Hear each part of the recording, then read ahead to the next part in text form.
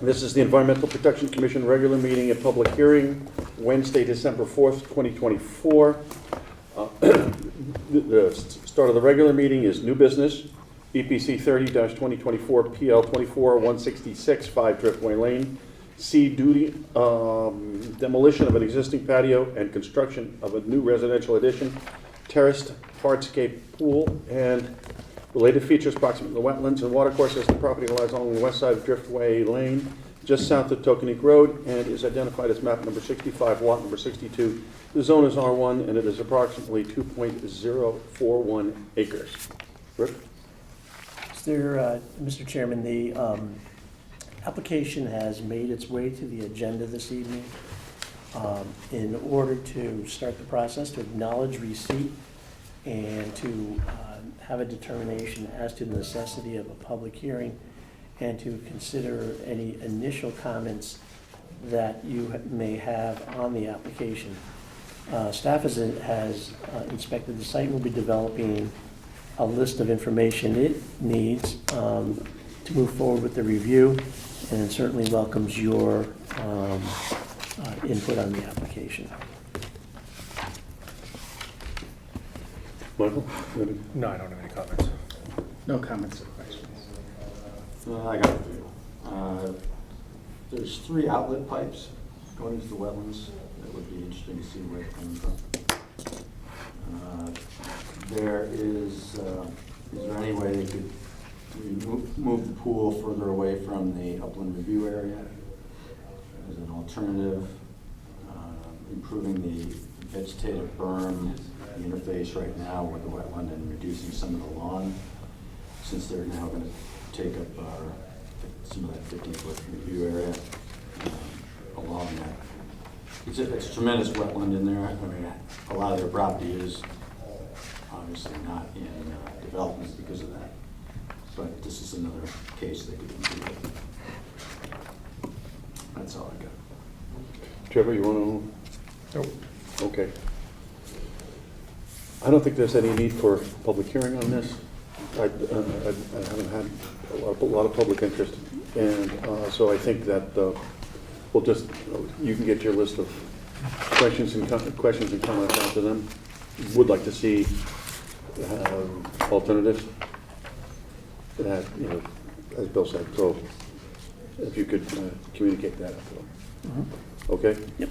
Moving on, old business, EPC 22-2024 PL 24-118, 25 Old Kings Highway North, Regency Centers LP, to maintain dredge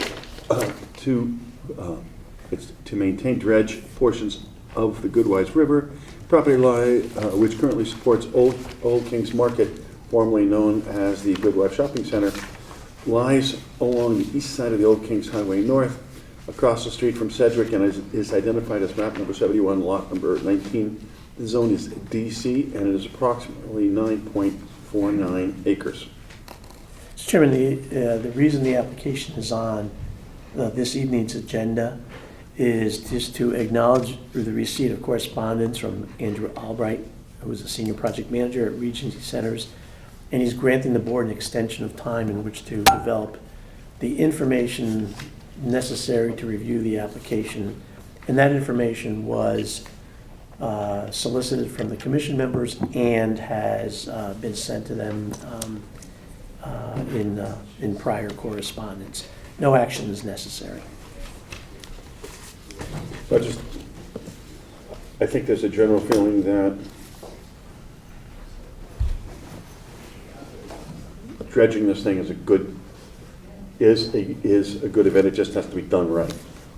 Okay, so I'm very interested to see who they're getting to dredge and what the plans are, because we all know about the recent flooding that took out a lot of their stores, and I think that there's a lot that can be done there because it creates a lot of flooding. Anyone else have anything?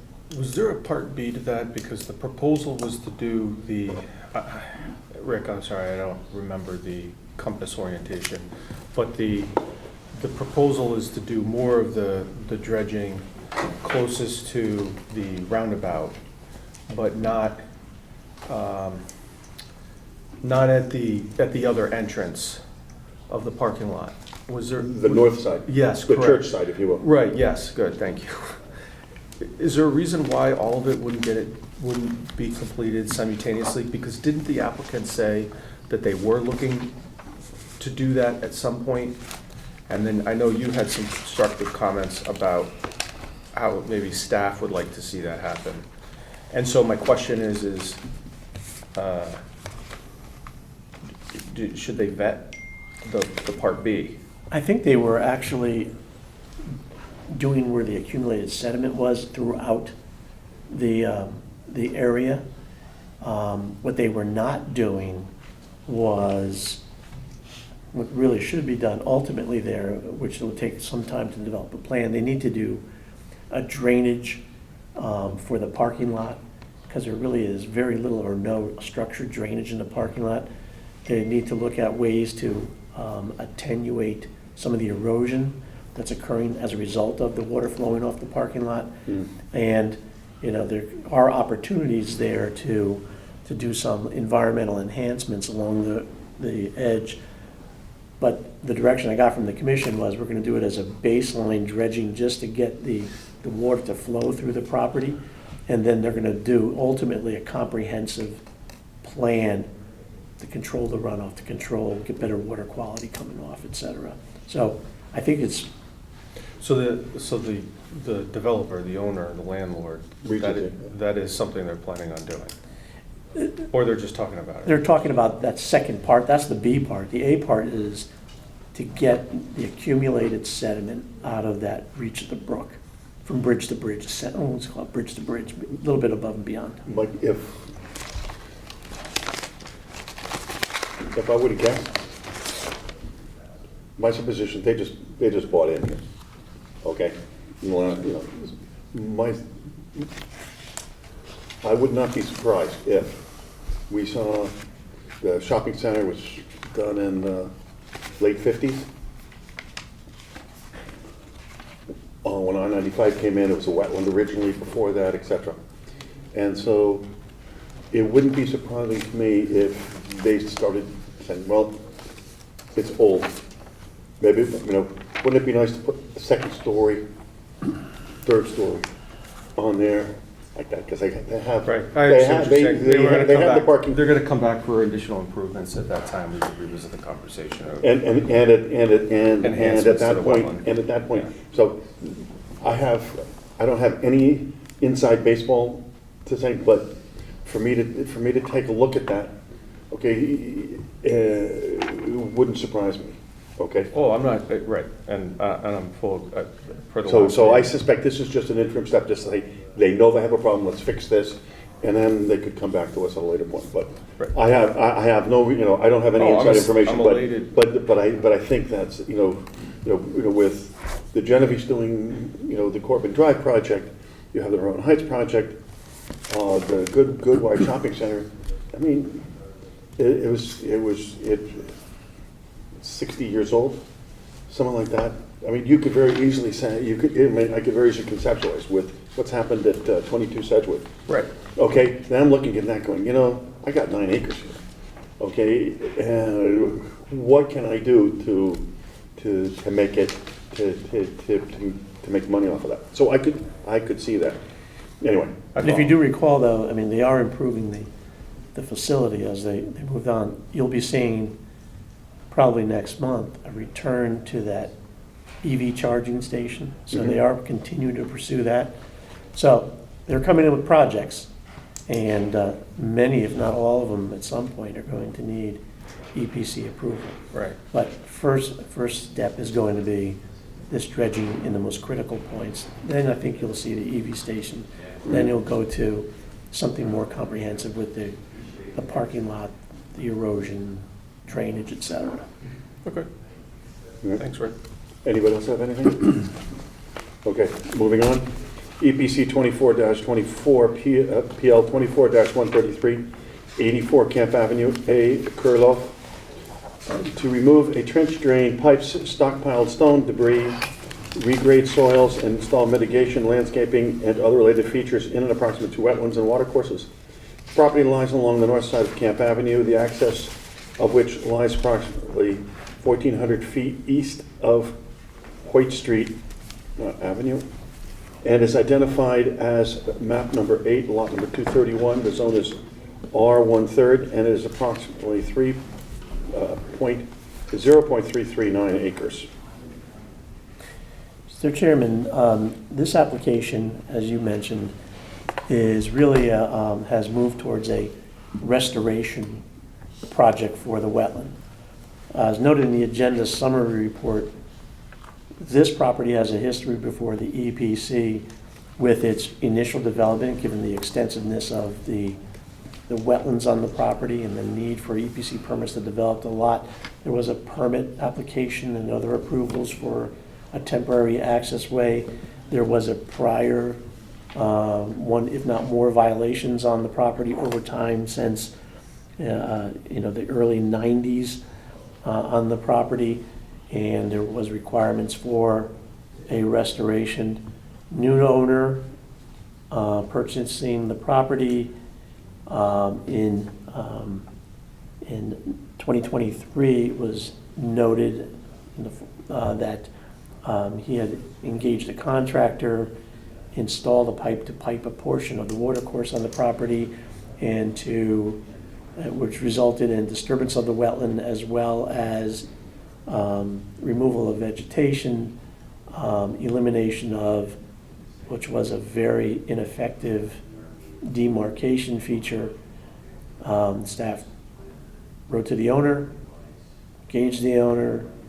He hired a professional engineer and environmental consultant to come up with proposals. Initially, the proposal was to do some alternative drainage that would involve adjoining property owners, but again, it's essentially evolved into a restoration project for the regulated areas. The property does have an area of wetlands. It's not in the flood zone. As you'll note in the restoration proposal, the project engineer has provided for the removal of the pipe, the restoration of the soil profile in the wetlands.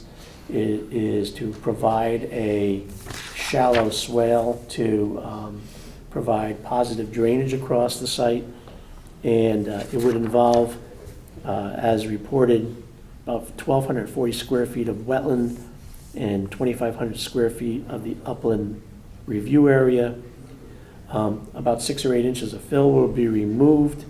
We talked about the shallow swale, and the owner's environmental consultant and landscape designer has come up with a plan to restore the wetland, and that is through the application of native seed mixes and shrub plantings.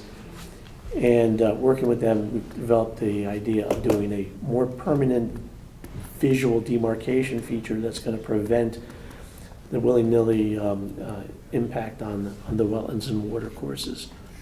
That demarcation feature is going to be a split rail fence, which I personally find to be more effective than, in most cases, the buried boulders.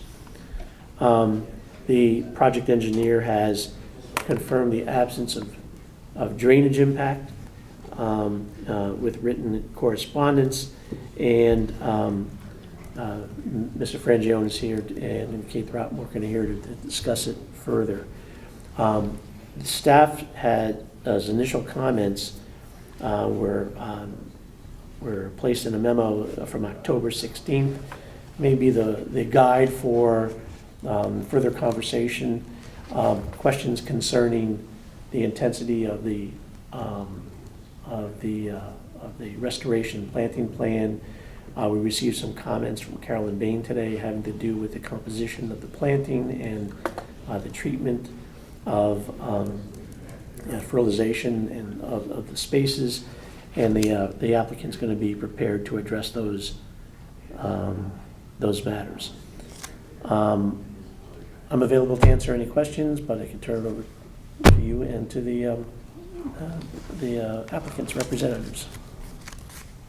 Is that Can I what ask you you? a question, Rick, first before you head on? Are all the neighbors now satisfied with, because there was other people getting drainage on them, if I remember right, there's a lot of water going across into other people's properties. Everybody satisfied? Well, there was and this is to eliminate the point discharge that was causing flooding of the road and running across some of the abutting properties.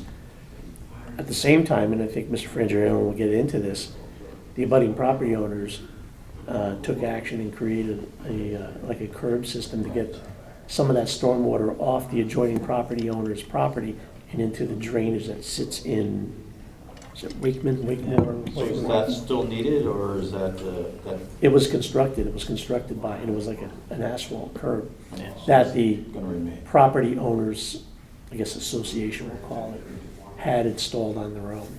So that'll remain? That's going to remain, and It's that's not off, part of that's that. off this site.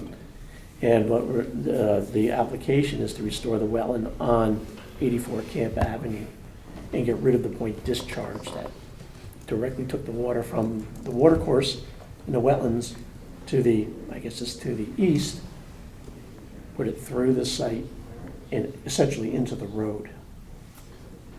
I just want to make sure that the other folks are aware of what's going on here and don't come away. It didn't solve what we're looking for. Somebody's corresponding with them to make sure that everything's going on. I mean, not recently with this submission of the application. Okay, well, just, hate to go through all this and then we get, the other parties on the other side are still saying, hey, wait a minute, it's not fixed. I mean, the objective was to get rid of the pipe in my discussions with the one abutting property owner. Okay, good. Rob? Yes, Rob Frangione Engineering, as Rick said, Kate Throckmorton's here. Yeah, so basically the problem we have is this property is at the bottom of about a 4.5 acre watershed. That's coming off of Camp Avenue, it's coming off all the other properties.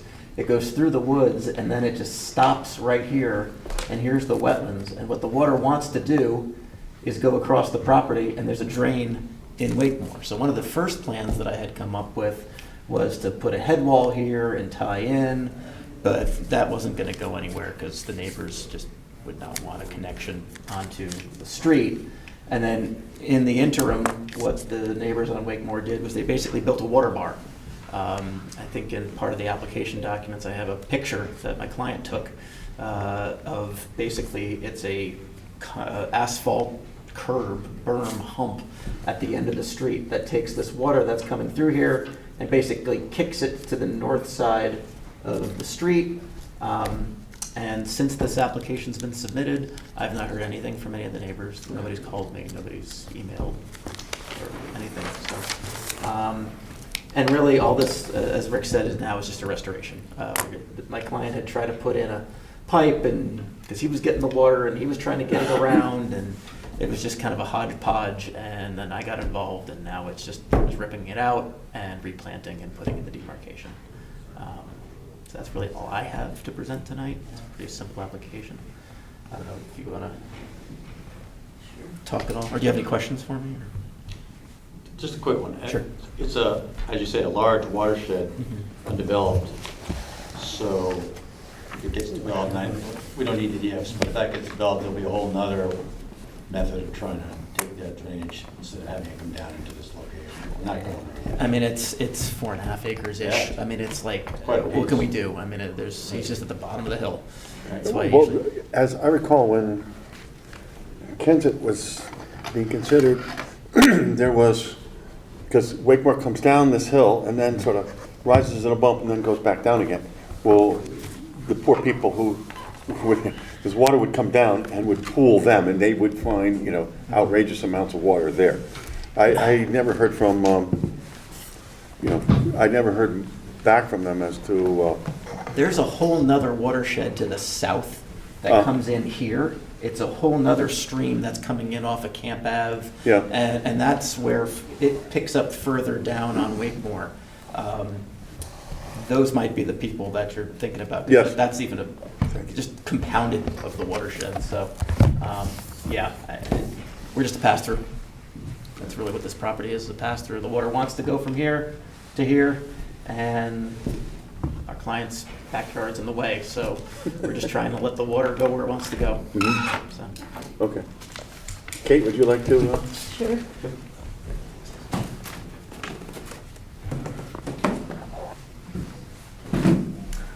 Hi, good evening. For the record, Kate Throckmorton, licensed landscape architect with Environmental Land Solutions. As requested by the staff report early on, we updated our plan that was previously approved, I don't know, back in 2017. And the changes involved an increase in shrubs, a decrease in perennials. I think the last plan was more customized to the previous owner's request. This time I really didn't have any discussion with the owner. I just made sure that it was updated so it would be sufficient to pass muster with his commission and ultimately serve the functions and goals that was intended. I also did get some comments just before the meeting from Rick that passed on some comments. I'd be happy to incorporate all of these into the plan. I want to just clarify one thing. There is one cultivar that I left on the plan that needs to be corrected.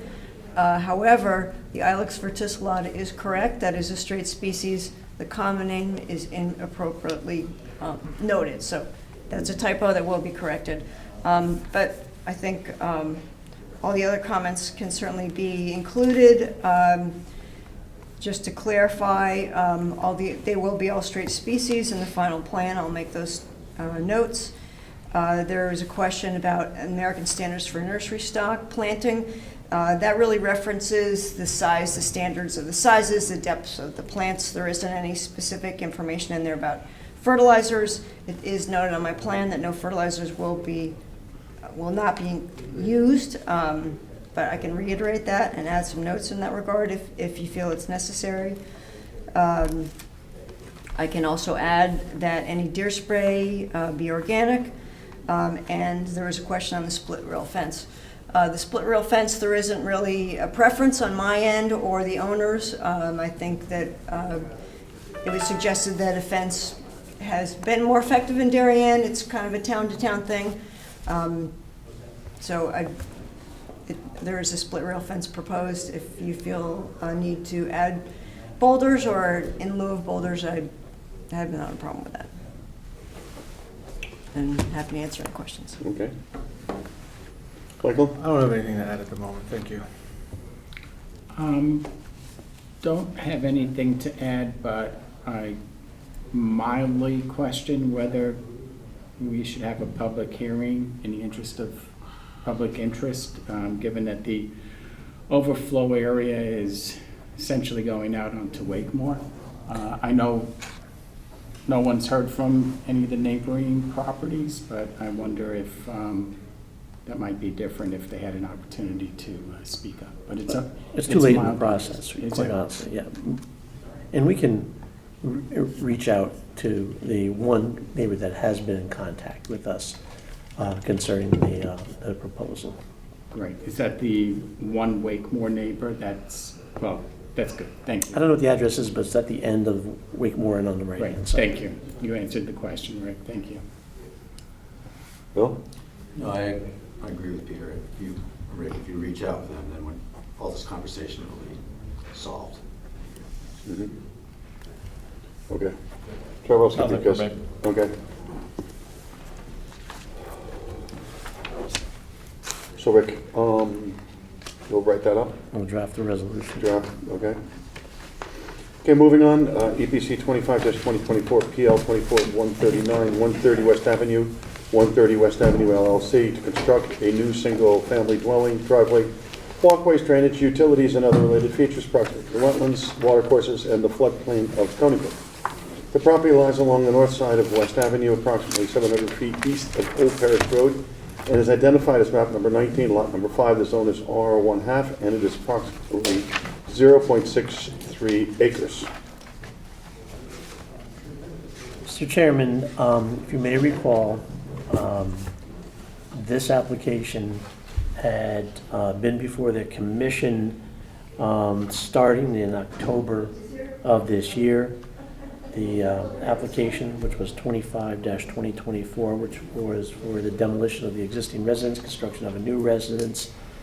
If everybody knows this property, I mean, essentially derelict for some number of years. They have come with a proposal to, as I said, demolish, reconstruct, new drainage, new driveway.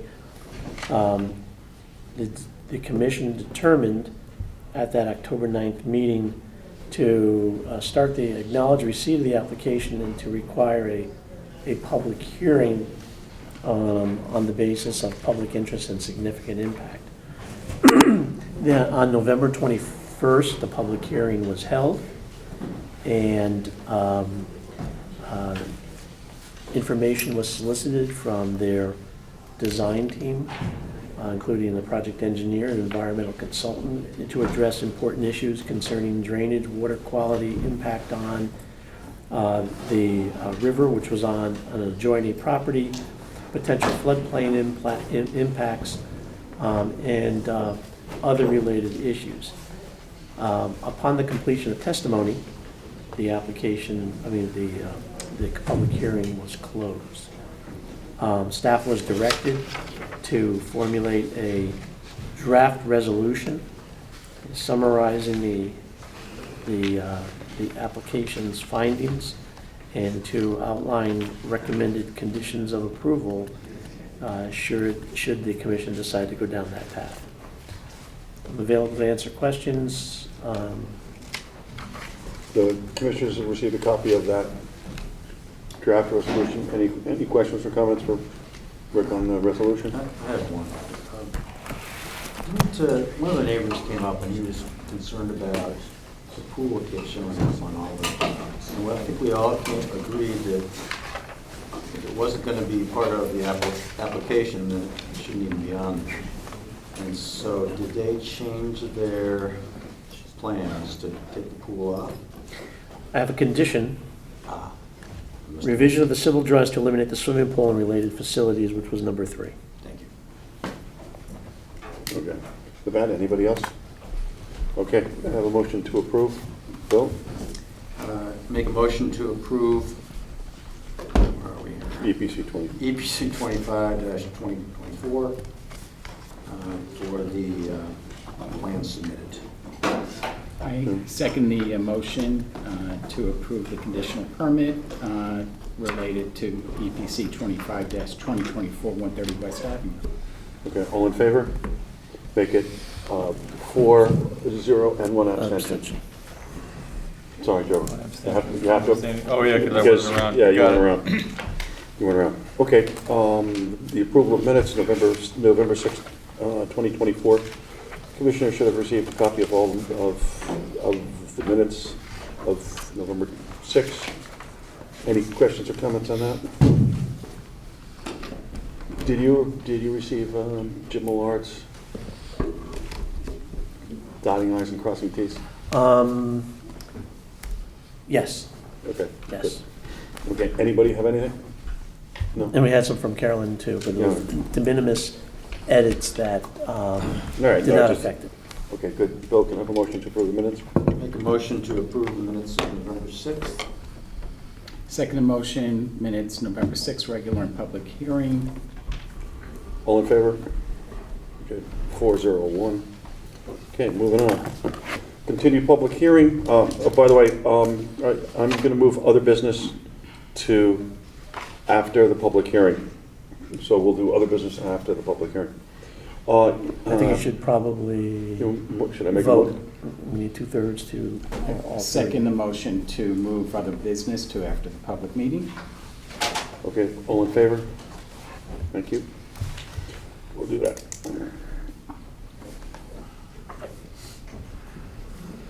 Okay, continued public hearing, EPC 20-2024, PL 24-108, 104 Old Kings Highway North, Old Kings Highway North, 104 LLC, and 108 Old Kings Highway North, Old Kings Highway North, 108 LLC. To demolish existing residential structures and construct 2 new 3-story apartment buildings parkings, walkways, drainage, and other related features in and approximate to a watercourse. The properties lie along the west side of Old Kings Highway North, approximately 1,625 feet north of Brookside Road, and are identified as follows in the records held by the town tax assessor. 104 Old Kings Highway North is map 35, lot number 17. The zone is DB, and it is approximately 0.2101 acres. 108 Old Kings Highway North, map 35, lot 18. The zone is DB, and it is approximately 0.22 acres. Mr. Chairman, can we take a moment, just so maybe they want to do a PowerPoint presentation just to set it up, please? Mr. Chairman, Yes? just take a moment to see if they can set up their PowerPoint. Oh, yeah. That's what it is. Turn it on. Somebody have to go to the HDMI.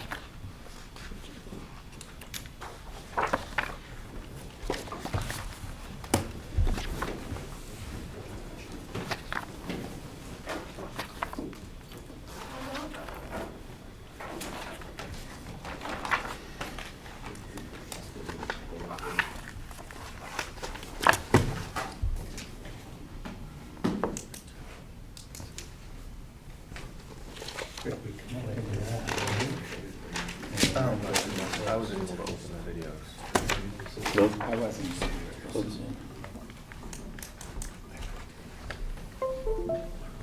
Don't, Michael. There we go.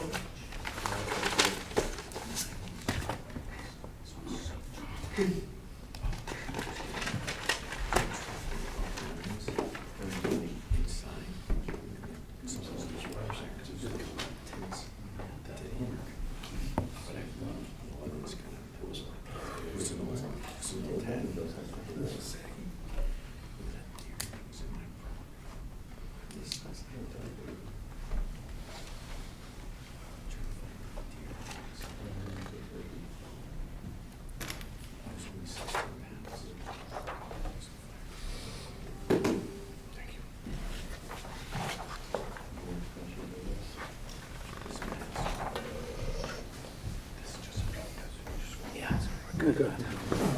Rick, you wanna see if it works on here too? Great.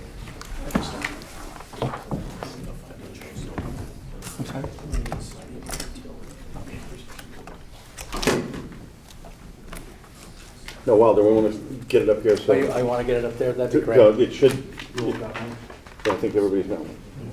You got one? Yeah. Yes.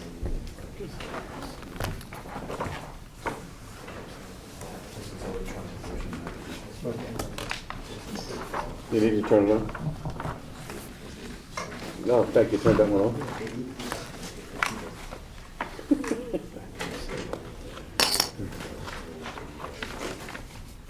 Will my children hide the remote control in the house? Because they're only allotted a Saturday morning worth of cartoons. And they feel if they don't hide the remote, they won't get to watch TV the following Saturday. I thought they had laid down their rule for you. To say that only, you can only watch. I go look at you, well, indirectly, that's the truth. 'Cause Of course, where's the remote control? de facto, that's what happens.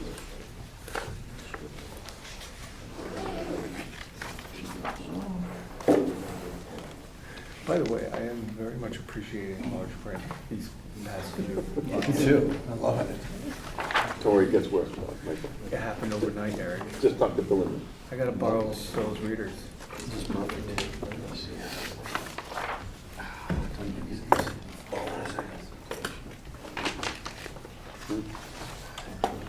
the devil inside. Quite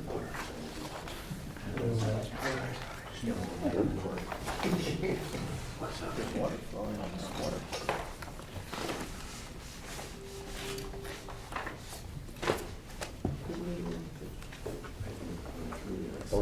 Almost wish I hadn't said anything. Who I'm talking about.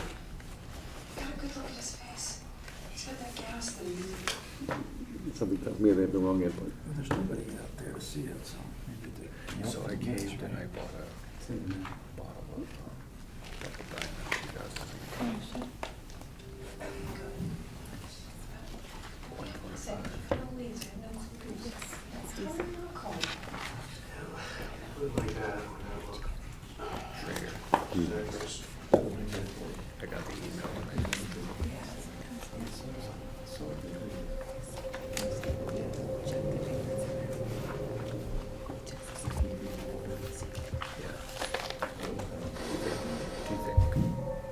So Trevor, before we got these guys, okay, we would receive packets, paper like this, you know, with all Oh, big yeah. diagrams and stuff. So we were the second commission that they pushed on to load everything here online, et cetera, so that it makes it much easier for staff, because staff use staff to run around to all the houses. You know, we try to fit this into your mailbox. Or something like Good that. luck with all my wife's package deliveries in there every day. So she had, they had that, this became, that's all. Us, well, you know, it's taking time for us to, you're much more used to this than I am. Yeah, we use these typically at work, so that we're not weird about printing off a bunch of paper all the time, every time to Yeah, look saves at, a hell of a look lot at of deals. paper. Yeah. Saves. Yeah, I can watch Netflix. I didn't bring my big cords though. Is there inputs on that clicker? Yep.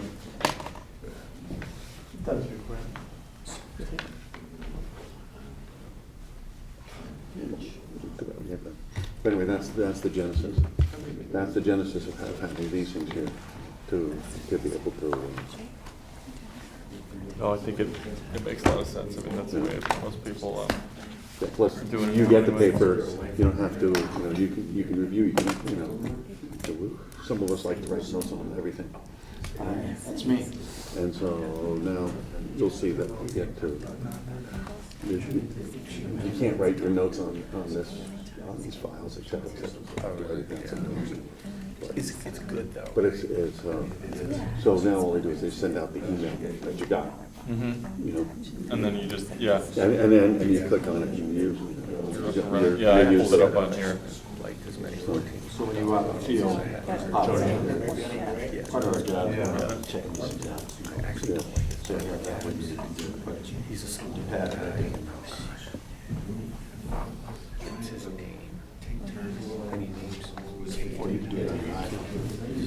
Yep. Yes. Is everything in your presentation contained in the paper? It is. Let's just go on. So I think we can forego that. Did Mr. Canis, also Joe Canis, get a copy of this as well? We have one here for him. Yeah, so Let's maybe, Okay. yeah. Yeah, I gave it to. What a shame we had it. It's a good thing you brought it. Yes. Thank you.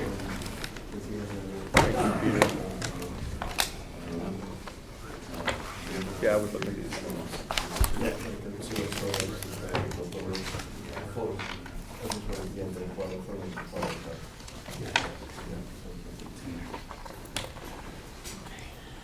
Ready? Want to start? Yes, okay. Mr. Chairman, just some housekeeping items and some information to refamiliarize yourself with the application. This application is for the demolition of 2 existing residences and the construction of 2 apartment buildings on a property at 104 and 108 Old Kings Highway North. The application was received in August of 2024, on August 7th. Based on the information provided at that evening's meeting, the commission determined to hold a public hearing based on both public interest and the potential for significant impact.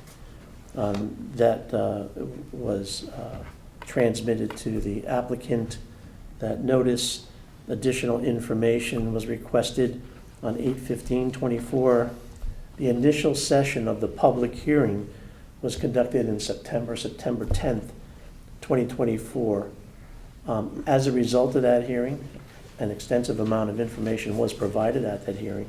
But as a result of that hearing, the commission had some number of questions, issues, and concerns which were outlined in a letter to the applicant on the 12th of September. At subsequent, the public hearing was continued to allow for the submission of that information. At both the October and November meetings. The applicant granted an extension of time and requested essentially deferral to another time in which to allow for the development of additional information and to consider alternative development proposals.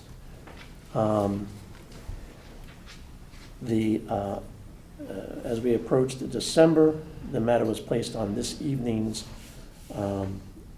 agenda for continuance and to solicit a presentation and additional information to address those questions and concerns. Since the initial session of the public hearing, an abundance of information has been submitted, over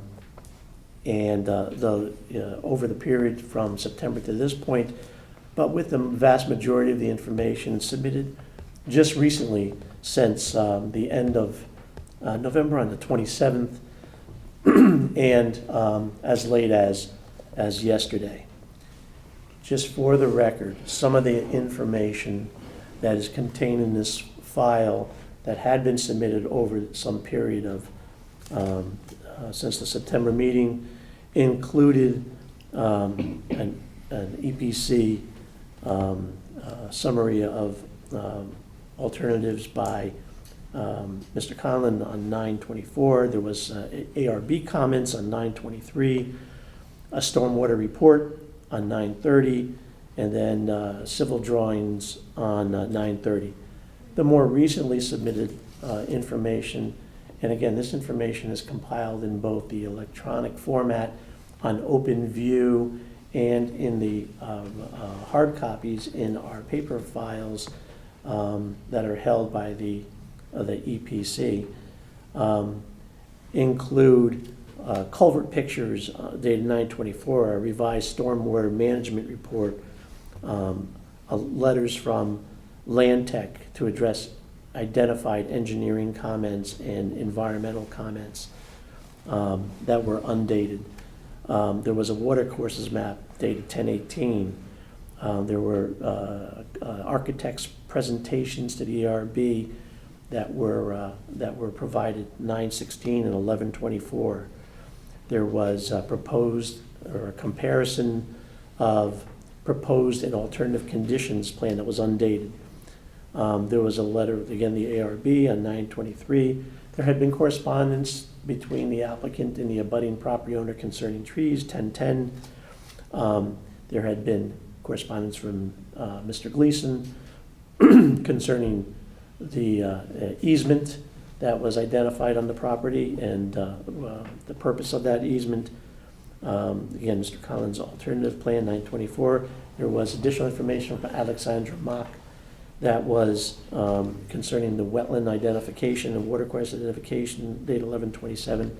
There were also provided photographs and videos concerning the culvert and other elements as provided by the applicant. There was a revised planting mitigation plan that was provided by Environmental Land Solutions, 12/2/24, and a revised site plan, notes and details, et cetera, by the civil engineer dated 11/26.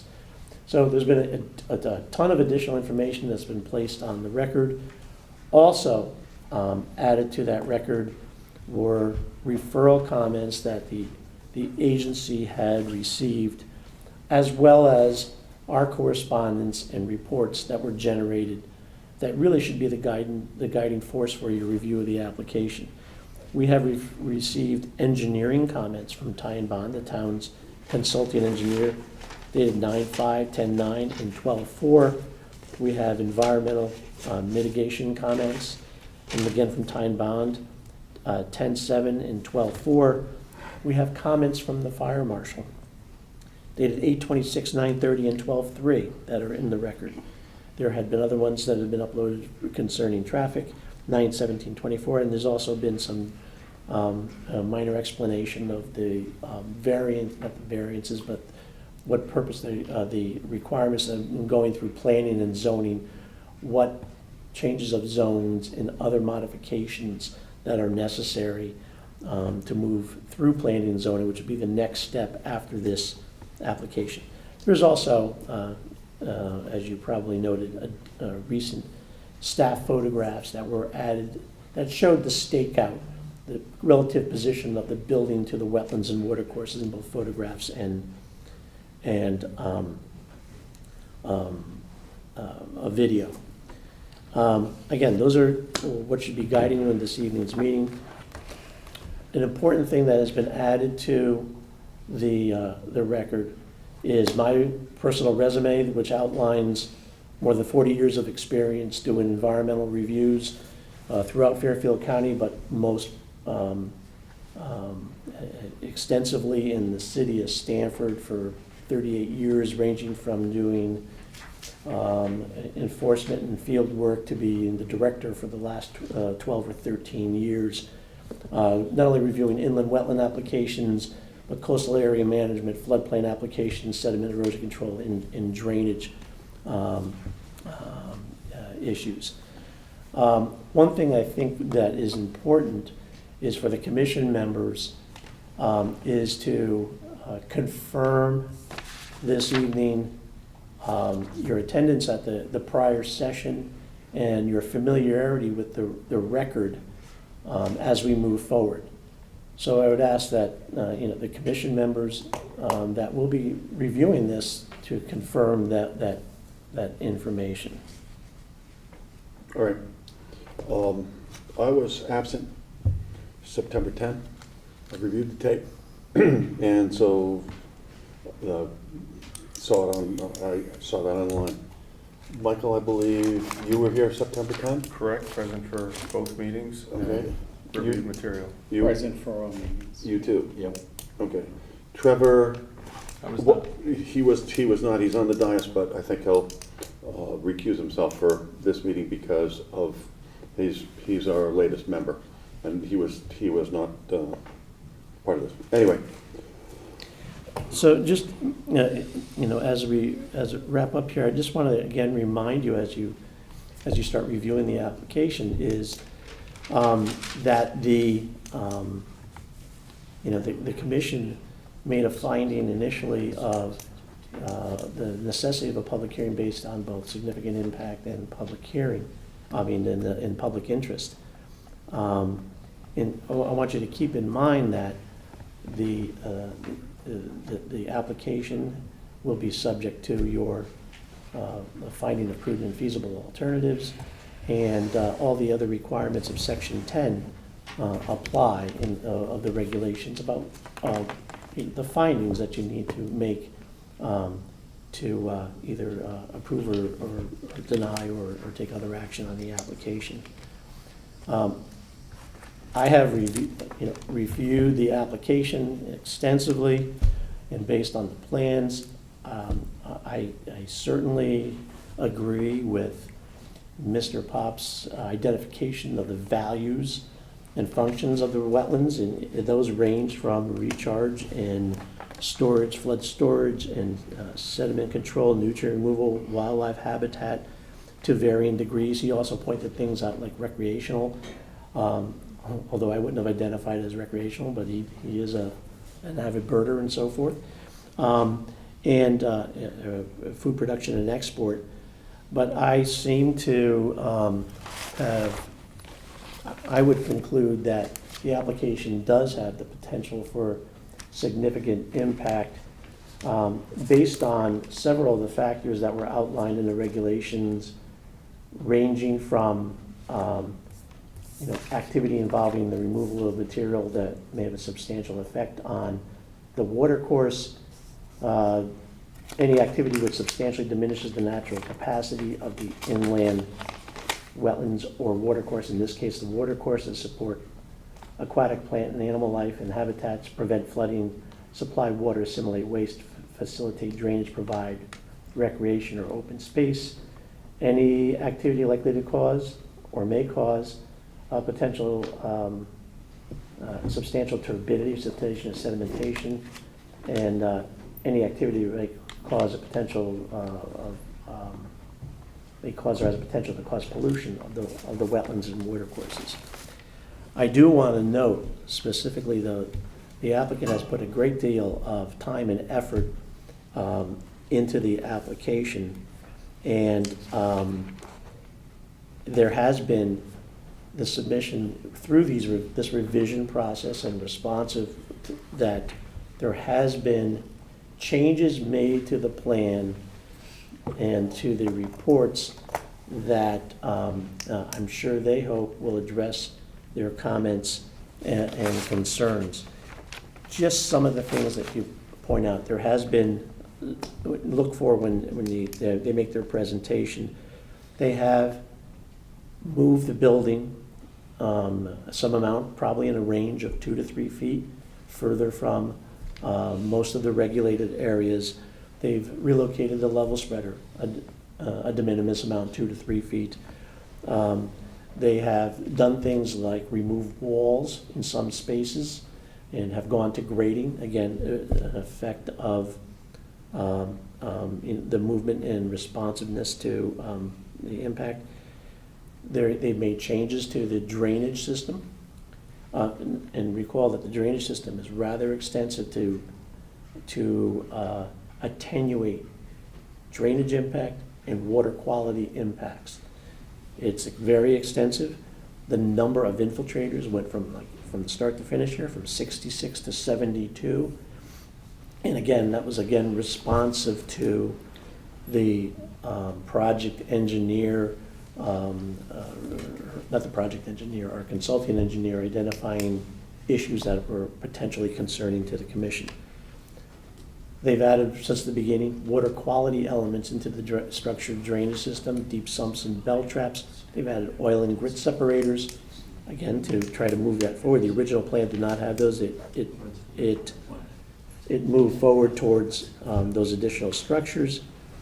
Both had sediment and erosion control elements, the previous and the current. What has been added to this one, you'll have to note on the plans that they're adding sheet piling to assist in the protection of those regulators during the construction process. There's still 3 crossings in both situations in terms of utilities that have to be done. They've done a little bit more work on what trees would be saved and lost. The more substantial, the number has actually gone up with a reviewing the project with the abutting property owner. And a revised planting plan has been provided. We take some time to look through that the planting plan has been substantially bumped up to further mitigate impacts. So with that, just some general comments that you will see that the commission should be looking to see if the responses are adequate or complete. Things like with the culvert that crosses the tree protection plan and those kinds of things. We have asked for either efforts to reduce total site imperviousness. We have raised some issues that have to do with the practical nature of the construction, which would probably be handled by planning and zoning. But I suppose that the big thing is have they really looked towards alternatives to reduce the encroachment, to reduce the potential for impact as they move forward through the process. There has been some improvement, and it's very obvious that there has been some improvement, but I guess the commission must decide if the improvement is extensive enough. Okay, thank you.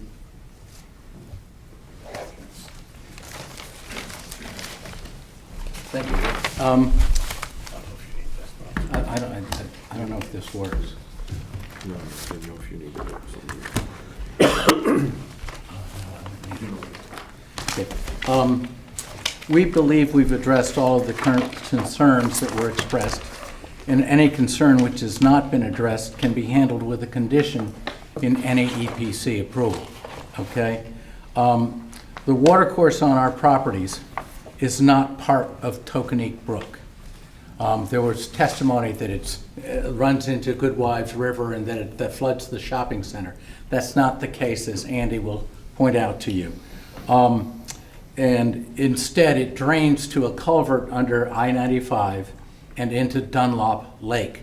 So it's entirely separate from Tokenique Brook and the Goodwives River, and has no impact on the Goodwives Shopping Center, which is nearby. We also filed Alexandra's Mock's soil report as to why, because there's a question about why, when you look at the applications for Trader Joe's to the north and the house to the south of our properties, those applications show a watercourse and a wetland. And why don't we have those on our property? And Alex has an extensive 4 or 5 page report that explains why she did that. She in fact called it a watercourse and widened it. And at the northern end, where it intersects with the Trader Joe's property, her watercourse is the same width as the watercourse and wetland fringe that the soil scientists for Trader Joe's found. It's 13 feet, matching 13 feet. And to the south, she's got a 7-foot wide watercourse, and the soil scientist on the south side said the wetlands and watercourse were, I think, slightly different, but it was not material. So she also indicated that this is a man-made watercourse, and that's really clear from the 2 right angles that you see along the north property line. The watercourse comes down to the left or west side of our property and then makes a right angle across the top or northern side of our property and swings another right angle down across the front of our property. Those right angle turns are not natural, cannot happen without man-made intervention, and that's what happened. And so that explains why you've got a man-made watercourse in front here that she's just called out a little wider than perhaps some scientists, soil scientists might. And she said, I just expand the channel to the sort of the top of the channel, as opposed to having the channel narrower with a wetland fringe. So that's the explanation for that. As Rick indicated, our expert found the primary functions of the watercourse on our properties as the conveyance of stormwater with groundwater recharge and some related functions. Our experts also found that the project will have no adverse impact on the watercourse on the properties, nor any adverse impact on the watercourse and wetlands of the adjacent properties. We met recently with the fire marshal to discuss his concerns, which were raised, and we solved all of those. We have an. Do you have a letter? We don't have a letter from him, but we met with him, and he told us that he was fine with having our. He was fine with the 8-foot setback. He was fine with the are doing the things that were the problems were the structural engineer for the culvert, and he wrote a letter. He wants us to have a structural engineer certifying that the culvert can support a fire truck, and we provided him a picture of the fire truck that we're going to show. Is in your package here, and he said, "I want that certification, but I'm fine with your doing it later." He then submitted a letter today that said he did think that it would be advisable for us to do this before we invest in, start the, so that we know the costs of the project, because this could be a significant cost.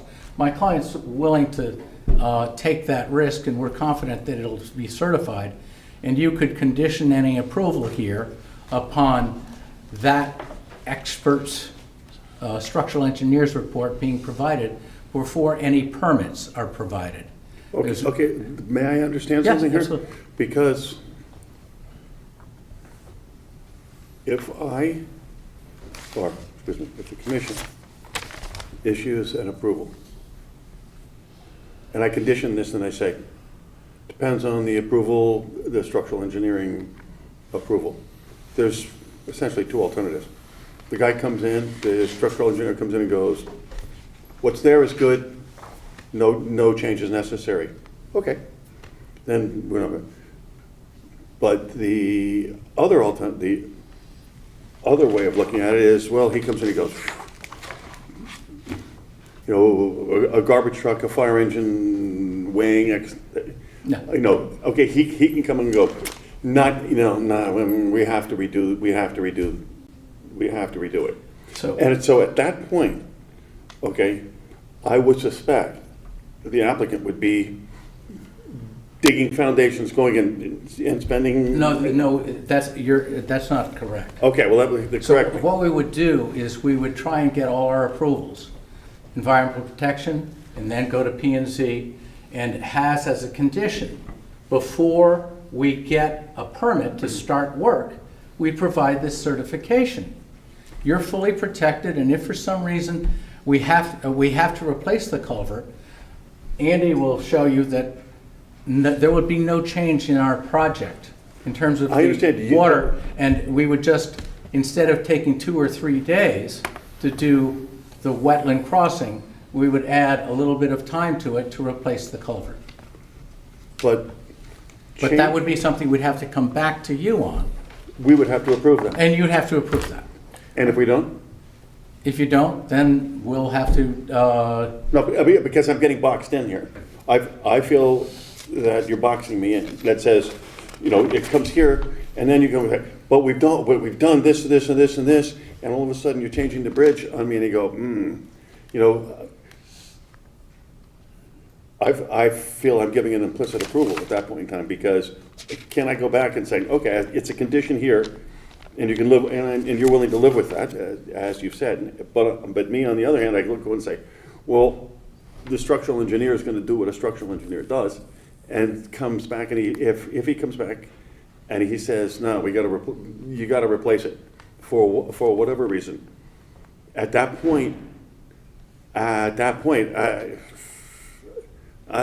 not sure how I feel about that. we would come back to you, and you would have to look at it and see what's the impact, and is it something that you can live with? If it's not, then we would not be able to proceed. I'm just curious, we spoke about this at the last meeting. My question was, are you required any special certification for the bridge? And I think you said no. Well, this was a fire marshal requirement that came after So that EPC hearing. asked you if there was any due diligence that you needed to complete in advance of any construction, because we were curious what the impact would be on the watercourse. So I'm looking at this email, and it says December 3. So we've had a lot of time for you guys to investigate that and potentially even receive the American Association of State and Highway and Transportation Officials H2O weight rating letter or certification. So I'm just curious what happened the last time we talked about it. We don't have an engineer's report for you. Right, so what I would say very simply is, it's another incomplete item that I think should be vetted prior to an approval. I'm not particularly in agreement of a condition. Yeah, I have a slightly different perspective. Maybe it's the same, but I like to approve completed applications. And approving a permit on a condition that a very important item be satisfied after doesn't then give our peer review engineer the ability to take a look at what that weight loading engineering report is.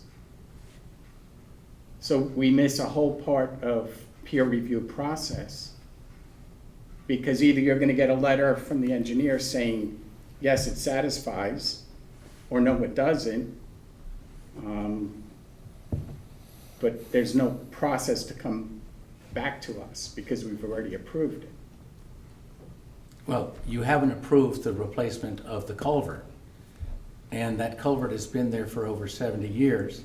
It has had fire trucks on and off of it many times.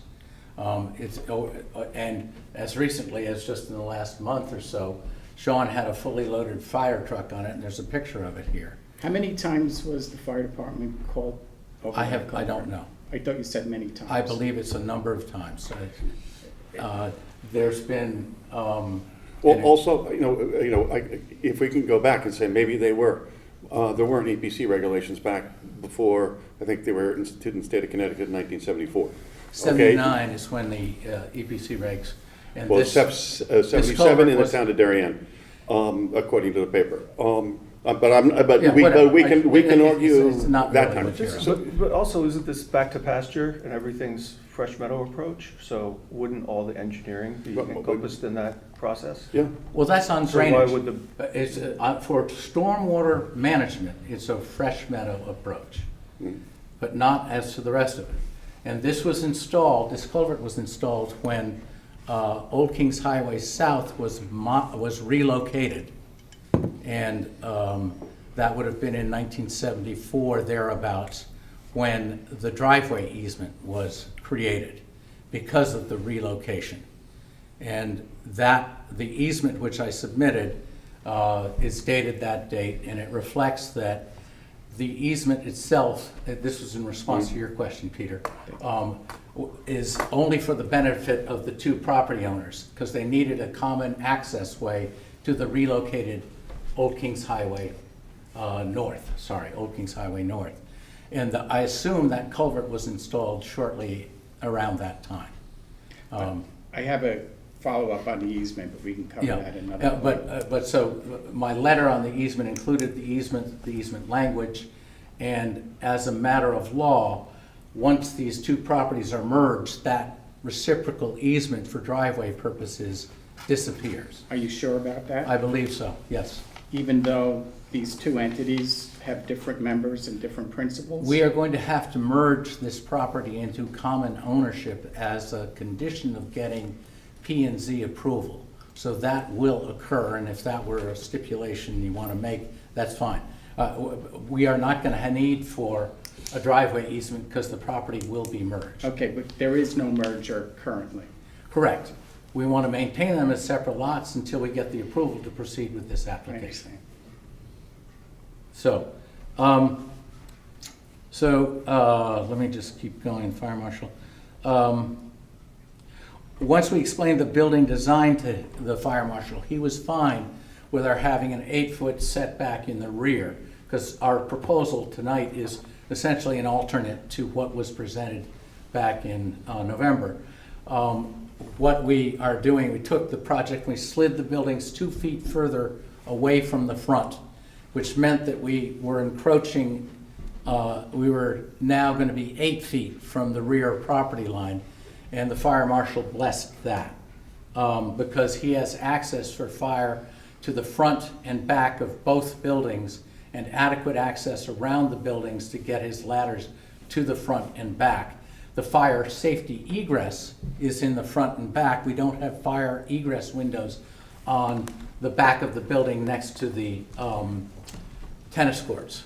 So having an 8-foot setback is immaterial. He's not going to use ladders in that side. He had expressed concern about the 10-foot setback being too small, but once he understood the building design with fire safety egress windows in the front and back of the buildings,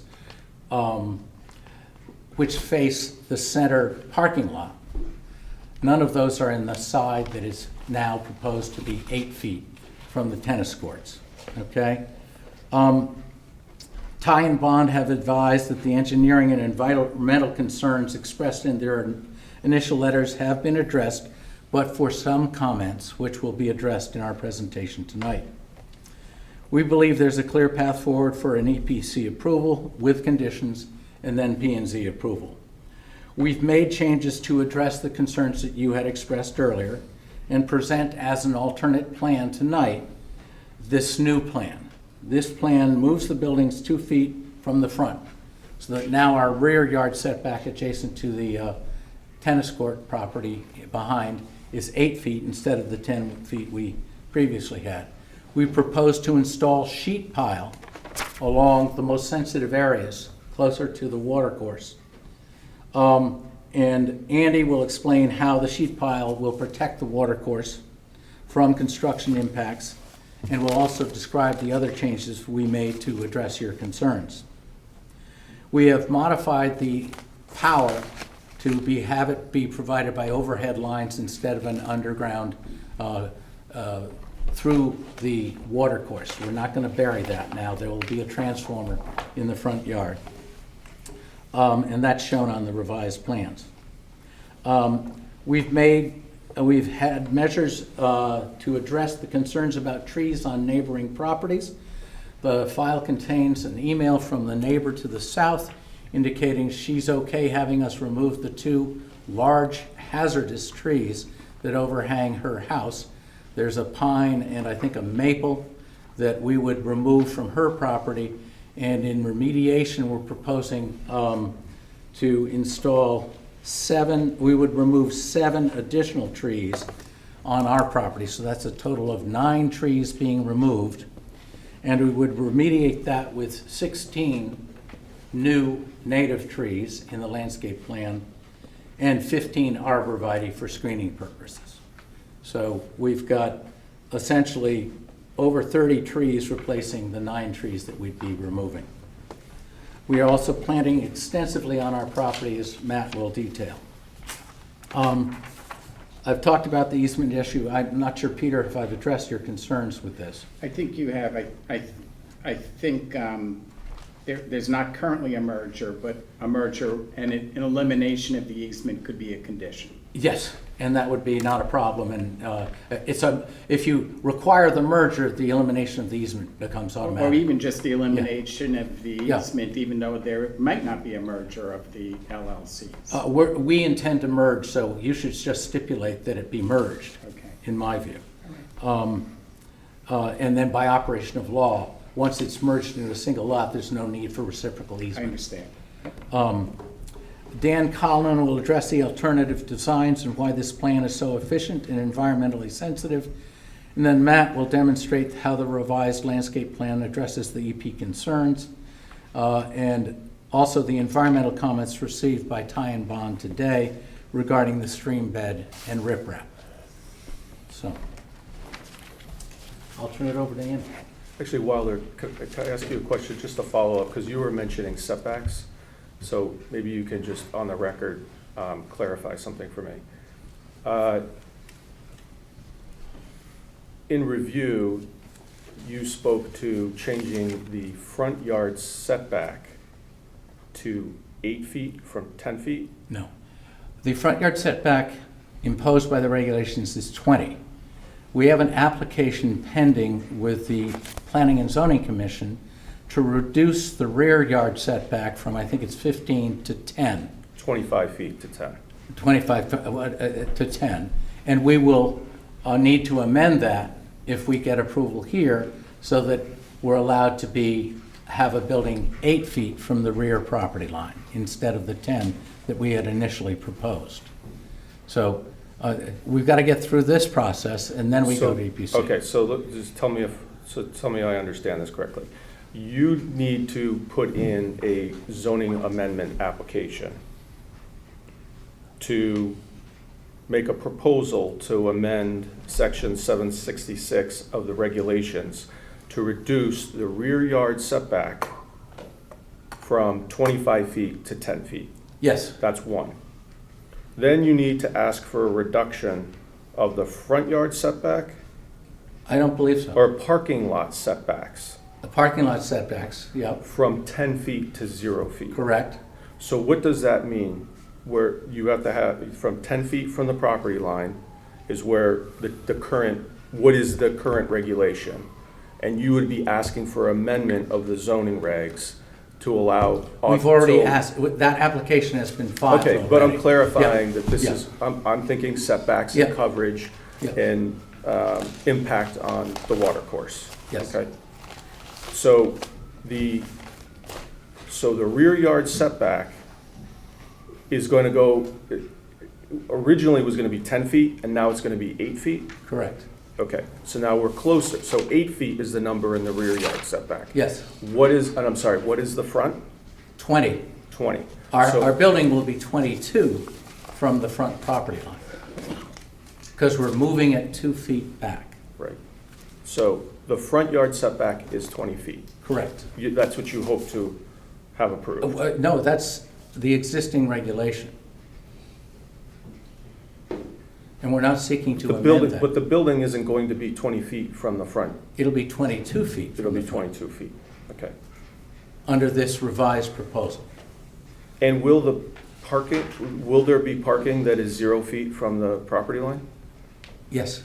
The side property. Potentially, if it's approved. It's the side, it's the rear property line is what it is, Rear, Peter. Okay. Yeah. Because the buildings are at the side.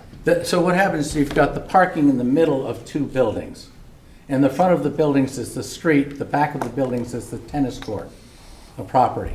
But the faces of the building, the front of the building faces the parking courtyard, and the back is the north and south sides of our property, adjacent to Trader Joe's on the north and the residence on the south.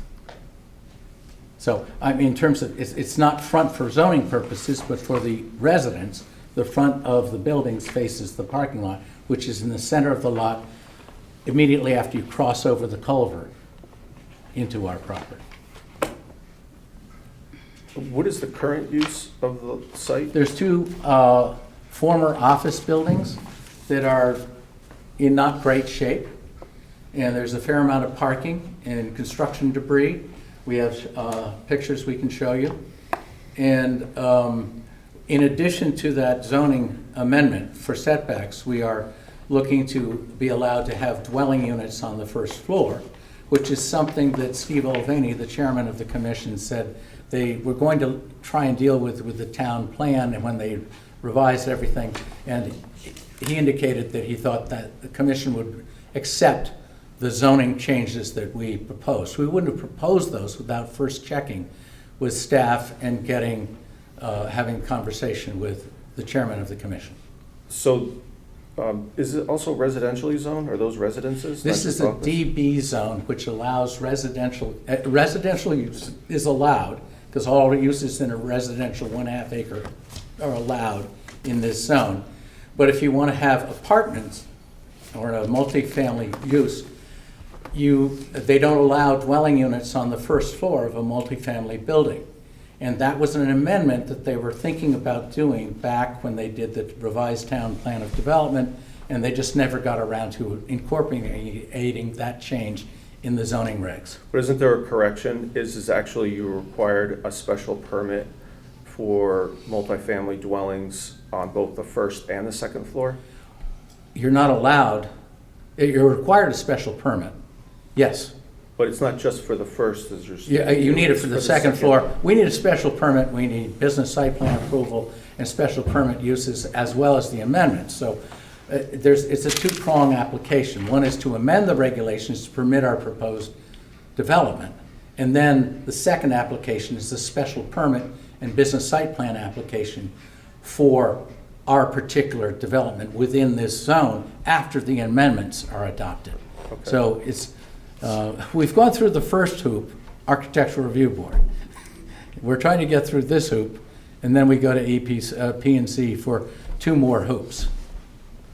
Okay, all right, thank you. Make sense? Yeah, so far so Okay. good. So let me turn it over. Address the, I don't want you to feel boxed in with the fire truck. I need your thing. name. Hey, Sorry. Sean, come on up and speak. I had a meeting with Bob Bush. for My the name's Sean record. Shea, I'm the applicant. Yes, thank you. I had a meeting with Bob Bush about the fire truck. I thought the fire truck, putting a fire truck on top of that culvert would suffice. He said, okay, it's fine, I still want you to get an engineer to sign off on it. I said, okay, I'll get it done. He said, fine. And that was it. I didn't want to spend the money on that engineer until I got through this. But before you make, I don't want you to feel boxed in, before you make that decision, I'll have the engineer sign off on that thing before Christmas. How's that? All right, thank you, And thank you by the for way, your, there were 3 fire trucks on it last year because the one of the Brown house had a water problem, the pipes broke. And there'll be more fire trucks on there coming soon when I tear it down because I'm gonna let them play with it.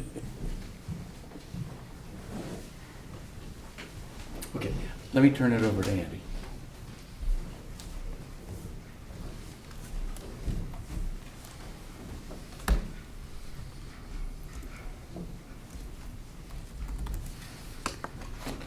Good evening. For the record, Andy Sumalides. I'm a professional engineer and principal at land tech at Westport.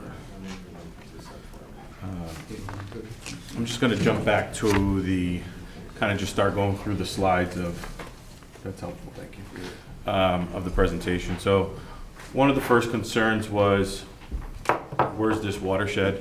And you can see we provided a map. It's from the town's GIS. On the left-hand side, furthest to the left, that is the Goodwives River. And again, it sucks that I can't point this out, but basically down the middle of the page is Tokenique Brook. You could see that by like the dark blue line. That's the watercourse, and then the cyan line is more like the wetlands. So this is the wetland and watercourse layer turned on the GIS. Town's GIS, and all the way to the, hold on, I think I jumped ahead here. So down the middle is Goodwives, I'm sorry. Right down the middle is the Goodwives. If I had a, this is just tough. Right to the left of our site, if you look at that, that's the Tokenique Brook. And you see our site goes to the neighboring property and then immediately crosses over under I-95 and then goes into Dunlop Lake. And then the discharge from Dunlop Lake continues, and so does Tokenique Brook, and those meet up, and those go out to Scott's Cove.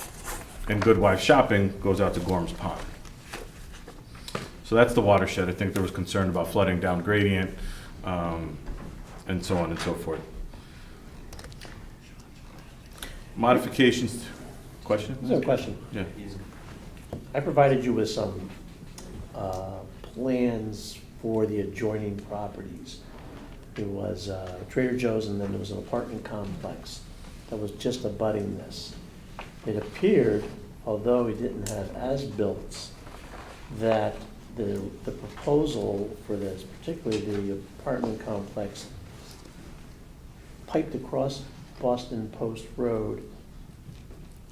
Were you able to verify if it intercepted any of Tokenique Brook there or not? No.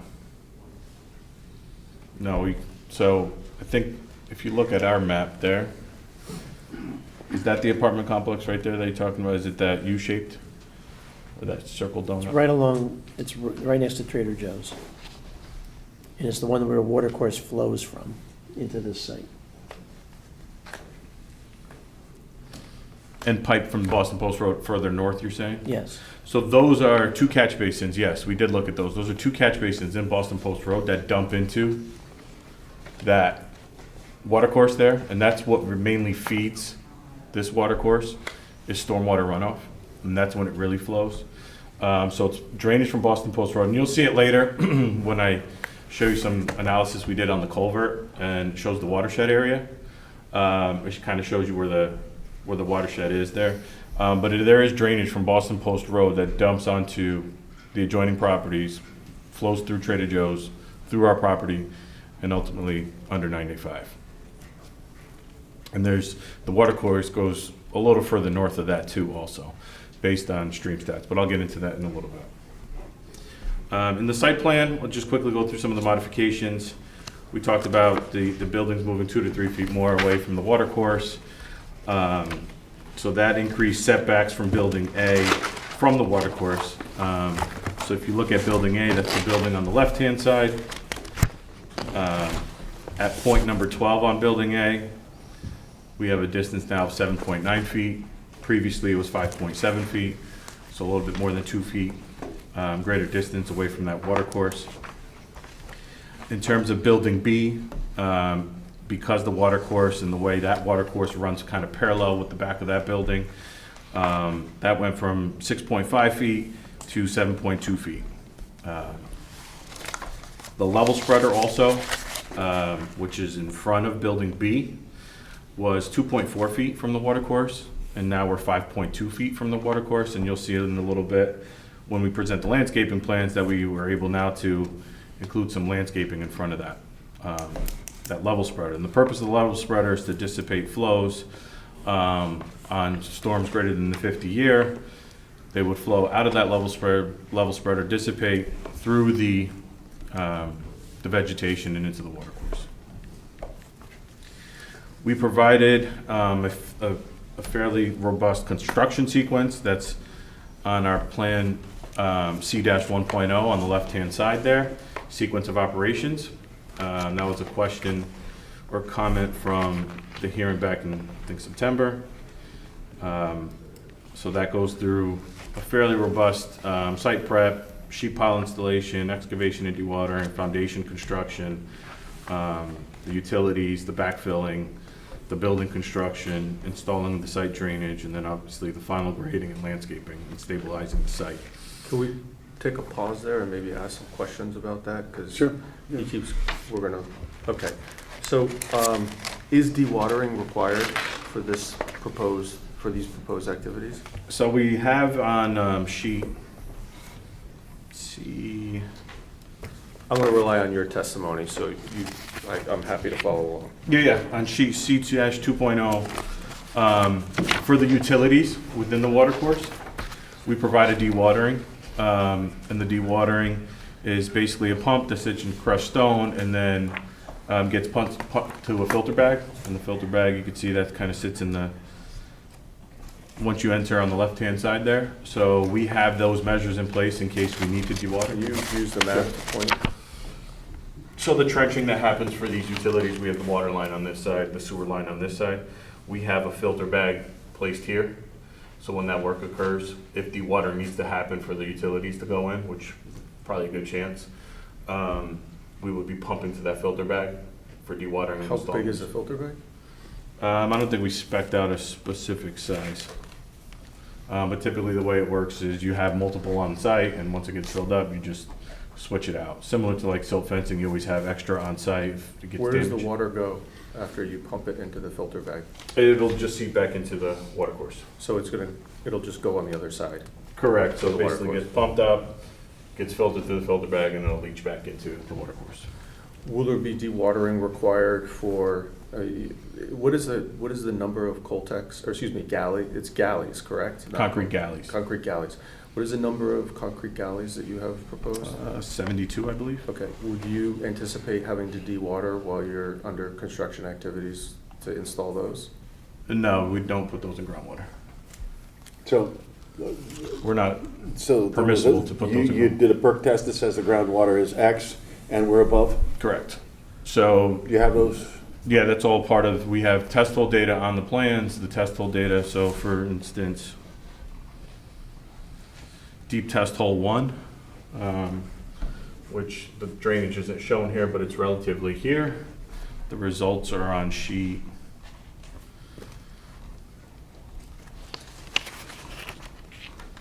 I don't think I have the full set on this presentation.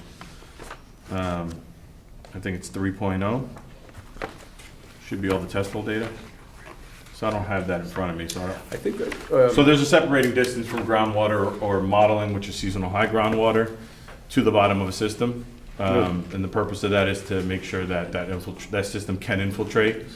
So there's a 1-foot separation from the bottom of our drainage system to any groundwater model. So in order to put in the drainage, no, there will be zero dewatering.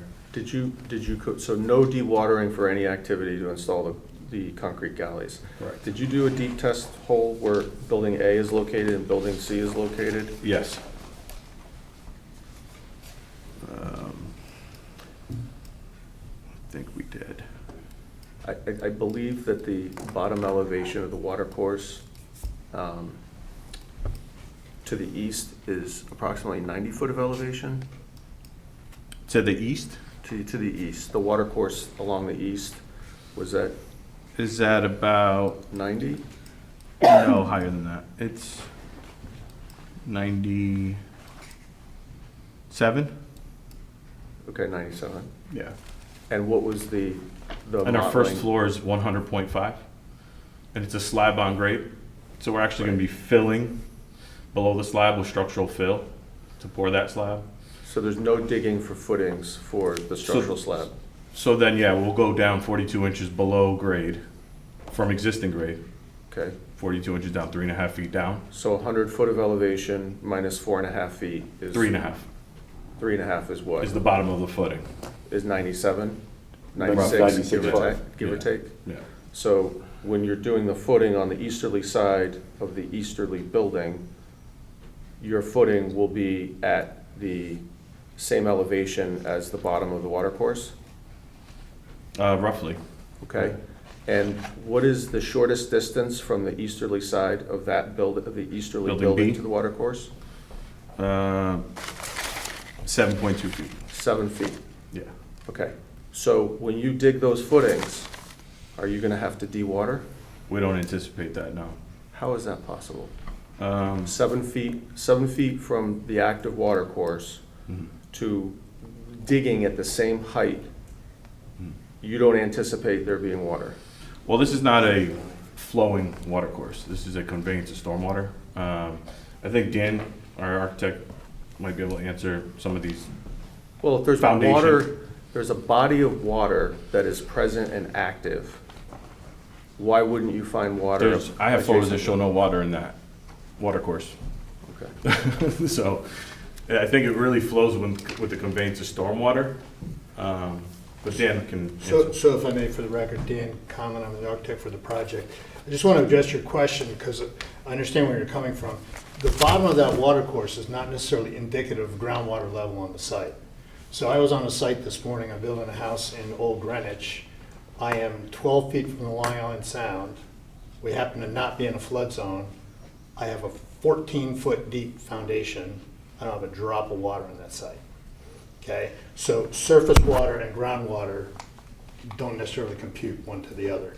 So I can have a stream where the bottom of that stream is at elevation X, and I can be 3 feet away from that stream, and I could dig down 20 feet and not hit groundwater. So that's physically possible. Okay. And we don't anticipate needing to de-water for these buildings. We've done the shallowest footings we possibly can. If you had to de-water, let's presume you need to de-water, where is all this water going? Where are you going to collect the water? Where is it going? It would be a similar operation where you would pump to a filter bag on site. It's just standard practice, and then Okay, it just all right, leaches so you're out. sucking out of it an area, one location, and you gotta put it in the other location. Where's the other location going to be? Just like I have a stockpile for material when I need to dig for the footings. Where is that water gonna go? In a storm drain in the street? No, it goes through a filter bag, gets filtered, gets cleaned. Yeah. We have silt fence And it wrapping just the entire It property, just runs off onto the site? and then it runs off naturally, into the water course after it gets cleaned. That's the purpose of the filter bag and all the ENS. So controls. any dewatering will be filtered and put back into the water course? Correct. Okay, okay. Do you remember, the last time we met, I asked you questions about, percentages of impervious coverage area? Yeah, it's all in my presentation, if I can Okay. continue. Yeah, sure. Yeah. Or you have more on construction sequence? That was, dewatering was the Okay. question I had. Yeah, I have that. So right underneath the construction sequence? I'll let, yeah, keep going. No, it is, that's next. It's next. Right underneath it is site coverage, I'm just going in order. Impervious area, so we did total impervious area, and I think another question was, how much of that was, you were saying what's part of the water course, what's not water course, so we delineated all those out separately, so if you look on the, right underneath that construction sequence on You're gonna ask me to C1.0. read 1-point font on your presentation? I thought you had your My computer. You want me to binoculars? read you the numbers? Building area. This is total site now. 26.7%. Parking area, 30.9%. Sidewalk / patio areas, like the hardscapes. You start for the top, because we're all writing this down. Oh, sorry. Building, Yeah. 26.7%. Parking, 30.9%. sidewalks and patios, 7.6%. And the total of all that impervious area is 65.2%. Pervious areas, the watercourse on our property is 7.1%. And then, lawns and plantings, 27.7%. So the total is 34.8%. So you add those two up, you should get 100%. Impervious area within 100 feet of the regulated area. So this is within 100 feet of the watercourse. It's 7,859 square feet. And that's roughly, I can give you percentage. Almost half, well, not exactly half of your total square feet, your total percentages. square footage. We didn't change those to percentages.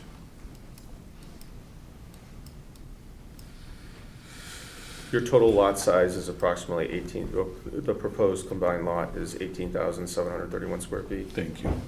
I was interested in the 7,859 square feet as a percent of being within the 100 feet. So 7,859 divided by 18,734. So 42% of the total impervious on the whole site is within the regulated. So the balance is 65% minus that. So 23% is outside the 100-foot regulated area. And then, obviously the pervious is, we could do the math there of what's in and out. Actually, let me do the what's in. Pervious area within the 100 regulated area is 32%. So again, a lot of pervious area within the regulated area, and I think we had 34.8. 34.8 minus 32. Looks like 2.8% is outside the regulated area. So most of the So maybe, pervious is within the regulated area. so let's just do it one more time from the top if Sure. we could. Sorry. I thought the first number you said was 42, but let me have you kind of go through it. Within the regulated area, what's pervious, impervious within that? So within the regulated area, 75.9 divided by 18 is 42% impervious. 42% impervious. Yep, within the regulated area. Pervious area within the regulated area is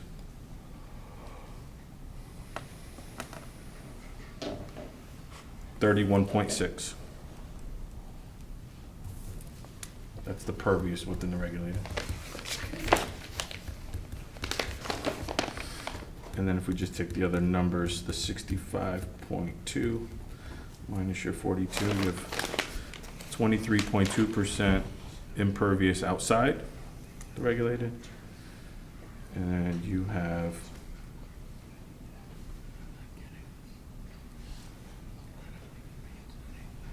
3.2% pervious outside the regulated. Pervious outside. Question, why are we referring to a 100-foot regulated area? It's a 50.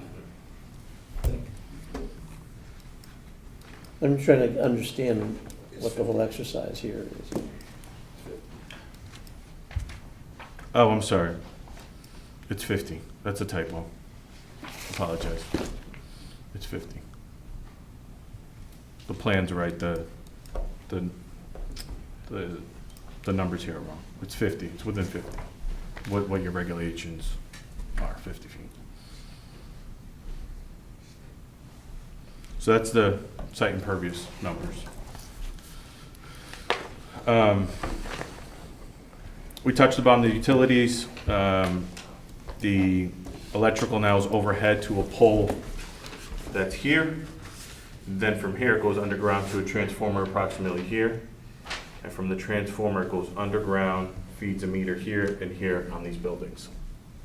So again, the pole is, not really shown here, but it's on this side of the watercourse.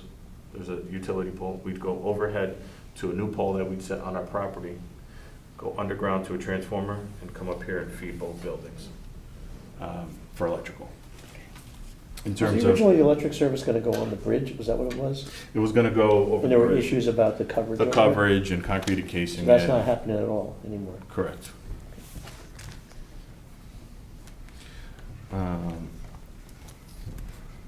One of the comments was about the drainage was the outlet controls. We provided the proper sumps and the hoods on the catch basins. That was, I think, a comment from staff. We were also asked to stake, so I don't know if you folks had a chance to go out there, but we staked this corner, and these three corners of this building. And then we also staked the property line along that northern boundary. That was provided also. Maybe that's a good time to ask a follow-up question is, what is the, I think we asked this, what is the closest distance from building A and B to the watercourse? So A is this building, which would be this point, is 7.9. Previously it was 5.7. And building B is this point, and it was 6.5, and now it's 7.2. Okay. And then the level spreader, which is here, was 2.4, now it's 5.2. What is the shortest distance from the as-built structures to the watercourse now? The current structures. Let me see. I can get that for you. One sec.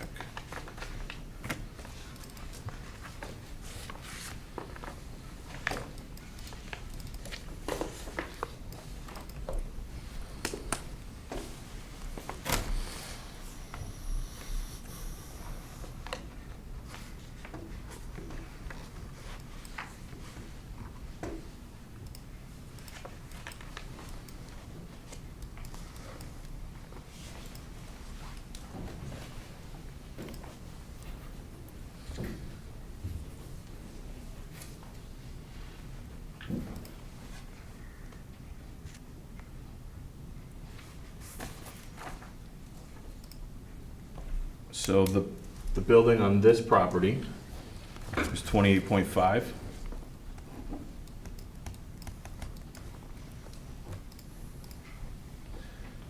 And the building over here is, let me see if that's the closest point. 40.5 for the buildings.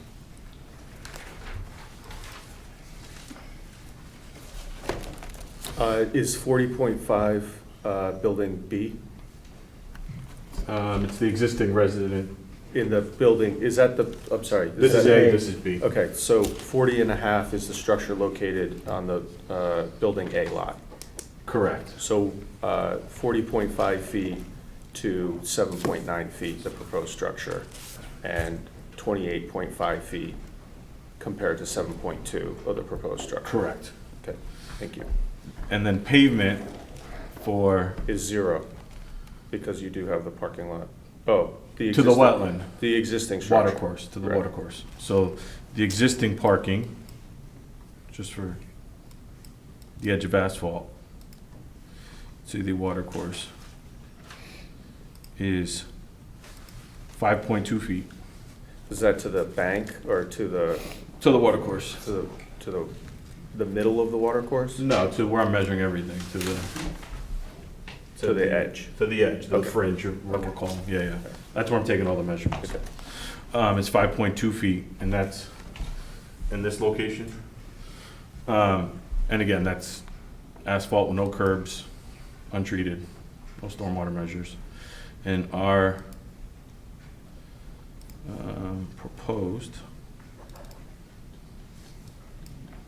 I just did buildings.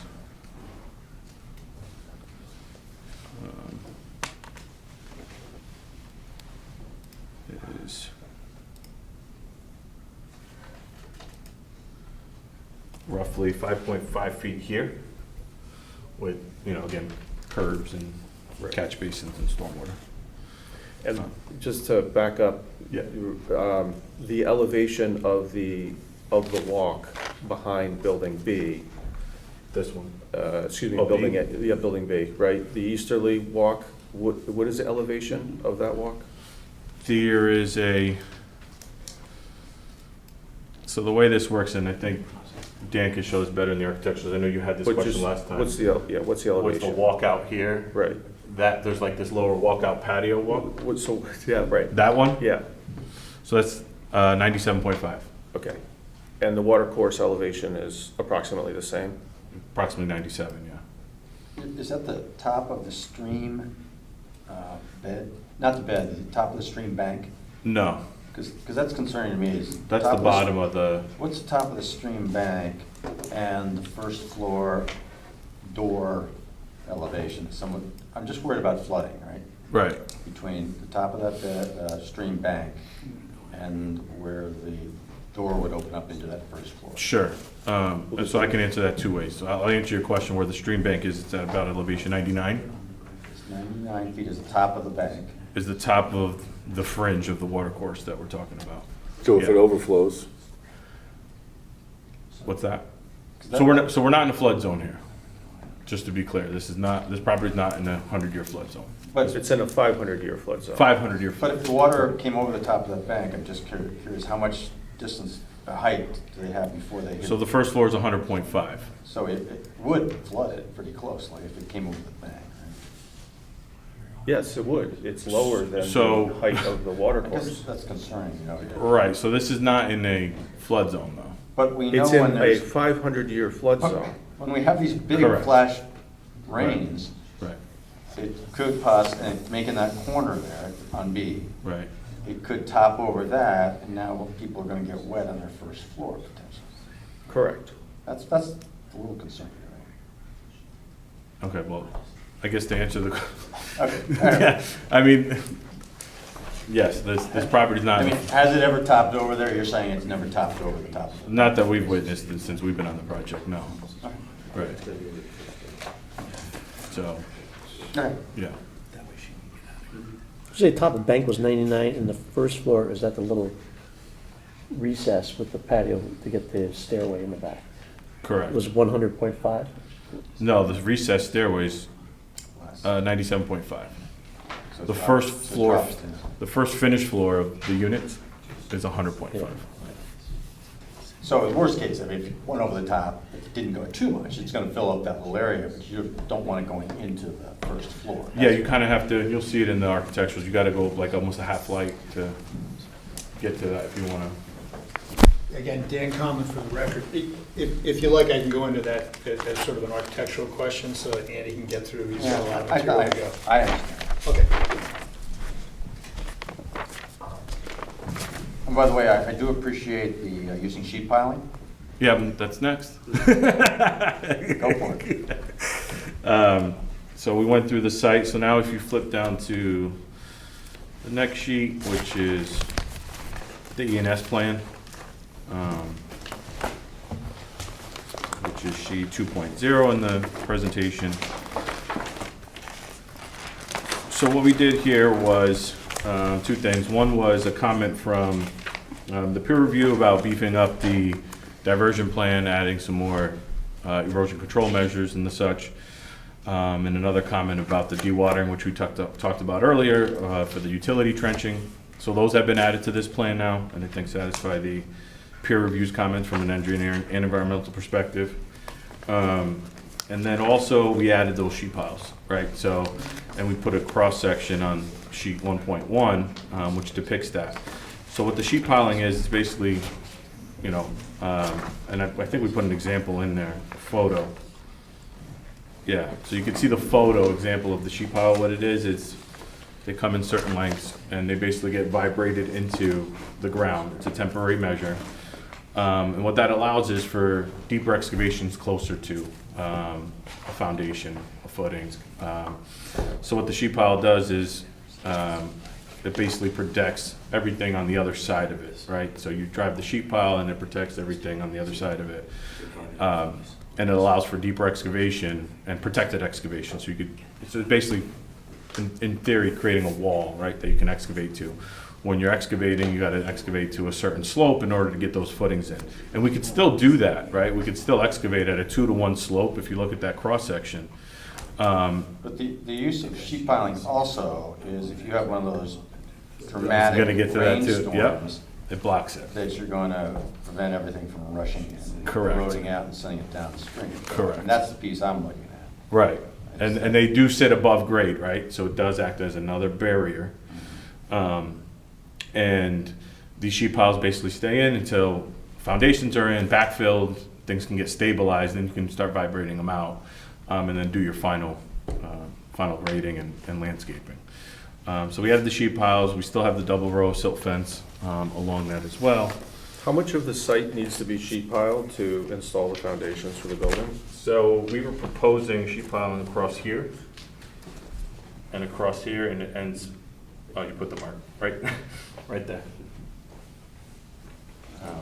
That's where the sheet piling is proposed. Okay.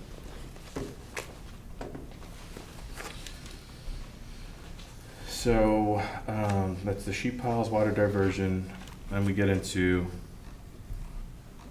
the culvert analysis, which was a hot topic early on. So we used this web-based interface called StreamStats. It's basically a software that you can click on. It's kind of, think of it like a GIS map, and then it basically delineates watersheds for you and tells you what the source is to certain streams or watercourses. So that's what you see here is in that yellow outline, it's white outline with the yellow hatch, is the watershed area that, and you can see we're clicking where the point is to go underneath I-95, so it's a little bit beyond our property. And that was in order to get the proper watershed. Once we clicked on our property, the delineation was a lot less, so we used the point that delineated more of the watershed area. That area is about 190 acres, I think 192 acres of the watershed. And again, that includes some area downgrading of us. Then it also spits out various storm events and flows through those storm events. So a 100-year storm at that point is 22 CFS. So that's a flow. And then we did an analysis on the existing 72-inch concrete elliptical culvert and the carrying capacity of that. And the carrying capacity of the culvert's 100 CFS. So you have 22 CFS running in on a 100-year storm and 100 CFS for the culvert. And then I think the next question is going to be like, well, we had that August rain, and what happened there? Why did it kind of come up the banks a little bit more? Well, the restriction isn't the culvert. The restriction really is the watercourse conveyance upstream of that culvert. So when that culvert can't carry that, so if you've been able to go out there, and there's photos later on that you'll see, it's a pretty really defined, almost like rectangular little watercourse, which is about 3 feet wide and about 20 inches deep, right before the culvert, our culvert that flows through. And then there's like this trapezoidal area that goes out. So it goes out about 2 feet and another foot rise. So that's really the section of the watercourse that flows through there. Again, a 7-foot wide pipe. So you have a 3-foot base and then 2 feet on either side of that where it slopes up. So it's pretty defined. And that's pretty restrictive. So that coupled with, and you'll see in the next photo after this, the StreamStat analysis, is you'll see what's inside this culvert, right? So you'll see a tire, a ton of sediment in it. So our analysis does not take that into account, right? So our analysis is a free-flowing pipe, right? So there's obviously maintenance that needs to happen here to free up flow. So there's all these restrictions, and that's part of this, right? We would go in upon approval and clean all this up. Excuse me. So that's part of our proposal. And I think that would can be even handled as a maintenance. So that's for the flow. Again, the culvert was wide enough and sufficient for the fire department. The culvert is more than 22 feet wide. And I think the last piece is the structural component of it. And I'm no structural engineer. But what I would say is there's only one access to this property currently, right? And it's over this existing culvert. If let's say there's no project theoretically, and this culvert comes back and is deemed structurally insufficient. Because I think one of the things I heard earlier was, well, then you got to come back, and what if we deny the culvert? Well, if we were to come in, and let's say there was no project, and we said, hey, we have this, we need to access our property. We have 2 homes, 2 office buildings, whatever they are, but we need to get to the property, and we have a current crossing, and we're looking to fix that crossing. I would imagine, I'm not putting words in your guys' mouth, that you would allow something to happen there to make that crossing happen. How else otherwise you're deeming the property like null and void and uninhabitable, essentially. So there's got to be something in order for us to access the property. So it goes back to that condition of approval, right? So we go, fingers crossed, everything's go well, we get an approval, and it's conditioned on a structural letter, and it's not sufficient. Well, we obviously have to come back with you with a full vetted plan of how that crossing works, how we're taking it out, how we're putting in a new one. There's already a water diversion plan in place that's been reviewed by your third-party engineer and environmental that was sufficient for, again, a couple days worth of work of utility crossings. We'd be doing a very, very similar diversion plan, probably the same thing for the replacement of the culvert. It could, again, be restricted to drier season of replacement of the culvert, whatever it needed to be. Not a rain event, right? Like you could forecast that and get the work done in a timely manner. So I just want to put that out there. Like I understand the sensitivity behind the culvert. We don't have enough info to make the decision, but if we needed to come back, I would imagine there's something that we would have to be able to do, engineering, environmental wise, to get access to the property. Otherwise, if you had 2 houses there, and let's just say you decided to renovate the 2 houses, and I'm not sure the fire marshal would come back and say, hey, you need an H20 bridge H20 approval. weight rating. What? H20 weight rating. Thank you. H20 weight rating, okay? Because I know there are houses in Darien that are accessible only by going over, I think, a couple of them. Stony Brook, that go over that, access their house, and go over the bridge, and but this one was washed out in one of these amazing rains, and so. But this is not a residential zone property. No, I understand that, and that's the difference. Right. Okay, so I'm putting it, so if you had, if you were a one residence house with this, Right. I'd sit there and go, okay, in the case, I'd let you put a steel plate on it. Right. And, and let the engineers go nuts trying to figure out what it is. Right. Okay, so, we're adapting to the circumstance here that this is 2, 3-story, whatever it is, buildings here. Right. So, and I think that changes the calculation. Okay, that changes the calculation of the, getting an H20 weight rating. Thank you for the weight. You're welcome. No, I think Right. that's the difference, Andy. Got it. And then you do see the fire truck in one of the photos I'm sure you guys all saw. That is not, I'm not a structural engineer, but I understand. So the process of a structural engineer would be, they would put sensors, let's call them sensors, on the actual culvert and put some type of weight like this over time and evaluate and come up with real data of what's going on here. So that it's not an easy process, right? So and it's not an inexpensive process, and that's why we were hoping it could be a conditional. Sounds like a prudent measure. That's all I had for my stuff. Dan can go through some of the architecturals and maybe give some more clarity to some of the foundations and elevations and the such. Thank you.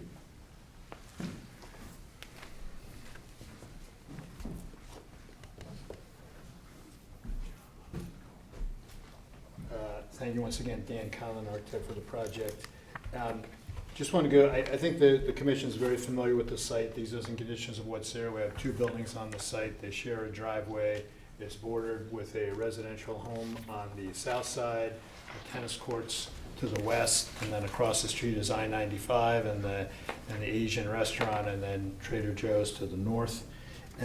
Basically, if you look at the site plan, I'm just sort of giving you like a 30,000-foot view of how the architecture landed in this configuration on this site and why we made these decisions. So the idea was, number one, to use the existing crossing. Okay, so the whole issue of the culvert hadn't come up at that point, but the idea is, well, the minimal impact is to use the crossing that you've already got. And we're going to use that as the access to our parking area. And frankly, when you're doing any kind of development, parking is the tail that wags the dog, right? So the parking, number of parking spaces that we can put on the site determine the development potential of the site. In this case, we're able to get 18 parking spaces on this site.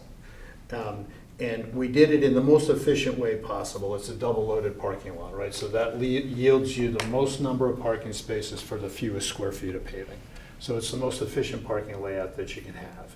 And if we take the geometry of this site, we say, well, if we come in the middle here, and we use this existing access way, and we make the most efficient, smallest parking lot we can make to yield enough spaces to make this an economically viable development, we end up with 2 buildings on either side of this parking area. And so the design of the buildings was, again, the thought was to minimize the impact on the site in a couple of ways. Number one, it's slab on grade construction, so that's a minimal cut in terms of the impact of the excavation on the site. Number two, we kept the building to 3 stories, and by so doing, we can have a single stairway servicing those units. So each building has 2 units per floor, 3 stories tall. I'm able to have this central area here is just a tiny little hallway area with a stair that connects all 3 levels, and we have an elevator that's associated with that stair. If I were to do a taller building or a larger building or a building in one piece, I would need hallways that connected to 2 remote stairs. So I'd be creating a lot more circulation, making a less efficient building and using up more site. The building itself, just to give you a general idea of some of the things we thought about. First of all, it was a slab-on-grade construction with shallow footings. We'll go to frost at 42 inches. We talked about the sheet piles that are going to be installed to minimize the impact of any excavation on the watercourse. And that's essentially, it's the same material that they use to make a coffer dam. So if I wanted to excavate right next to the Hudson River, I would drive these piles down and I could go down 20 feet. In this case, we're not going to go that deep, but that's the method that we're using. So it's essentially a waterproof barrier between what we're building and the stream. I mentioned I have a single means of egress with the minimal hallways. And if we get back to those elevation of those back doors, if you will, the stair is a double-loaded stair. If you refer to the architectural floor plans that you have in your set, well, I'm a little bit at a loss here with the screen not working for our slides. But I have a stair that goes up to a landing and then up to the 2nd floor and then continues up to the 3rd floor. The code requirement for me to have this single stair is that I have to be able to exit out of that stairway. And in order to do that, I have to go down a couple steps from the 1st floor to get out to grade. And so that single exit, which enables my building to be that efficient and that small, it has to exit directly to the outdoors. It can't go through another intervening space. So that's why I have those back doors on the plan. And the reason that they're a little lower than the finished 1st floor is the way my stair works, I got to get underneath them. And all this was designed to keep the footprint as small as possible.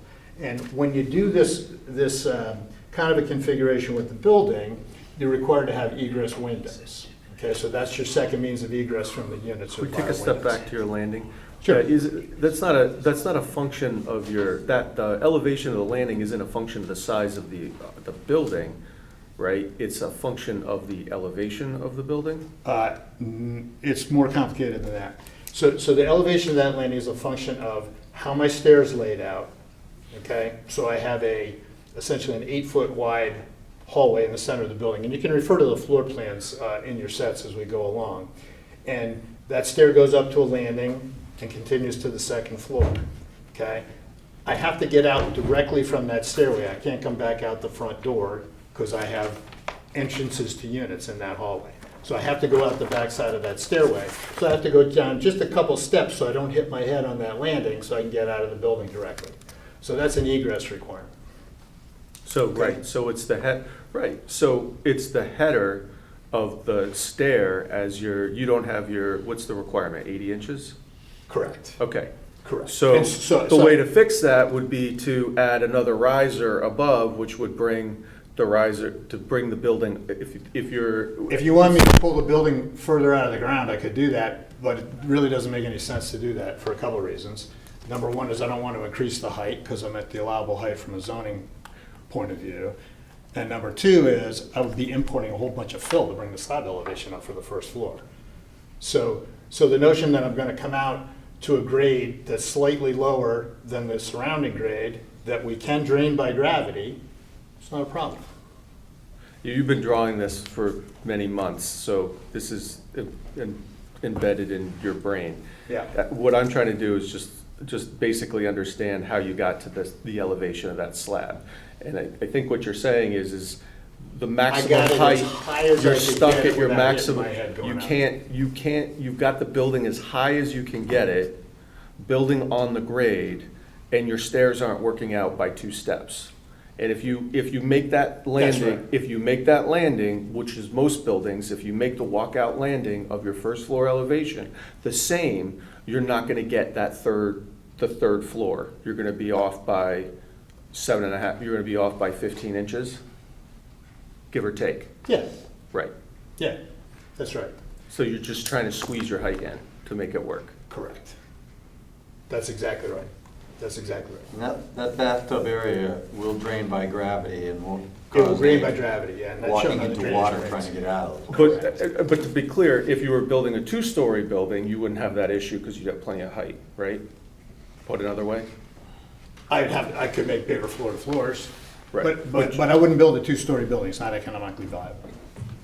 Right, that's not my jurisdiction. But in the big picture of how this lot is developed and what we're doing with this site and what the benefit is to the town in terms of affordable housing, which this is an affordable housing project, and so forth. There's a lot of factors that go into play there, but you know, clearly if you're saying, well, the alternative is to build a minuscule building, well, of course that's an alternative, but that's not economically viable. It's never going to happen, so you're stuck with 2 derelict buildings there. So that's my point.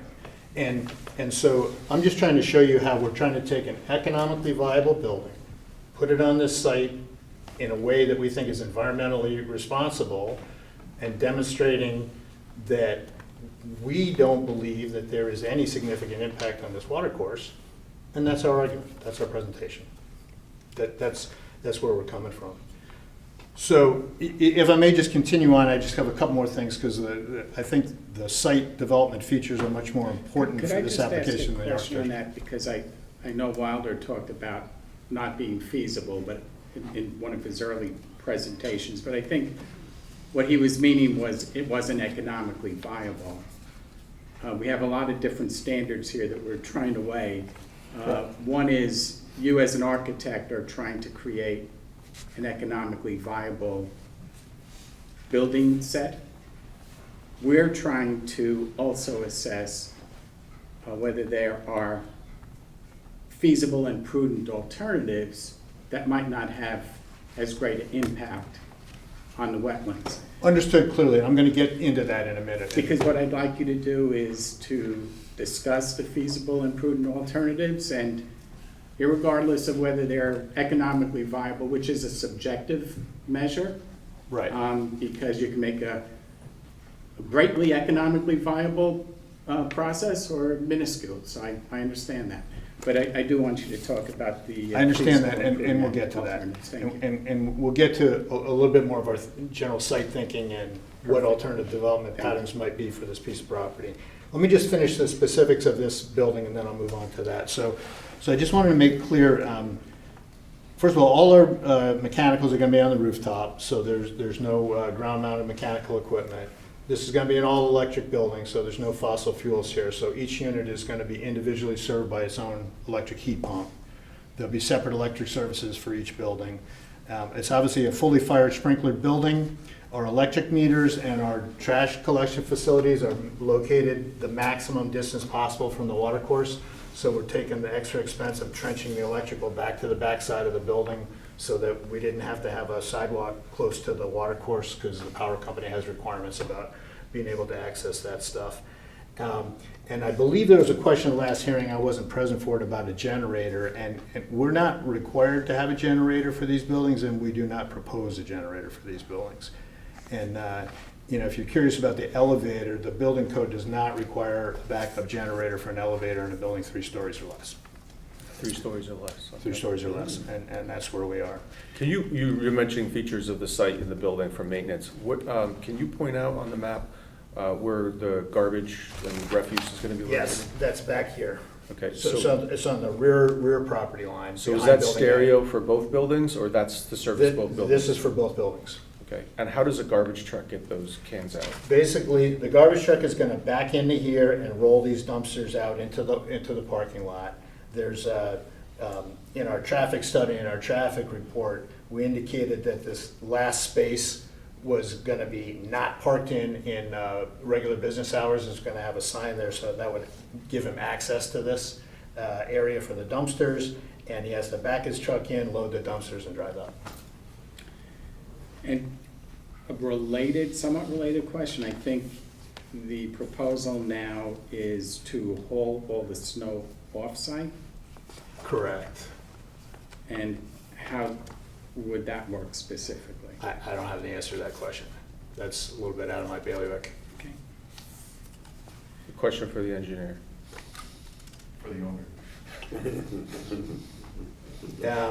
And just to finish up, just to reiterate Sean's comments earlier, we did meet with the fire marshal, and he wrote a memo with a number of concerns. We understand the issue with the culvert. We've sort of talked that one through pretty completely tonight. His other concerns had to do with access for rescue, for fire. And I explained the design of the building to him, and we looked at the distances, and he was comfortable that he had enough room for his guys to get around these buildings and set up their ladders to reach the egress window points. And that's because, if I read the floor plans correctly, the egress is not necessary on the north part because these are bedrooms and will have side windows, is that right? The reason is I'm required to have an egress window in every sleeping room. Right. Okay? And the sleeping rooms either face front or back. Yes. So I do have windows on the back side of this building. They're limited by the code because of my distance to the property line, but they're not required for emergency escape. Thank you. So the emergency escape windows would be front and back. Thank you. And from a practical point of view, a lot of things would have to go wrong all at once for the firemen to need to access the back of either of these buildings, just the way the plans are laid out. It would have to be like the worst Because case they scenario. have the front as the first choice. Because they always have the front, right? Or the part that's facing the park. There would have to be a fire in an individual unit that blocked access to both the door to the stair and the front bedroom. So it's sort of a very specific space in each unit, technically possible, which is why we have egress windows on the back. But the likelihood of a rescue from there, in my opinion, would be small, but the fire marshal certainly has to plan for that, so. And that's accounting for cars parked in the parking lot? Correct. Thank you. Correct. Because the maximum height of that they have to access in a rescue, we only need the ladder to be at 6 feet from the building.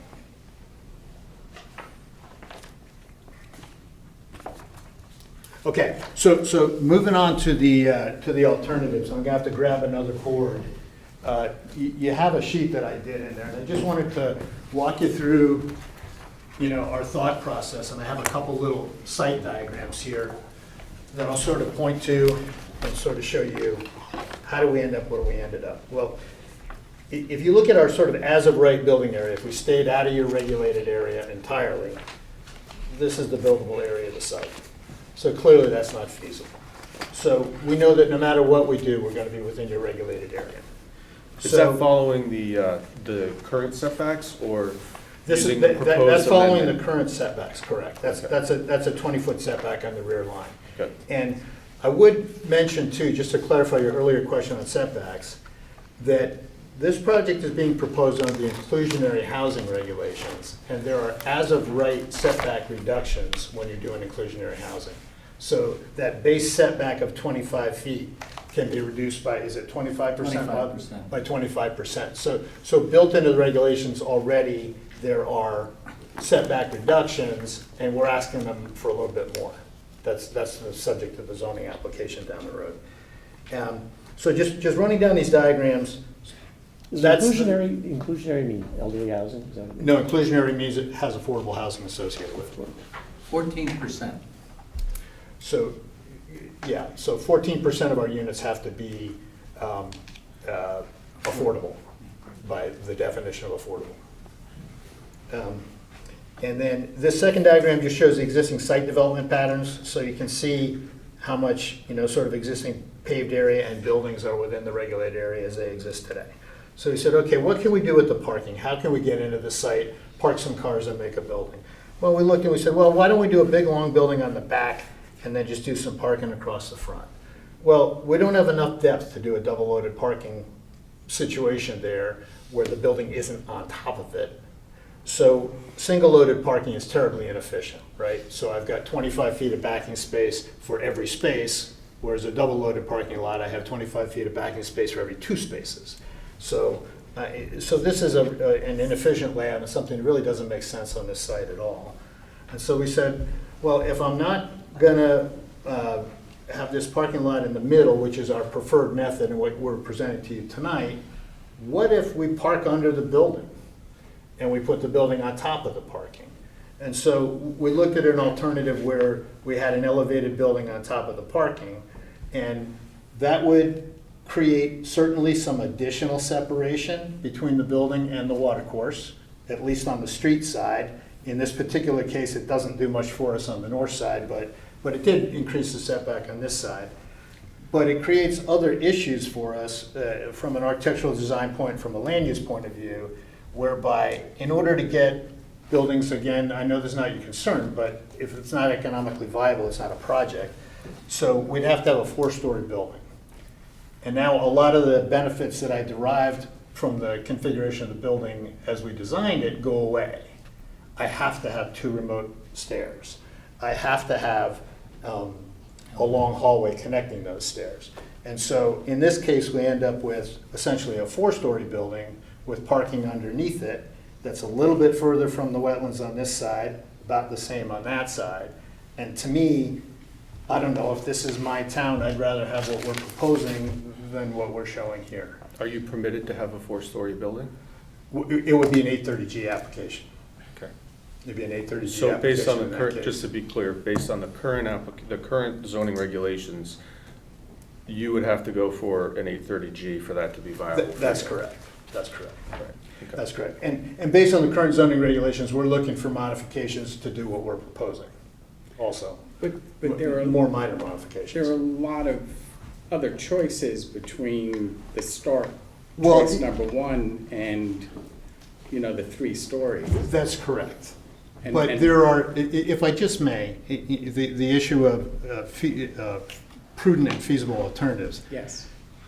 the number of alternatives is infinite. It's infinite. Right. I could For show example, you, you I could could just show you enjoy- 1,000 You could just different enjoy, designs. you could rehabilitate the existing structures and enjoy those. We could do that. Or you could do duplexes or treeplexes or quadruplexes. There's no way to counter that argument. Or you could do one middle-of-the-road building that isn't, let's say, 7 feet or 8 feet from the watercourse. It's all about the parking. I mean, my real concern is the distance to the watercourse. Right.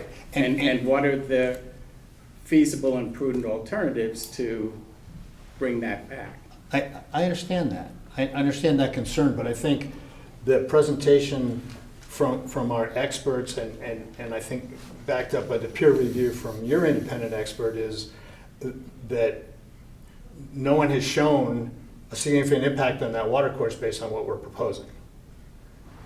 I haven't heard anyone say that because the building's 7 feet away, we're damaging the watercourse. I haven't heard that or seen that. You can correct me if I'm wrong.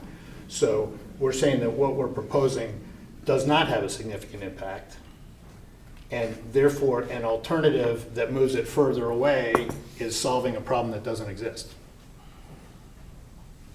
That would be the counter to the argument of why don't you do something else under the alternatives.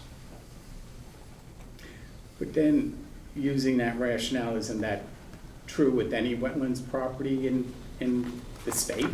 I don't know. We're talking about the specifics of this application. So wetlands vary greatly from one to another. And again, I don't want to get out of my area of expertise here, but I assume that, a productive vernal pool is a different deal than this particular watercourse, which is conveying stormwater from parking lots. I think there's probably a difference in the value of those two systems, ecologically. But again, that's not my area of expertise. I make buildings, and I try to make buildings that are responsive to the sites and the needs and the environment. I understand. And that's what I think we're presenting. Fair enough. That's all I have. In the 830G application, though, it doesn't necessarily mean that if you did one single building that parked over a parking lot, has to be that building. It could be fewer units, or even your two units, your two mirrored buildings could involve a lesser number of units. They could, and at some point, it's no longer economically viable, and we don't have a discussion. And so there are a lot of factors that are going into the development of this property, the design, the town plan, what the town would like to see happen with this property, what's good for Darien, is affordable housing something that we want to encourage, is, if you see some environmental negative to this project, is there some benefit that we're creating that offsets that? And again, I believe that when I looked through all the application materials and I reread everything today, I didn't see anyone telling me that the proximity of my building to the watercourse was creating an impact. All the comments had to do with construction, really. What are we doing during construction? And how much better can we make it than it already is? If you look at all the comments, they all relate to those two things. So,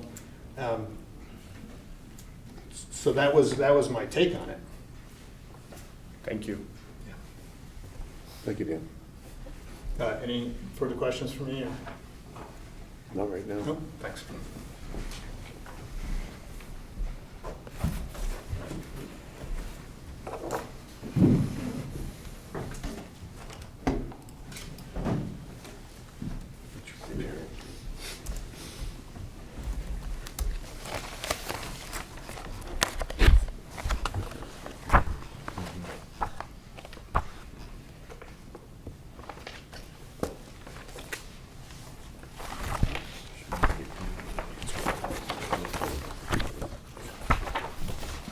Good evening, Matthew Popp, a landscape architect, professional wetland scientist with Environmental Land Solutions.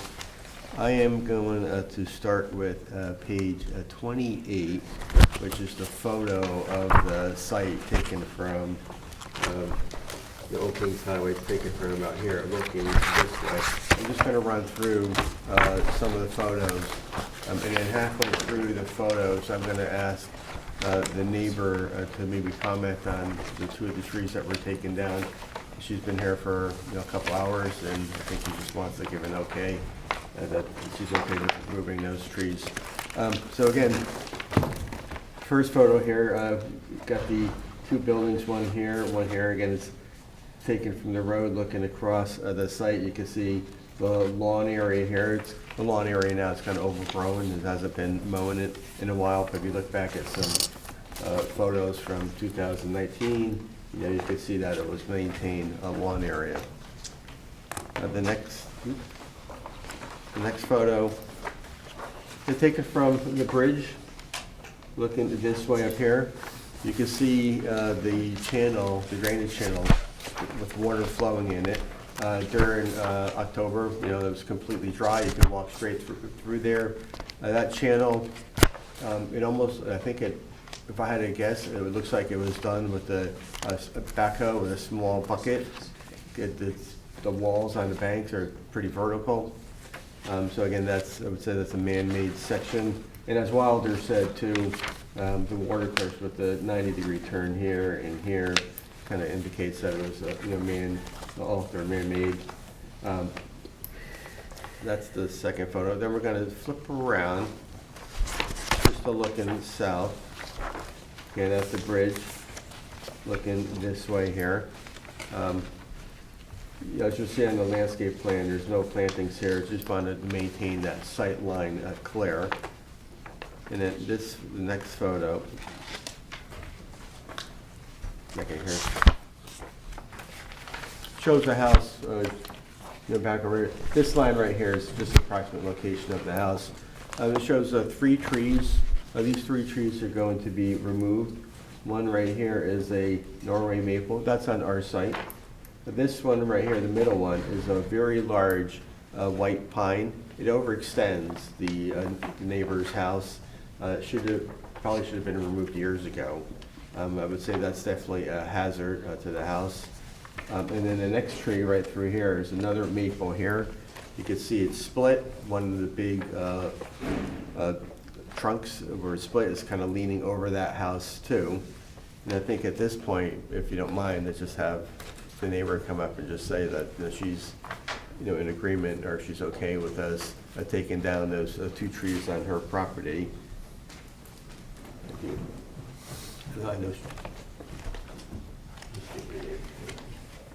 Hi, my name is Susie Hua. I'm the neighbor.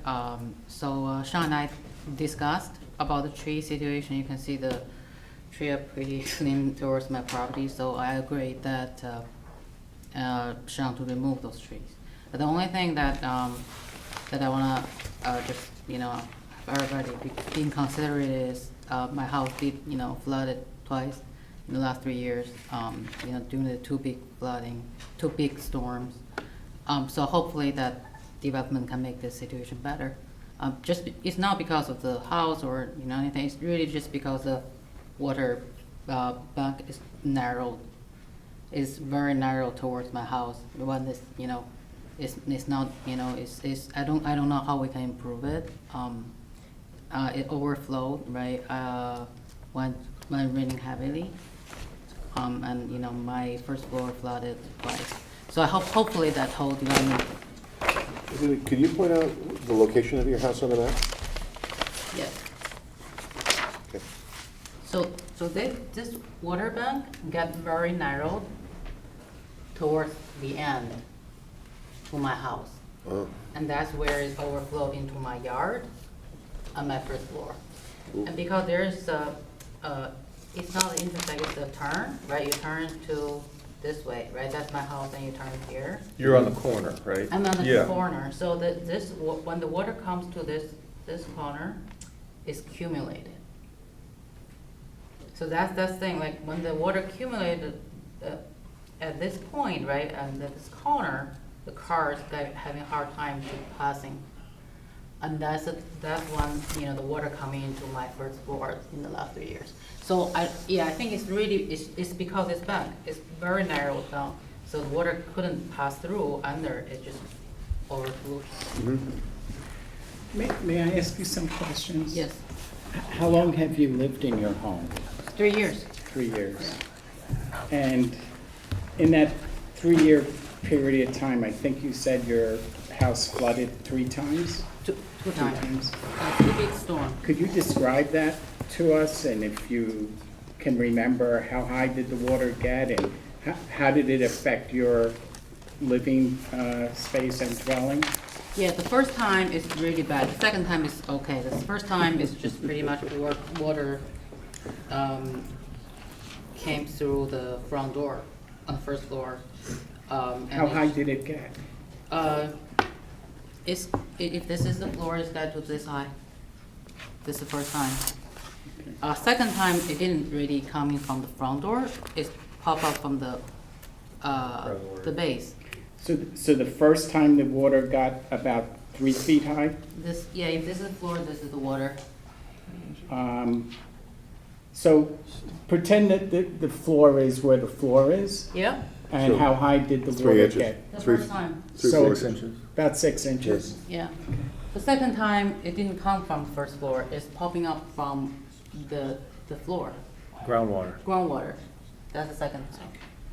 So it wasn't coming from the channel, it was coming up from underneath. Underneath, that's the second time. That's actually a few months ago. Do you have a basement, or do you have a? No basement. No, you also have a slab, like this slab. proposal It's here. a slab. Yeah, just because, I mean, yeah, it couldn't have a basement. It will be flooded every time. And when these events were happening, did you ever have an opportunity to look at the property to your north, this developed property? What was the condition of that property like? Yes, so their two houses, I don't think is flooded at all. But what happened is the yard. So if it's two houses, the houses are fine. It's the yard in front of the houses got flooded to the point like. But the houses are kind of set back, but take a look at the buildings that you see in front of you, the proposed buildings, which are outlined in the yellow. Yes. Could you indicate whether the flooding touched or got into the areas within either one of those two buildings? The entire building, including the bottoms. Yeah, I think is this the water? There's a bridge, right? The bridge. The bridge is right here. Oh, the bridge here. Okay. So there's water. Yeah, this is the existing building right here. So it's pretty much to here, the yard. So you're pointing to about on the A building, what's considered to be the A building, a little bit less than half on the southwestern part of that building. How high do you think the water got at that spot? How high? Like, I did mean, it cover the grass? You can see the definitely water covers. above the blades of the Yeah, grass. it definitely cover the grass. Yes. Did it cover like the half foot you just pointed out, or did it cover a little bit more or I don't think less? it's more. More? No more. No more. Not more. I think it's. I didn't measure it. Right, no. I didn't Yeah, measure it, no, of course not. but it definitely covered the grass. But I did measure my property, right? When water, and the 2 times flooded is like, came into my house. But every time it rains heavily, it came to my grass, right, my yard. And it could be like this high, the water. Cause I have this high, like a break, like a. So you're pointing to almost a foot high. Yeah, it's like foot high. Yeah, like this high. Like when it's rain, but it couldn't come into my house because my house is high. Right. But it's the 2 times it came in is because the water, it couldn't. It just accumulated here, and then it came from this. So when you have a storm event, what precautions do you take? Do you remove your cars from There's the 2 drains. There's one drain here. Yeah. There's one drain here. So every time it rains, I went to the drain. I clean up the drain. Okay. When the drains were cleaned up, it's actually better. So there's like a floor drain here and here too.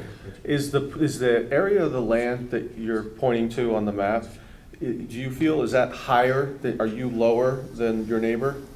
Right now? Correct, yeah, does it Like feel just- like when you drive around the corner, you get lower, correct? Are they a little? I don't think I'm lower. I think it's the water is lower. I'm not lower. You mean like Your the yards, like your yeah. yard, like is your property a little lower than Isn't my your property- neighbor? Isn't my property lower I than? don't know, I'd have to check the I grids. don't think It's my not property is noticeable. lower. It's the bank got lower. No, yeah, I understand. The water Okay, got I lower. understand. Yeah. Thank you. Yeah, if you Appreciate level it up by the ground, I don't think my property. Does the is lower. street flood? Yeah, here. Does it flood across, does it flood all the way back to the interstate, across the street? Like when you're driving on the road, you're, you know. Yeah, so you're driving, this is Kings Highway. Yep. And you turn from this corner. Right. Right, this is my house. You Mhm. turn here, this whole corner flooded. This whole road. But because there's a big grass area here to I-95, it won't go through the grass. It's like really, really wide. Okay. So, but if this whole road, Kings Highway, this corner flooded. What happens in the winter? No flood. You haven't had anything happen in the winter yet? I think 2 times, they're both in the summer. Yeah, winter's fine. Probably Ida and Elsa, if I had to guess. The bridge that's currently there on the property next, when it floods, is there anything that you notice about that No, the bridge bridge and is the water? fine. Yep. Yeah, the bridge is the bridge is tall, it's a tall bridge. Yeah. So, yeah, the bridge is fine, it's a bank, is narrow, and then that's why. So you're pointing to the area to the left of the proposed bridge, or no, the current bridge, and then towards your property, that entire area, or just more on the corner is the flooded part? Oh, the flooded part? Yes. The flooded part, their property? Yes. I mean, their property is like all flood, like All to flooded? the grass, Yeah, to halfway of the. to the grass. To the halfway? Yeah, Okay. if this is existing building, it's the grass here. So it's flooded to the whole front of their property up to a little bit less than half of Building A, but not the building on the right. Not that Oh, part. this one? Yes. I don't know how this, I mean, I don't know how this building gonna be built, you know, like as a decent to this one. But when it's flooded now, like the whole grass, everywhere. All the grass is All the flooded. grass, all the grass through here.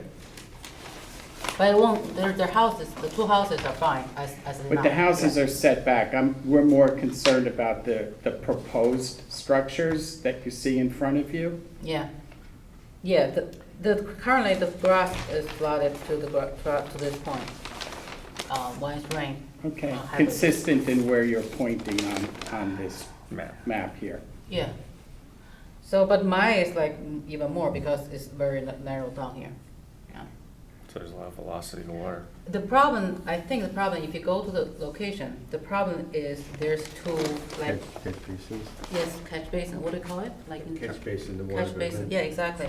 That thing's very low and very narrow and it's got blocked every time.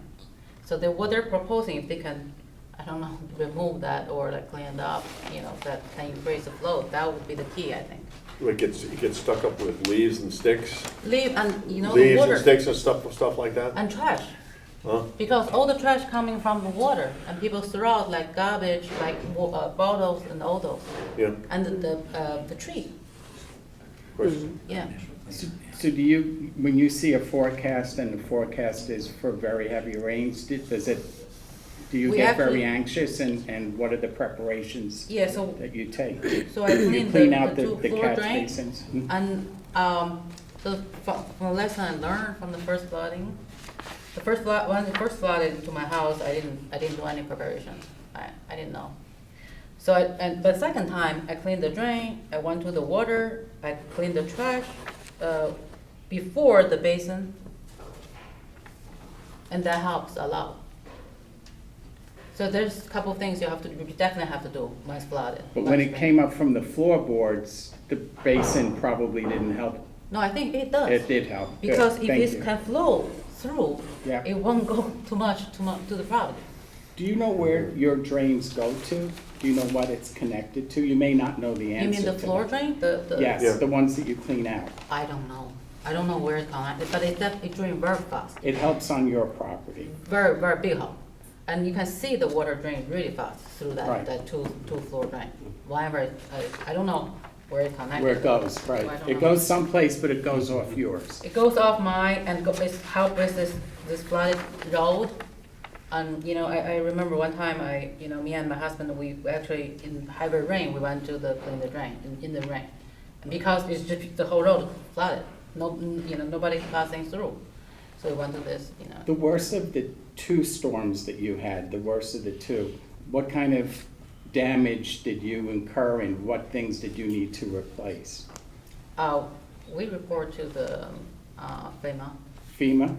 They have records for the two incidents. And did you estimate the damage that you had? Yeah, I think my husband did that, but we got some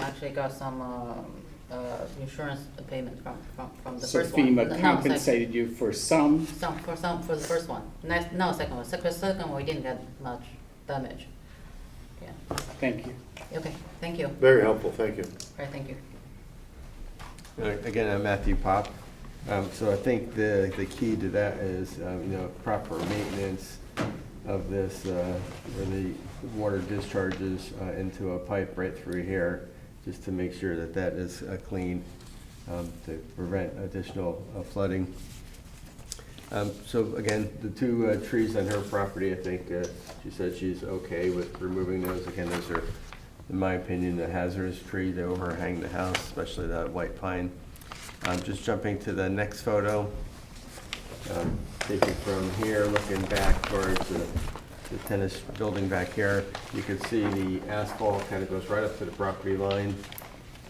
And that asphalt kind of extends across the back here. I don't think those have to do with the wetland issue. And then the next photo, kind of the one that's actually when the sun came up finally. Taken from back here, looking this way, you can kind of see this watercourse over here is more natural. It's wooded. The slopes of the watercourse they're not cut like in the front where it looks like it's excavated. Again, it's boulders and stones along the banks, gently sloping down into the watercourse. Right in the top left corner of that photo, there's a black cherry that's leaning. That cherry is right here, and that's being removed, again, just because it's leaning so much, it looks like it's ready to fall. You could also see some of the construction material kind of stockpiled there. One thing to point out, in this portion of the site, kind of the southeast, there's no real significant trees in this area here. That's kind of where we're putting the sheet piling. So that sheet piling stops right here, away from the larger trees. And then, again, just the last photo is taken from here, just looking back at the bridge. You can see there's a tire underneath the bridge or in the watercourse. You could also see, it looks like there's a runoff, stormwater runoff from here that washes down directly into the watercourse with no treatment. You can see the sand and a little bit of a sandbar right there. And you can kind of almost see a small little channel forming from the pavement into that watercourse area. So now I'm just going to go over the changes to the landscaping plan. Go over these pretty quickly. Obviously, both buildings been shifted to the north, up with the arrows closer to the property line, a couple of feet. The plantings along here, along the front of the site, were adjusted accordingly. We are removing 9 trees in total. 2 of those trees are off the site, so there's 7 on our site. This right here, it says tree chart. I probably should have had that trees to be removed chart. But so these are the trees that are actually getting removed. Kind of describes their size, their species. We're proposing 16 new trees. I think the biggest improvement to the project for mitigation is the oak trees. We have 4 oak trees, 1, 2, 3, and 4. Especially the planting of the oaks in this area right here, currently where it's just unmown, a lawn area. Those trees will provide wildlife habitat, they provide shading of the watercourse, they provide stabilization of the banks. So again, 4 oaks, 4 hollies kind of in the back here, just for some additional screening from the parking lot over here. Hey, American hollies. Matt, could we talk about the pin oaks a quick second? Yep. Okay, so on the westerly side, 1. And then 2, 3, right? And then up top in the 4, okay. Yep. How tall do pin oaks get at maturity? They're a larger growing tree, 60 feet or so. And how large would the root system be on a 60-foot tall tree, on a pin oak? There's a rule, right? Well, normally they grow as wide as the tree. Normally they grow as wide as the tree grows. Yeah. So, The drip line, I think. Yeah. so drip line, the yeah. canopy, if the tree is 60 feet tall, the root system could be 60 feet wide. No, it's the width of the tree that they are.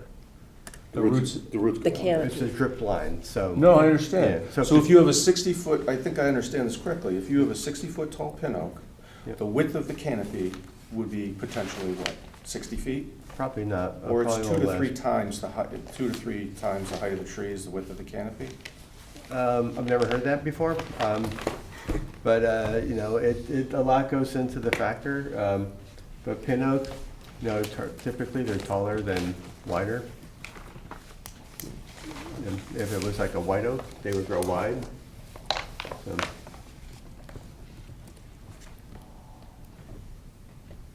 And again, that's what, I think the roots are, the part of what we want. to Twice save the life. width, twice the root system of a pin oak can extend up to twice the width of the tree's canopy. So a 60-foot tall tree could have a 30-foot wide 30. canopy, Yeah. would have a 30-foot wide root system. And how wide is the land, how wide is the plantable area for that pin oak? Which one? Any of them? This one right here, well, these are shown at 20 feet diameters. This one probably goes, from here to here is probably 30 feet. But the pin oak isn't, the root system isn't gonna go, is it gonna grow? It'll grow through the water course to the building? No, it probably would stay on this side of the. So what's the width for that pin oak? Are you asking if there's adequate space for that tree? No, I'm asking what the width of the plantable, the place where you're gonna dig the hole to put the roots, to put the tree in. What's the width of the land area there? I'm not sure if I'm following. You got the street to the water course. Street to What's the water that width? course, 20 feet. So pin oaks get placed along streets. They have pin oaks right across the street from where I live. The landscape area is 3 feet wide. Oh, no, I think that's great. I just So don't. 20 feet I don't is- see 20 feet. You're saying from the asphalt to the edge of the water course, the edge of here the street, to here? the edge, yeah, the edge, not the center of the street, the edge of the street. Here. Is that the edge? I don't have the center line on my plan.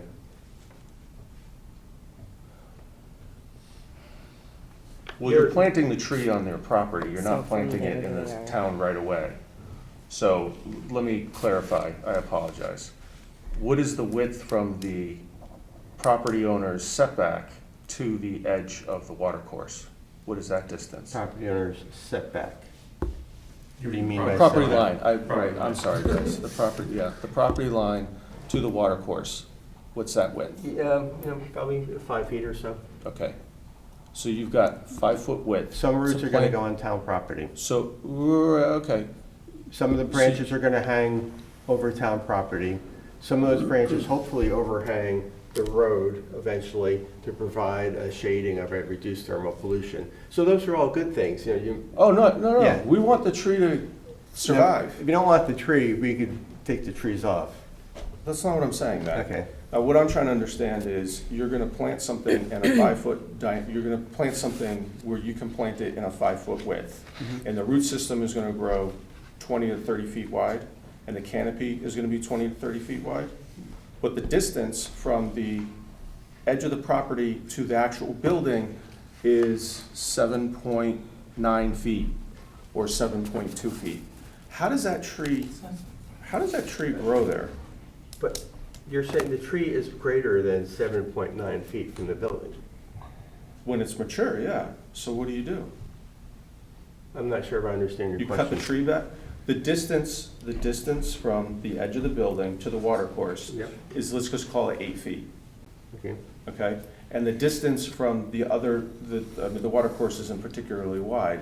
From the opposite bank of the watercourse to the property line is how much?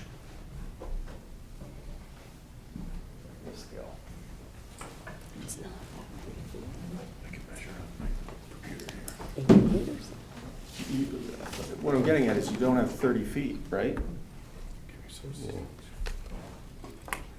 But when I saw this property in this project, I was pretty, normally you don't have the space like this for a large growing tree. So I was happy to see that we had that space there. And that space is adequate for those trees. So that tree, this tree right here to here, 10 scale, 20 feet from the building. This one, 23 feet, 24 feet.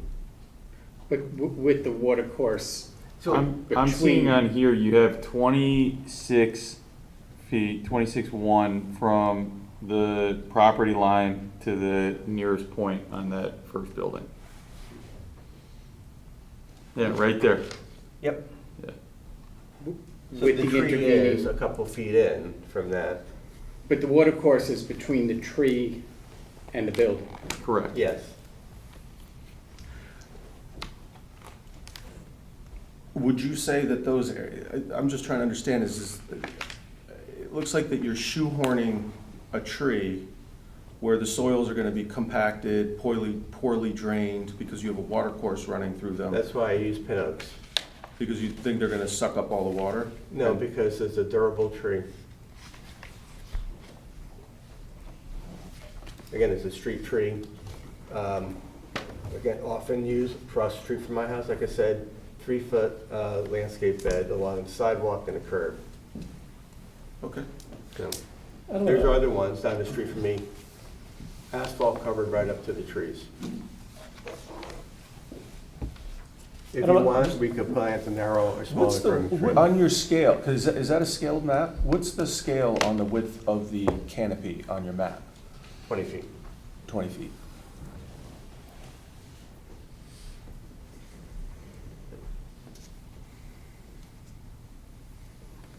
Feet? It's 20 feet? 20 feet. Okay. No question, I don't want to obsess about the trees, but what about the conflict with overhead wires and where they're doing your crossings? So, Because I think initially it was going to be an underground crossing with the utility over the bridge.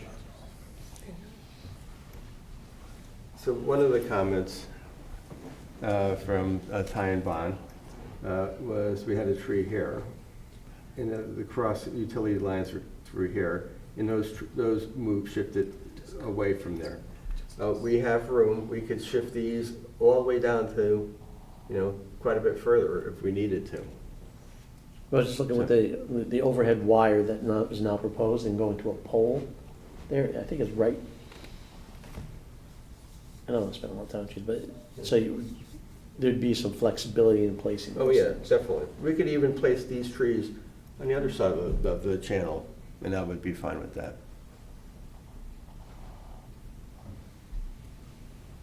It wouldn't overgrow, and I think maybe you're saying is overgrowing the space.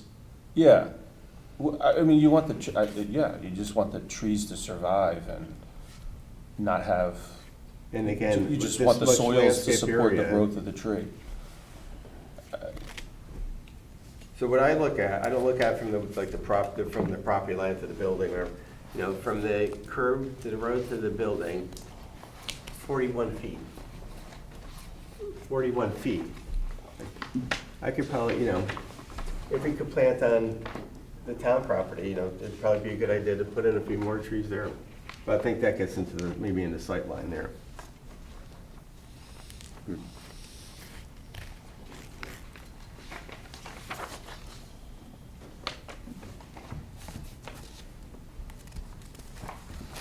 So the next thing was, as I think we just mentioned, that this oak got shifted, but we're flexible. In the plant list, we removed the cultivars. We did have some cultivars that were used for the winterberry.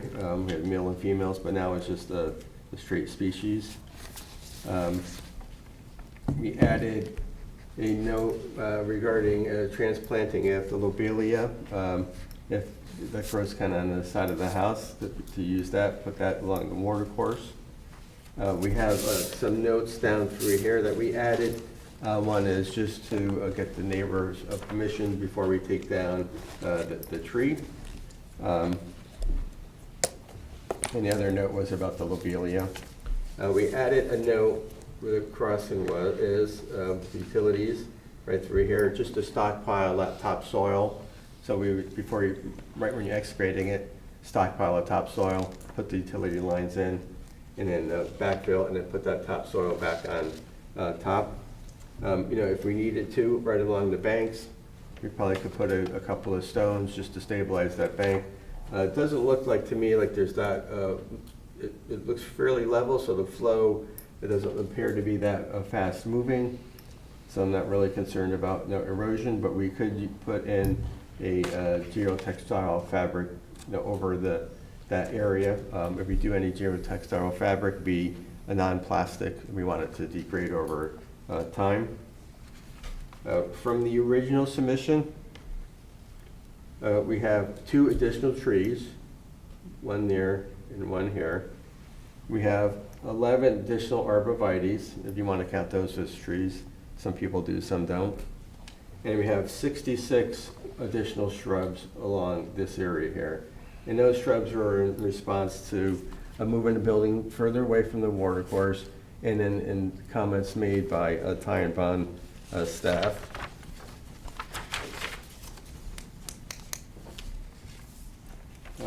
One of the comments, I'll just go through some of the comments in that Ty and Bond environmental report. Alexander Mock did note that there was shallow root systems in the lawn area here. That the lawn area, how should you say it, the root system of the lawn struggles to keep the bank stable. So again, we're not having lawn here any further, so that area will be maintained with the woody plantings. We got the oaks, we got the clethra and the other native woody shrubs in this area. And those, again, we're not maintaining lawn there, but those plants will have deeper roots, so we're not really concerned about any erosion or the bank slope sloughing down along the watercourse. Another comment was having additional shrubs, along the watercourse, which we added. The third comment was again shifting that pin oak. Right through there, we shifted the pin oak.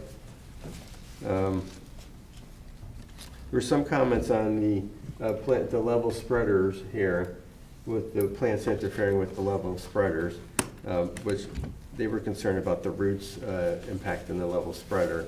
I kind of thought that was a kind of a good thing. If there was roots in there, the roots would uptake the nutrients or pollutants from any additional runoff. The roots also stabilize the soils.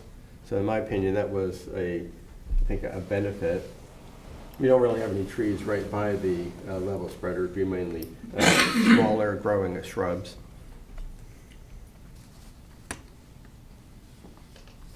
There was some question about how the level spreader would be maintained. I think that would just be a part of how the drainage system is maintained. If there's any debris that's caught in it, they get removed. Any clogging, the sediment would get removed, but I don't anticipate any clogging. And then kind of the last comment, they wanted to know about an environmental monitor, just to check for invasive species that may become established along the wetland corridor, and we would be open to that. Again, it's a fairly small site, it's a fairly small area, so I think that would be easily done to control any invasive species in that area. Can I just ask a question about that? So in handling the invasives, what method would you use to? I think probably try to get them out by hand. Okay, Yeah, and that because it's includes not- all the ivy that's in the culvert area? Yeah, yeah, it's not, stands of knotweed that, you wouldn't be able to get rid of. So again, if a knotweed did come up, you just probably just take that out, or maybe just keep on continually cut it. So all mechanical means then? Yeah. And then if there's any pulling, obviously, before it goes off-site, you want it to place it out to dry. Right. So it's dead, and so.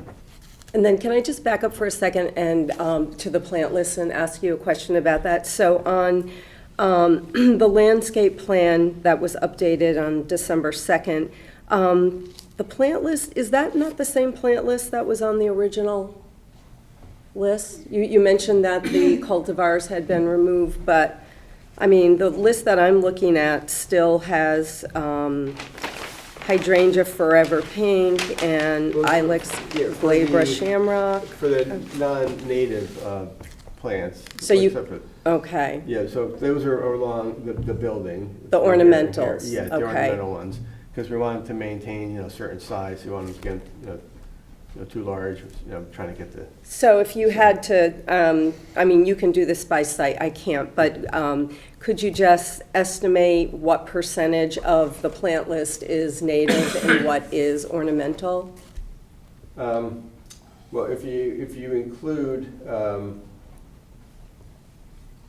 like the ilex glabra shamrock, that's kind of, if you include that as native, but it's a cultivar of a native species. Yes.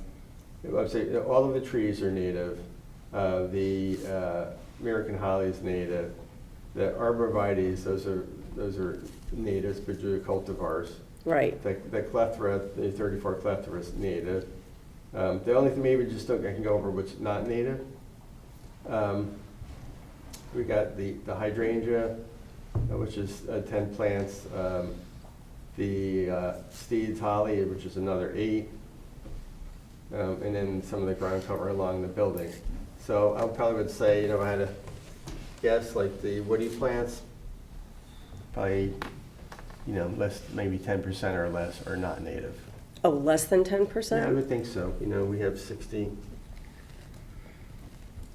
around, And then So- there's so- also, under the general notes, there's it mentions that there can be substitutions, so the substitutions would be of equal, yes. If you I can't mean, get- not just plant size, but also if natives. Yeah, some of the substitutions were like, if you couldn't get, like the shad, along here, and they want to substitute it with some, I probably would substitute with like a red bud. Okay, Something like that. something like that.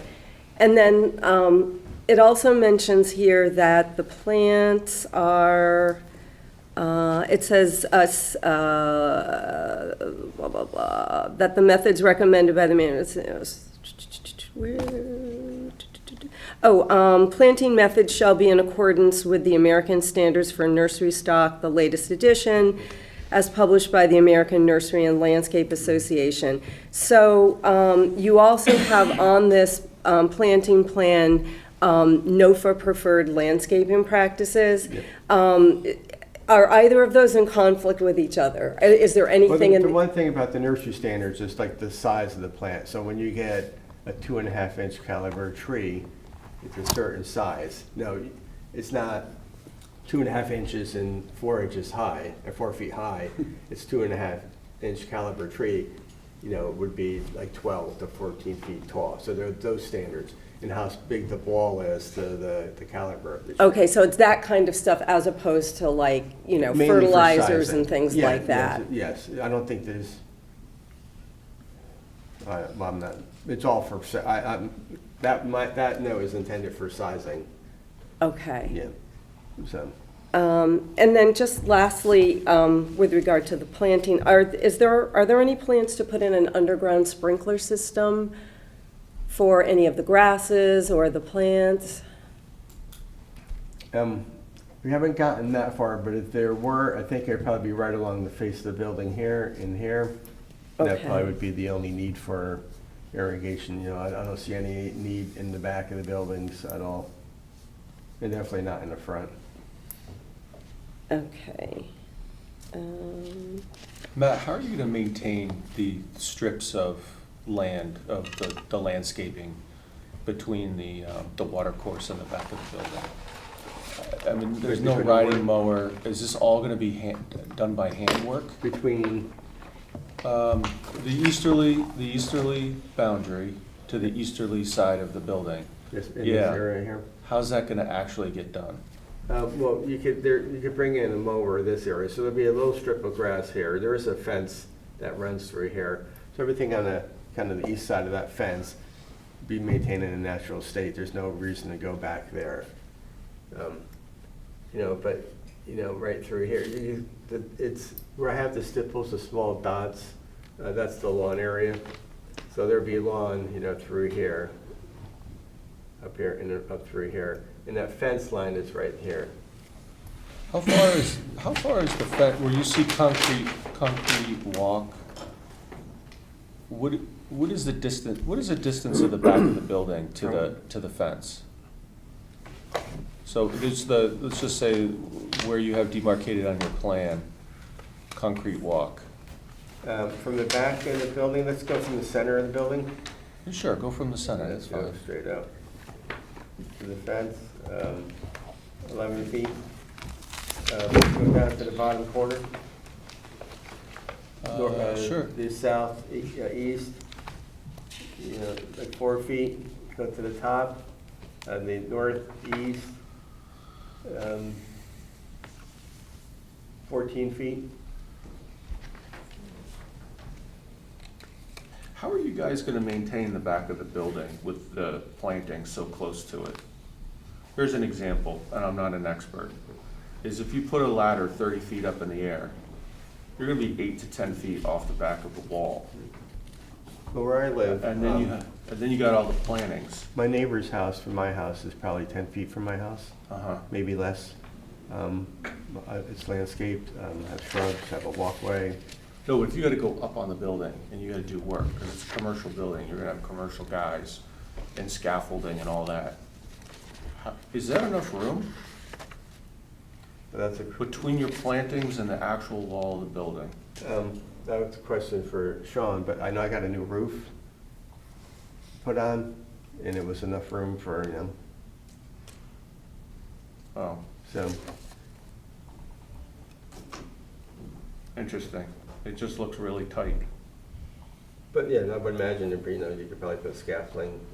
I mean, I'm just saying, you got a guy with a lawnmower to manage the back of the property, abutting a watercourse, and then you have a 3-story commercial building, and I gotta get up to I gotta put a 40-foot ladder on a 30-foot elevation, and I gotta kick that ladder out. I'm gonna be banging on the fence, at least, right? Has anybody thought about that? I'm just thinking about it now. How do you maintain the back of the building being so close, not only to the watercourse, but to fences and plantings?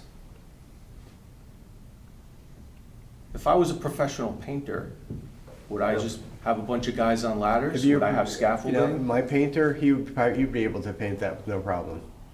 He's a monkey, he just. No, he's great. He's good. Is he OSHA compliant?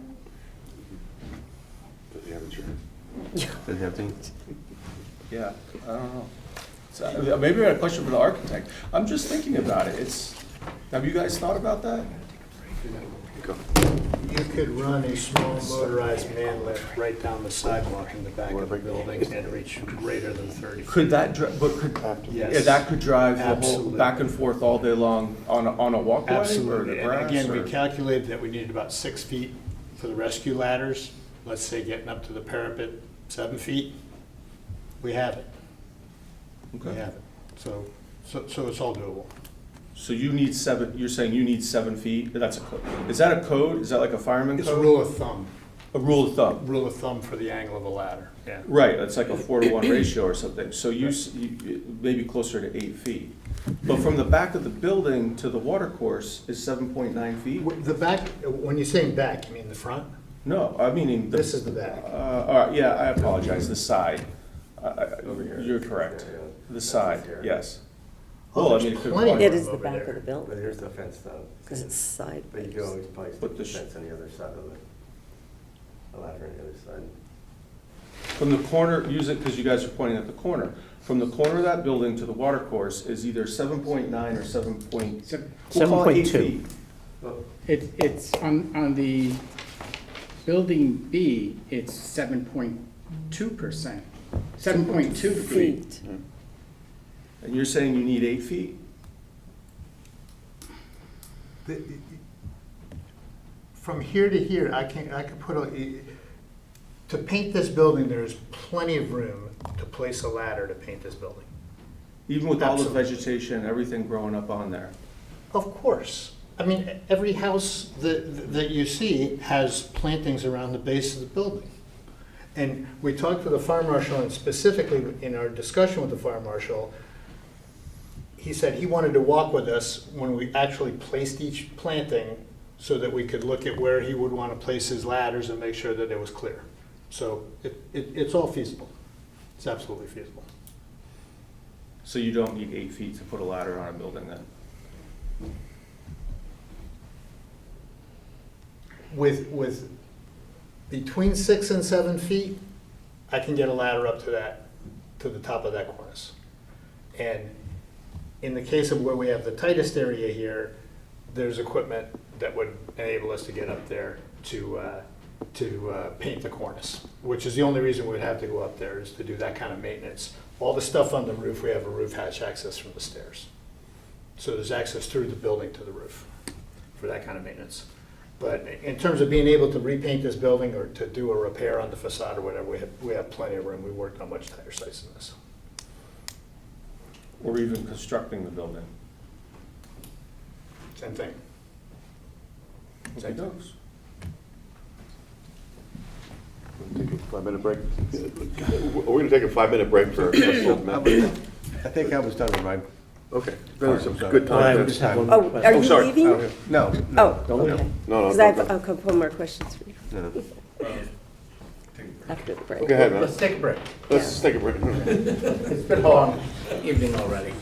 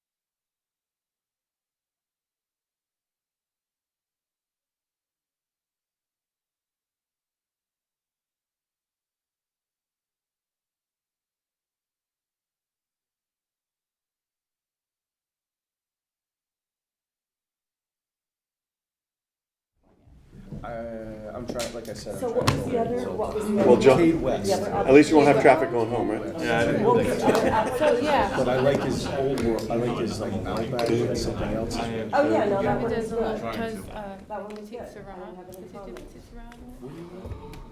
I live in Stamford now, from New York. I went The new to, one? And then the- First one. I forget the Right. name of the house. I mentioned. He's ready to quit already. No, If this doesn't turn you off. So Prime. in- Okay. Yeah, how long do they Partners typically with go? Stu Wine, Oh, still on or it. whoever the woman is that works at Stu Wine, and they did a wine tasting for. That's all, but this is not. I know it's late. I didn't. As I said, we Yeah, and I would I imagine got that there's home and not. then I There, texted in you garden, and I texted multiple Eric. development. Yeah, I didn't know if I should come because I don't have. Oh, I'm sorry. Near a water course. Yes. Near a So water I don't course, get yeah. TV 79, so I couldn't tell So, for what example, point you were at. This was like So 6 months ago. I didn't know if I should come or not. This, we're not gonna get past planning, because we might get the density is way. People started That's from Tulsa. He's next. Don't do it. I've been doing it for over a decade. we take an intermission, I sorry. don't believe it anymore because stop on the They won't do it. So they just get They punished. have their team. And I used to like a text over No, the line. this- So I just missed it. And I'm like, The length. if I had my own coffee, I have a way of describing it, but We never touch I really try. bite the wine, all that stuff. Don't be a snob. As I said, we don't do. There's like Call you guys out. Asian doctor, there's like an Asian doctor or Asian tech guy who sits in his basement and reviews wine on YouTube. And he's We have- hilarious. I love listening to him. That's how you gotta He do does it. like $1,000, well, he'll do like the, get the marquee bottle. Food, right? Are you like a wine? That's what I know. Are you a wine? One, No. one, Oh. one will be from mediation. Where do you buy your, you mentioned that. Where do you buy your wine? Yeah, the others, I like Stu Leonard's because I like Joanne. That's who it is, Joanna. Oh, Okay, that'll be very interesting for oh, everybody. I love her. She's been helping me for years. Well, you have to do The tastings, I never go to those. All right. Are we back? But I love Channel 79. Channel 79, we're back on. Okay. Thank you for everybody. I told you.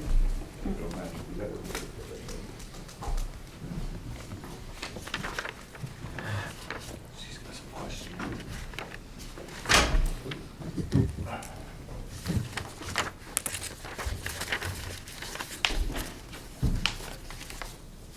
Again, Matt Pop, a landscape architect, professional wetland scientist. I think there's additional questions. I have another one for you. I think it was mentioned in, I don't know if it was on your landscape plan or if it was in one of the answers to something, but that there was an agreement that the watercourse corridor would be monitored for 3 years following construction for invasives and to make sure that the plants survived and so on and so forth. But is there some way that we can you sort of get this going in perpetuity? Like, for example, we have the stormwater maintenance and operations and maintenance plan. Could we maybe transition that to an operations and maintenance plan and then have a section for stormwater and then have a section for grounds? And that's where we could also put the NOFA guidelines? Yeah, I think that's doable. The one thing I would say after, if it's like a 3-year period, maybe it's a reporting for 3 years, but after that, there's a package. We've done that before for other towns, how the site should be maintained, and then the contractor gets the package. Right, and just so that they know that going forward, that anyone that they hire to maintain the ground should sometimes practice organic land care and so If forth. it's on a plan, sometimes they don't see the plan, so they don't. So you think that a packet would be better? Yeah, it's easy enough to do. Okay, maybe we could do both, actually, just to make sure? I think the notes, yeah. Because they're not ever going to look back on this landscape plan Probably not. to see, No. to see this. Were you saying in perpetuity, though? Yeah. I mean, the only mechanism that we used it The land on record. on Thorndal, was you put all the appropriate notations, et cetera, procedures, practices, and you can use a landscape maintenance agreement that's filed on a land record. So it would go with the land, and it would have the ability to be maintained in Okay. perpetuity. Okay. So something Whatever that you is want to more permanent and more likely to be adhered to. And they also do it with the drainage too, and again, something of this size, maybe you use it here, not in a single-family home, you use it on, they used it on Thorndale, a drainage agreement and a landscape maintenance agreement, both. Kind of a standard practice in the area, and it puts the plans references in the agreement and saying, you need to adhere to this. So there's a more permanent element associated with it. And I know that the fire marshal had expressed some concern about the location of the plantings, but I think someone answered the question that, as I understand, the fire marshal will be helping to site some of these plantings going forward. It hasn't been, that collaboration hasn't been done yet. It's to be done in the future When it happens. when they're installed. Typically, we would address that in the P&Z filings. Okay. That's where fire marshal comments are generally considered as part of it, and it would be a condition that we would agree to, and we've already agreed to it. We've told them we're happy to have you walk and help us site the plants so they don't interfere with your firemen's access to the safety, the egress windows on the front side and back side of these windows, front and back, front and back, so that we have no interest in making our occupants unsafe. What's the plan to mitigate the landscaper? I mean, we've had this with the Boy Scouts, where the landscapers had a plan. Mr. Flaherty came here and spoke to us on behalf of the Boy Scouts, and they're continually filling the watercourse with the leaf debris and yard debris, storm debris. You guys have everything shoehorned between the side of the building to the watercourse with a fence, with a lot of deciduous trees. You're gonna rely on a landscaper to keep things clean, but yet your actual land mass is very narrow. Like, this is very demanding activity to maintain this, and the vegetation wins, right? It just grows and grows and grows if it grows appropriately. Is there a general concern with all the deciduous trees and all of the vegetation that it just finds its way into the watercourse, which continues to create a flood event? I mean, especially based on the neighbor's testimony on how she's witnessed water in the front lawn area of the existing site, and just what we know the condition to be. Again, I think the main area for the flooding was this area right here, just making sure that that inlet, that there's no debris on that, blocking that inlet. You know, without any of these plantings and this, you know, that debris, I think is still, I think the litter, I think she said, litter still flows down through here and gets to this area. So again, that's just a maintenance issue. It just seems like a lot of meat. Someone's going to go We there. love trees. We love landscaping and maintenance. I think it's one thing to put something on plan, and the other is to actually successfully follow through on it. And I just feel that everything is so damn tight. I'm skeptical that it's going to be successfully managed.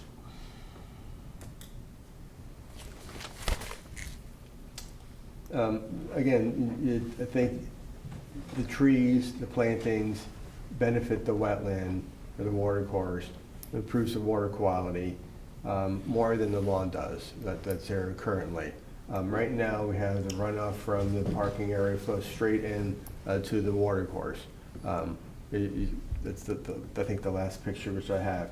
All that sand, sediment, which pollutants are attached to, flow right into that watercourse. With this plan, it doesn't happen. So this the quality of the watercourse, the water would be improved by this project. The wildlife habitat, my opinion, would be improved by the plantings that we're proposing along the watercourse. You know, recreational value, again, if someone's out there looking at wildlife, I think that would be improved. So all those wetland functions would be, you know, in my opinion, would be enhanced by this project. Are you going to be bucking out the watercourse because all the leaf debris is falling in it? as needed, if there's, a branch that falls down, like on any property, the box goes across the water course. No, but there's no room for, what I'm getting at, right, I get it, Matt. I'm saying is there's no room for you to plant anything because your economic viability of your building, so you're leaving yourself with 27% of the total project size to have conservation quality plantings. And we're talking about feet between, 8 feet is like from that window to that window. It's not some grand distance. So we're working in 8-foot increments to have a passageway, a fence, planting, and then access to the watercourse to maintain it. I mean, it seems tight. I don't see to why me. there would be any need to maintain, anything over here. It's already wooded now. There's a parking lot right on this side right here. But landscapes require maintenance. Again, the other option is not to have the plantings. So, Well, that's one option. Well, can I address this? Just, we are fine with the stipulation. We're happy to put it in the stormwater drainage and maintenance plan along with the horticultural stuff that you want and that sort of stuff, that there's an annual cleaning, maintenance of the watercourse. Because I think that's really important. And it's also important to the occupants because if that watercourse doesn't convey water, flooding happens on the neighbor's property. And we think, frankly, that her watercourse needs cleaning. It's not been mucked out. And I think Sean has indicated he would be willing to do a permissible maintenance with staff support in that section in front of her property so that will improve the flow of water past her house. And I suspect, based on what Andy told me, that the culvert under I-95 may be the restrictive point. Well, I understand that. Yeah, we agree with that. But what I'm saying is you guys are trying to build 2 buildings. I get it, okay? I'm not disputing that at all. But we're trying to improve the conservation quality of the site. And it's the tail wagging the dog. With all this planting that we're putting on top of the watercourse going to cause a condition? And then is it going to be a condition where we're relying on the applicant to maintain it? And frankly, we really haven't had commercial applicants maintain their wetland properties. We just had Thorndale Circle come, and the owner of Thorndale Circle make a joke about how he hasn't maintained his wetland property and the history of his family owning the property. But I'm just going to add to that. I find it actually hilarious that a lot of the commercial applicants come with pictures, and of their property, it's a disgrace, And that's the reality of it. So all I'm saying is look, if I got to build something, right, I'm going to want to have, I got the water course, I want to have some buffer off the water course, I have a nice planting plan, and then I have a buffer from the planting plan, and I have my building. And I'm just saying all of this we're talking about, I need, a telemarking apparatus to get a paintbrush on the building because at one corner of the building, I'm 8 feet from there, and I got a fence, I've got, it seems very complicated. It's a highly visible area where the water course is. It's not like it's tucked behind a building. It's right adjacent to the road. So, if something like a branch falls into the water course, it should be easily to be spotted. And again, I think you'll probably get cleaned. Wilder says, a yearly, but probably be, spring, summer, fall. How are you going to de-ice the property for winter? Are you going to use like calcium chloride and sand? Like what specifically, and where is all that going to sheet flow to? Because I think you remember you guys saying you can't change the elevation of the bridge based on your elevation constraints. So it seems to me that the site would sheet flow all that debris into the water course. And your planting buffer isn't particularly wide that it would actually retard the flow of filter all of the. I think currently there's a lot of asphalt. Again, we got the bridge. There's a big parking area here. the driveway comes up to the back, comes over to here, comes all the way around the back, all the way through here. So there's a lot of asphalt that's there currently. I stepped over here and stopped. Remind me, Matt, why is there asphalt in the back and to the sides again? Just if you So could remind me. currently, this is the existing condition survey. So here's your culvert. Here are the buildings. This dash line is the edge of asphalt. The closest point to the watercourse, 5.2 feet. No curbs, no plants, no buffer. Runoff goes directly from here into the watercourse. And I think that's what's evident in a lot of the photos that you see, a lot of the debris, a lot of the sediment. This is why sediment's getting into this watercourse. This is why this watercourse is getting clogged. It's evident in But the use the of this culvert. property that I understand the example. That's what the existing conditions I understand are. the example you're trying to make, but the fact is that it's two subdivided lots with two two-family dwelling units in it, and the use change that you're proposing is from 4 habitable units to how many? 12. Correct. So that asphalt wraps all the way around. Yeah, so this is all asphalt coming around the back of this building. There's asphalt here, and there's some asphalt here. The only curbing is really here, and there was evident, you could see the gap here. You saw some of the erosion that was in that other photo of the culvert. So under existing conditions, no stormwater, whatever, there's no restrictions on salt, calcium, whatever wants to be thrown on the asphalt for snow removal. That'll melt and go right into the watercourse, untreated. In our proposal, even if salts or sands or whatever be used, it would get into these catch basins with deep sumps, so then you can easily go in and maintain those, with hoods to keep the sediments again. And similar from a stormwater treatment perspective. So go through these hydrodynamic separators. Those are those manhole chambers, swirl chambers. Again, removes hydrocarbons, removes sediment, another pre-treatment method into a large underground infiltration system, which is now storing that stormwater, infiltrating back into the ground. 72 units like we talked about. Again, for storms greater than the 50-year, there's an outflow pipe to this level spreader to dissipate the flows back into the watercourse. I'm sorry, did you say 52 or 72? What's that? Galleys. 72. 72. 72. So, and I get it, right? We're asking for a lot, but I think we're also giving a lot, right? We are trying to landscape the plan out. We did propose a very robust stormwater system.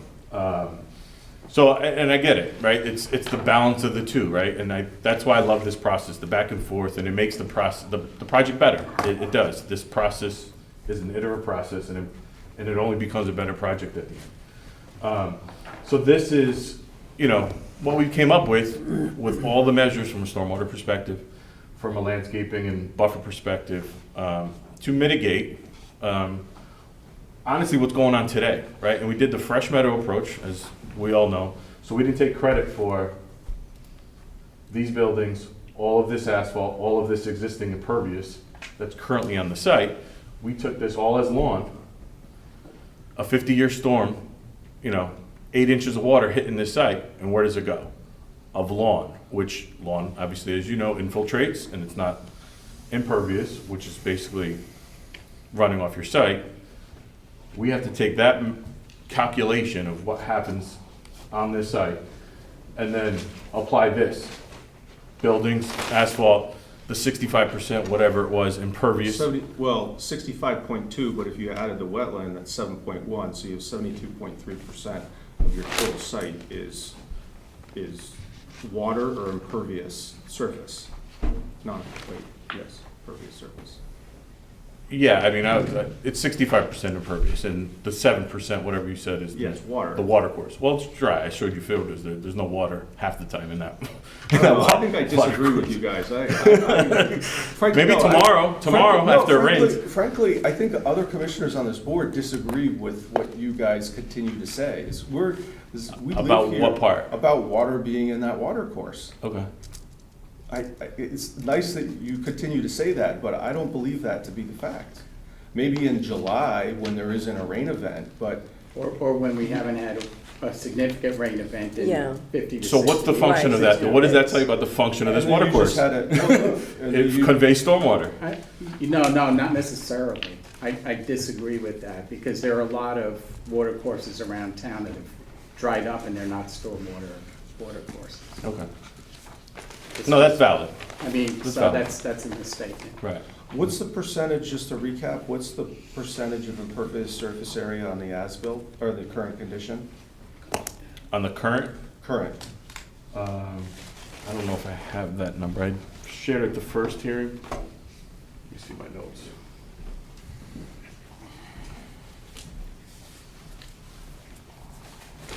In the meantime, Matt, can I ask you a quick, so the one pin oak that was moved because of the underground utilities, the location of the pin oak, it was shifted to the east to avoid conflict with the underground utilities.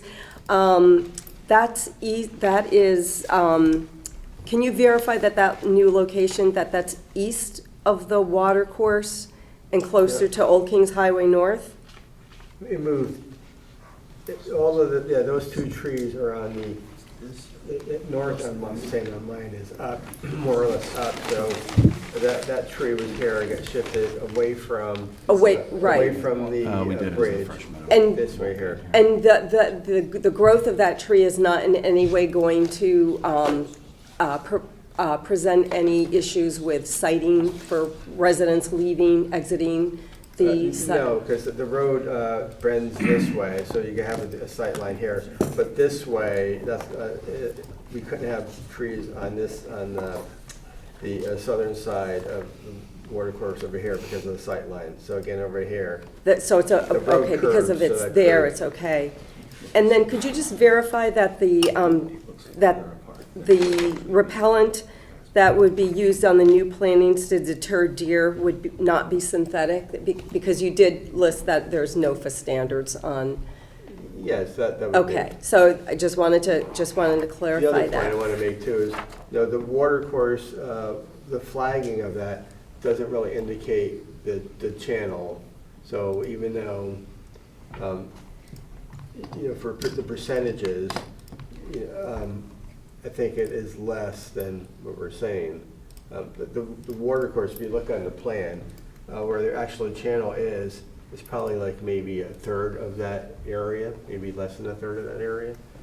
Like here, with the flagging from here to here, I think it was about a third or something. That channel is only, probably 18 inches wide, probably 16 inches deep.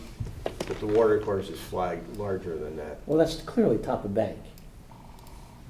I don't think so. As reflected on there where the wetland flags are, clearly. When you're in it, the banks go like straight up. That's back of the napkin, quick. 10,000. Call it 10,000. Probably a little bit more. I didn't count this.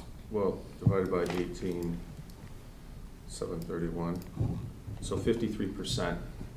So you're going to go from 53% coverage to 65. 65.2. Yeah. That's good. I don't know if that's good, but that's the number. So the parking spaces is the minimum number based on, because you got relief because of an elderly component to this. The minimum. So it's not Right? good. So you're reducing the amount that you typically was a regular building, right? We are required with elderly housing to have 1.5 parking spaces per apartment. And with that restriction, because normally it's 2 spaces.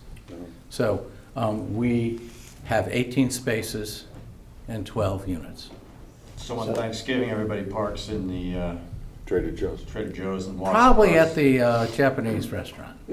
And I don't think anyone's having a big Thanksgiving in a 2-bedroom, 1,000 square foot residence. I suspect they're all going elsewhere, unless it's a very small Thanksgiving in their own little apartment. Just out of curiosity, this will be age restricted then? Yes, this is age restricted, 55 and older, Okay. to qualify for the reduced parking requirement. Okay. And that seemed the best way to go, and then have, we need 1.68 affordable units, and we've been advised that we will probably have to pay for those, because the town wants us to pay a fee in lieu, because they're trying to build up the money, I suspect, to buy back the Avalon. So affordables. none of these units will be? It depends on what P&Z wants. We will either, I think we'd prefer to have one unit affordable and pay for the integer that is not the partial. But I was advised by Steve Olveni that he may want us to pay for both, pay for all, the entire thing, as opposed to having an affordable unit in. But that's a P&Z decision. It's not something that we control in any way, shape, or form. It's up to them. So what I was getting to is that there's a reduced amount of parking and imperviousness because of the type of building and use that it is. That's being Correct. proposed. Okay. Did you look at any other alternatives to try to reduce the imperviousness further? So if you had walkways and patios and those kinds of things, would you be able to, or did you look at maybe doing pervious pavers in those spaces, or is it not appropriate for this site and If use? it was a, If you had to get that number down, Yeah, so let me look at the pervious. you said it was 7.7% or Yeah, something. so here are the 7.1%. 7.6, the sidewalks and patios, about 1,500 square feet. Which is 7.6, we said. 7.6%. Correct. And here are your walkways, right? So there's a walkway here to get you into the front door. The walkway wraps around here for the emergency egress. These are the little patios that are here. Some of the patio has building overhang on it. So that's that. So I'm just asking though. I mean, Is that there an something that you option looked to at? do I something? mean, if you had Sure. to, if the concern is that it's too much imperviousness, Right. are there options aside from that you could reasonably look at? we could, if required, we would be happy to put pervious sidewalks and, what else did you say? The patios. The Yeah, patios. we just don't want to That would jeopardize reduce- somebody who's walking there and, Yeah. but, Right. I mean, it's a little more expensive, but you put the gravel under, the water percolates in, and it's no longer, we did it at St. Luke's Church in their parking lot. We did it, but parking is very expensive to do Parking's that. different. And the pervious pavement Right, is it's a problem. way more expensive, and it Not requires maintain. maintenance, and it's difficult maintenance. it's for- a difficult maintenance with power washing, and it's gotta be done right without destroying it, and so Yeah. it's just not a great solution for the parking lot. Yeah, But for that's the interesting. walkways Yeah. and the patios, which is what's, I don't know how much that is. Craig 1,500 square Flaherty feet. loves it. He thinks it's great. I'm sorry? Yeah, Engineer Craig Flaherty thinks it's the best thing since sliced bread. course, But I it think has to be Wilder maintained. points out Yeah. the maintenance function to do it right. Sean, you probably have dealt with that in your past, is, Gravel in between, it's a pain in the ass, gravel goes out. You're gonna have to get up here and talk. no. It's a pain in the ass. To get a special run from the asphalt. Could someone address the removal of the snow? Sure. But just, looking back at the percentage numbers, if we take that, you guys see that?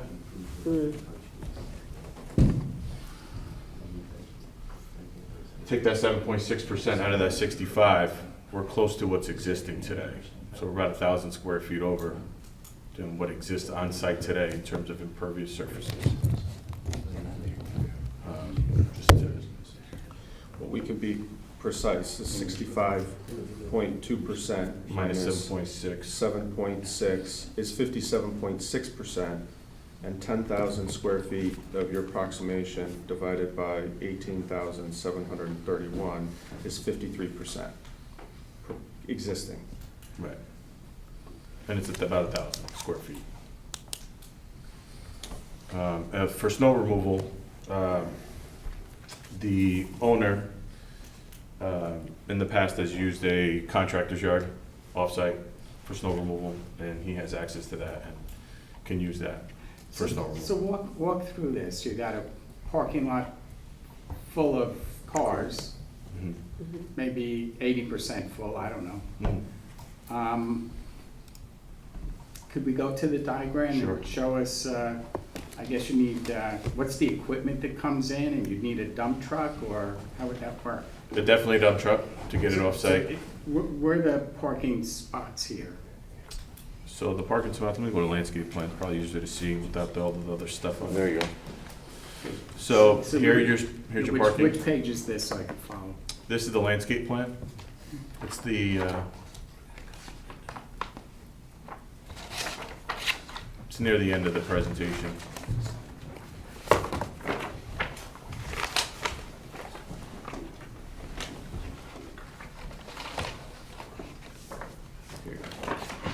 Okay, sorry, page LP1. Yep. Correct. So originally, before we shifted the buildings, we did have a little bit of an area to the side of building B for smaller storm events, where you would have to remove this wheel stop at the end and can maneuver snow. Again, we're talking about very small storm events. Now, with any storm event, it'll be removed off-site. And now this is like me saying it, not what the contractor would actually do. I don't know what to actually do. I'm just saying from an engineer's perspective, you would get equipment in here to clean up the snow, load it into a dump truck and haul it off-site. So the first thing, Basically a loader. Anyone who's The front able-bodied loader. is gonna be out there with the shovels, shoveling the snow. Maybe some are not able-bodied. Because they're seniors. The snow needs to go to the center because their cars are all inundated. So you're gonna back the Dump truck. the dump truck's gonna receive, but there's gonna be some bulldozer, some lift. Like a loader. Some Yeah, loader. loader to load it into a dump truck. So let's say it snows, everybody's in their home, they're elderly, they have nowhere to go, they don't care, right? So they're gonna come in and clean this drive aisle up. Yeah. And then people they're gonna clean off their car, and there's gonna be snow debris still afterwards, right? But then they can get out, right? So then you go out, clean your car, and you get out. So it's basically you come in with a couple sweeps, you're loading it up, and you're out. And then the dump truck takes it to the contractor's yard. Correct. I mean, that's what would happen. But all the equipment would have to back in. Because it's not gonna be easy to back out with the, Yeah, how it I mean, would just happen, how it logistically, logistically, how it it's happened. tight. Yeah, it would probably back into the site, and then yeah. the truck will back into- into yeah. over the culvert. You load it, and then The loader would start at the entrance to the driveway and get cleared for the truck to back in, then load the truck. Yeah. And Okay. yeah, you're only backing out with larger equipment. Like a fire truck, you're not turning around, right? So you're just going over and backing out. Similar would be with, you can't maneuver a dump truck or a loader. Maybe you can do a few turns and maneuver a little bit, perhaps. But you're not turning a dump truck around in there. Are there any parking spots designated for, most people that manage commercial properties have parking spots designated for the landscaper for winter? A parking spot for stockpiling salt and sand, a parking spot for a skid steer. Is that accounted for here? No. So to be specific, every parking spot on plan is designated per the requirement for the zoning of the buildings, and then they're ergo allocated, two spots per unit? One and a half. 1.5 per unit.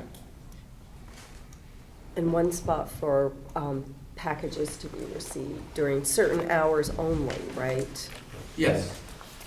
There's one spot here that will be not used from during business hours to allow deliveries. So the Amazon, et cetera, would use this, and also so that we can get the dumpsters out. Although I assume the dumpsters will be serviced during early morning hours, and the truck will back in. They'll pull these out and then walk out. And then in the evening, what happens to that spot? After 5 o'clock, it's available for anyone who needs it. So then what if people get like deliveries of pizza or get a delivery after 5 o'clock, because sometimes they come that late? They're gonna pull right up into the middle and jump out of the car and Double park. drop the Uber Eats off and hop back in the car. And just if I may- It takes 2 seconds. Just if I may clarify, the issue with that one space is it's this last one on the run here. This is not a parking space. Right. This distance is the parking space. So we're just saying we could use that plus that during the days when you have a Amazon-sized truck coming in there. You know? A couple other questions though. Yeah. And a lot of this I'm sure will be handled under planning and zoning. How practical are all these parking spaces that you can get in and out? Meaning, Look at that space on the end. I don't know about you. I couldn't This get in one? that space nor get out of it. this one? Yes. So, I mean, is there just too much being packed into this? Every one of these parking spaces meets the design standards for parking lots in the town. Every single one of them. But even for access? Correct. For access, for turning radius, for backing distance, we have a minimum of 1 foot more backing distance than is required in the town parking regulations, because for the fire code, they wanted us to have a 26-foot alley for the trucks, and we need a 25-foot alley for parking. So all of these are completely conforming parking spaces and typical of any parking space you will find in town. And so the 26 feet for this space is more than adequate to back up and then turn. So you can make that's enough. You can back up and make the turn with a normal car. If you Unless have there's a a big truck. truck, it may not be possible. And I think there's, no dispute, as Andy said, there's a big ask. There's a big ask here, in terms of encroachments, and I don't think there's any dispute. It's going to be pretty disruptive in terms of the construction, and you're moving beyond the impactful nature of the project by proposing a lot of things: the drainage, the water quality elements, and the landscaping. How sustainable is the landscaping and all the benefits that you attribute to the landscaping when it's so close to all the structures and features? And then, like I said, also goes back to the maintenance too, when you have to negotiate a lawnmower around across sidewalks and across patios and changes of grade. That's the question that I was, I got on my soapbox and talked about it, but going off the parking, is there a required depth for a car to park? Is it, so, what I'm seeing here is the parking lot width is A plus B plus C. The parking slip plus the middle lane plus the next parking slip. Is that exactly what you guys need for the requirement, plus your 1 foot?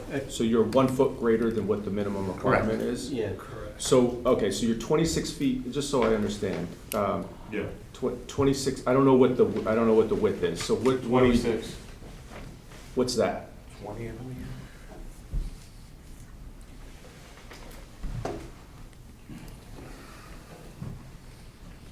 18, 9 by 18. So 18, 26, 18. 26 each, exactly. Correct. And is that plus 2 You notice feet? the parking lot is not a perfect rectangle, it flares slightly. Oh, yeah, So as you right. get to the back, It gets a little bit wider. So it's But 26 foot minimum. So are you an extra foot on the alley or an extra foot on the parking spots? On the alley. On the alley. Okay, so if you had to bring the buildings farther away from the water course, or one building, you either got, however you wanted to do it, if it would look symmetrical or not, whatever, you can move them 6 inches, or you can move 1 foot to be in compliance with the parking lot dimensions.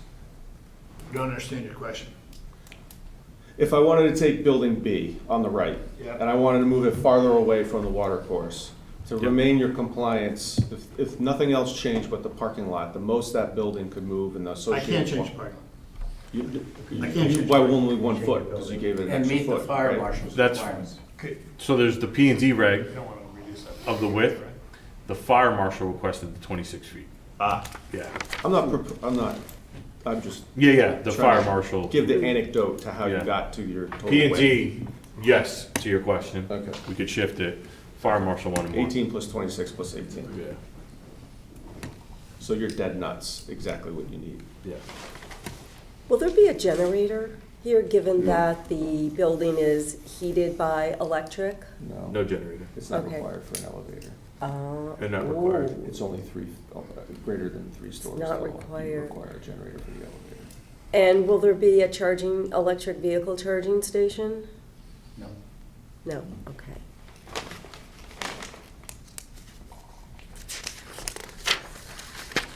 Back to the landscape. I don't think that question got answered yet, right? No. Back to Rick. Yeah. Rick, go ahead. Or Matt.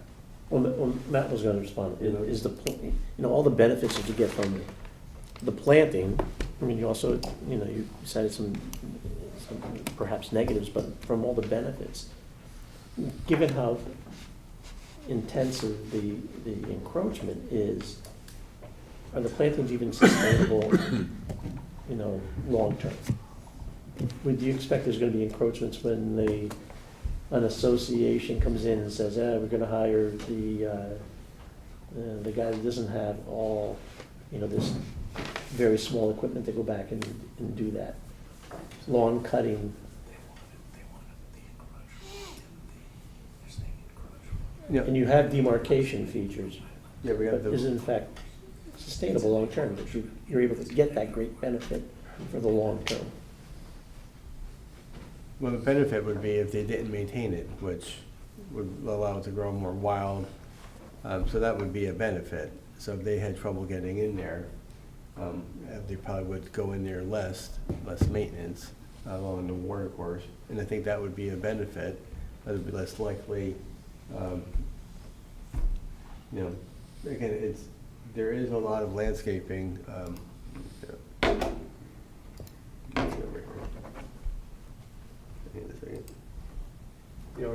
From the property line to the curb, it's like another 20 feet distance.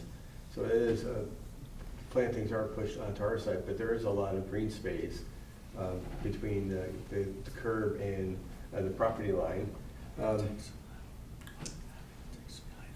The plants are planted close together to kind of form thickets, which I think we want to get for a wildlife habitat to stabilize any bank issue. I think that again, where I live, it's a small yard. This would be no problem to maintain it. Absolutely no maintenance. You could probably maintain this grass with an electric mower easily on this site.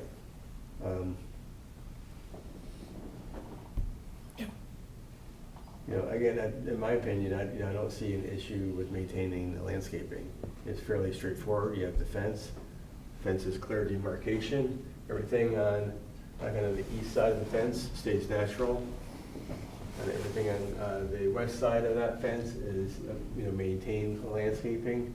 And again, to just go back, I think with additional plantings, improves water quality, shading, reduces stormwater pollution.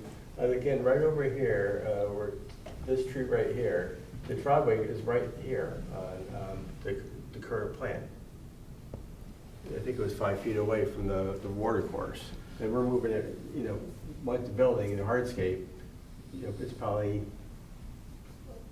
12 feet back, further back, 11 feet, 12 feet, so we're moving that further back. With the drainage system that we have right now, all the runoff from the site just flows right into the water course corridor. Right now, we're proposing, it will enhance the water quality by all of the drainage measures, infiltration. So again, I don't see there to be a problem with maintaining this site. It's not that hard. You know, someone has a small lawnmower, they just go around the building, cut the grass. If there's any branches down, you're picking those up. They could easily check the water course to see if there's any debris in there, any garbage, pick those up. Not that big a site. The grades are fairly gentle. It's not like there's a hillside that they have to mow. And Matt, question, the arborvitae that you have on the westerly boundary for privet to the neighbor, what's the design height that is the idea that it's privacy screening for the 20 feet, yeah. the second and third floor tenants? So they're not No, looking at it's the mainly roof for of the neighbor, I would say. The neighbor, to screen the neighbor, to screen her looking at our building. I mean, I like arborvitae. But Yeah, so normally it's 20 feet, kind of grows kind of narrow. 20 feet tall? Yeah. How wide are they at the base when they get 20 feet tall? For that one, I think it's about 4 feet, 5 feet. It's not a green giant, which will grow much wider at the base. I'm sorry, these are emeralds? Yeah, yeah. Matt, just on the green space here, I'm kind of picturing this as really the only greenery or backyard that the residents are gonna have. And if they have a dog or a pet that they wanna take out for a walk, assuming that pets are allowed. But in any event, is there any concern because of the nature of this water course, of how it drops down precipitously? I think you might have mentioned that it might have been like dug out at one point. Yeah, it looks like it was But it's not something that has a gentle sloping embankment. It's a pretty deep gorge. Well, it's only about 16, 18 inches deep, so if someone stepped in it, like I was walking in the bottom, I would just step out of it. Well, I'm thinking more walking and breaking an ankle. Yeah. Well, again, it's densely planted. We do have you have to walk through here. These are all woody plants right here. You have to walk through the woody plants. And you're gonna get have the there. boulder demarcation, And right? and then on the other side, we have the boulder demarcation here, and then over here we have that too. Boulders over here, through there, and we have the fence. So, to me, that wouldn't be, a concern. So you don't envision any safety fences around? No, not at all. No. And then if you had the fence, then just wildlife issues. It probably would have to be raised in case for wildlife to get under. Then there'd be questions about how's the fence maintained. No, I mean, it raises a whole series of other questions, but I'm just thinking practicality, but that's fine.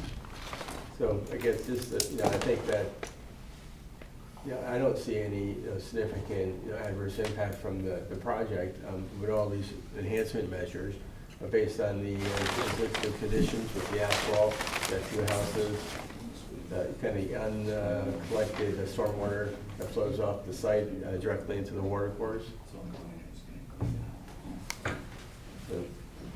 I wish I had the parking lot on this side over here, so you could kind of see on that side, the parking's almost right up against that wetland line, and at least,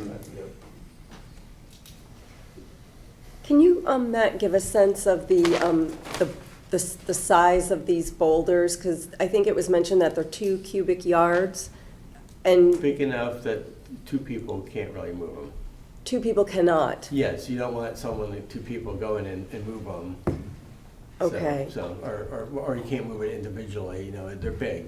And I mean, to Michael's earlier point that, that everything's kind of packed, is there actually room to put a boulders? Because there's quite a number of them. Yes, most of the time, they're probably... They'll be like half sunk, right? Kind of? They don't have to be half sunk, but I think it looks a lot nicer if they're half sunk into the ground.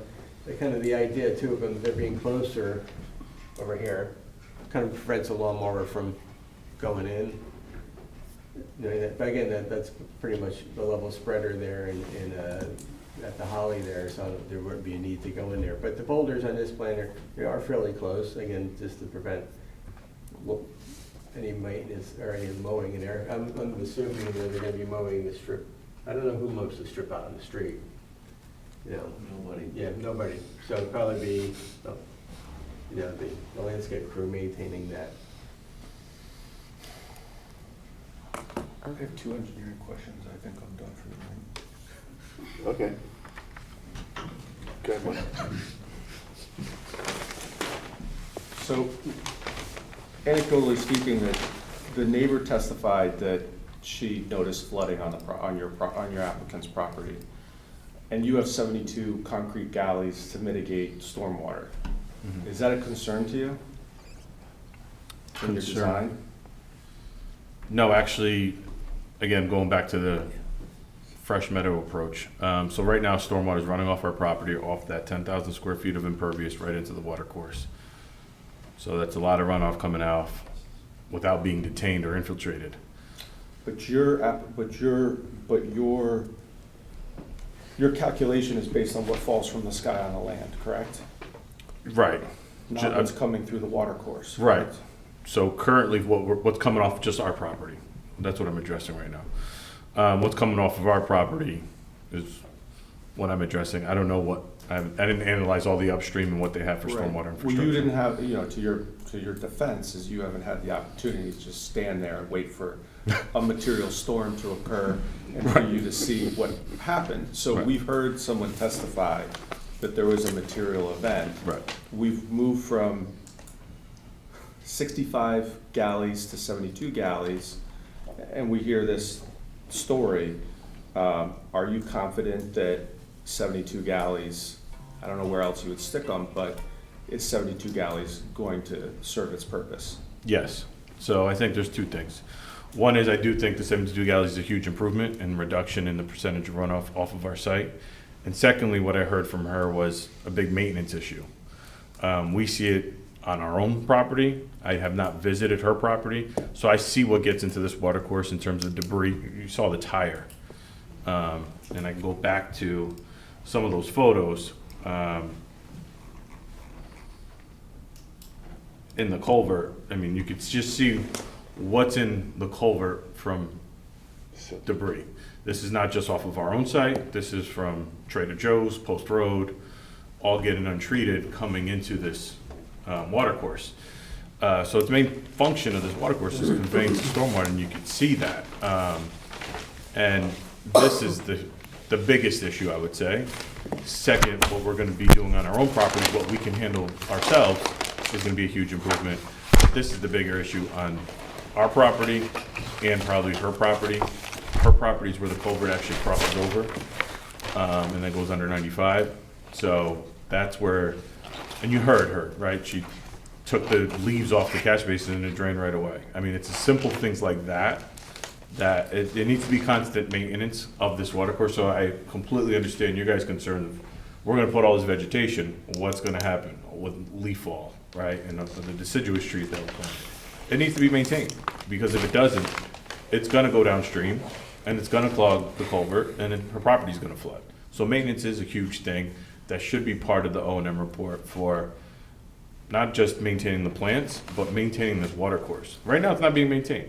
And we heard earlier from, you know, Commissioner McGinnis when he said, well, it's a shame that property owners just don't do it, right? You know, they haven't, like Thorndale, they've never maintained it in their eternity. Our client bought this property in efforts to redevelop it and wants to get there, right? So he hasn't owned this property for decades, or family's been passed down and down. He bought this property for redevelopment, and we're looking here to, you know, enhance the water course, fix this situation. So yeah, those 2 things, maintenance and what we can do on our site, will be a huge improvement. When your system fails, or a portion of the system fails due to lack of maintenance, how does it, what happens? What's the cascade event? It just runs off site like it does today, basically. It runs downhill into the water course. Right. Yeah, your property isn't, anything doesn't get maintained and it fails, yeah. But based on the parking lot design, it would just funnel straight into the. So what would happen here? Swale, but. So this is why we do the treatment train that I think you guys have heard of. Yep. Which is the catch basins with the deep sumps and the hoods, right? That's like the first level of protection. Then you go through the hydrodynamic separator, another level of defense. And then ultimately into the underground infiltration.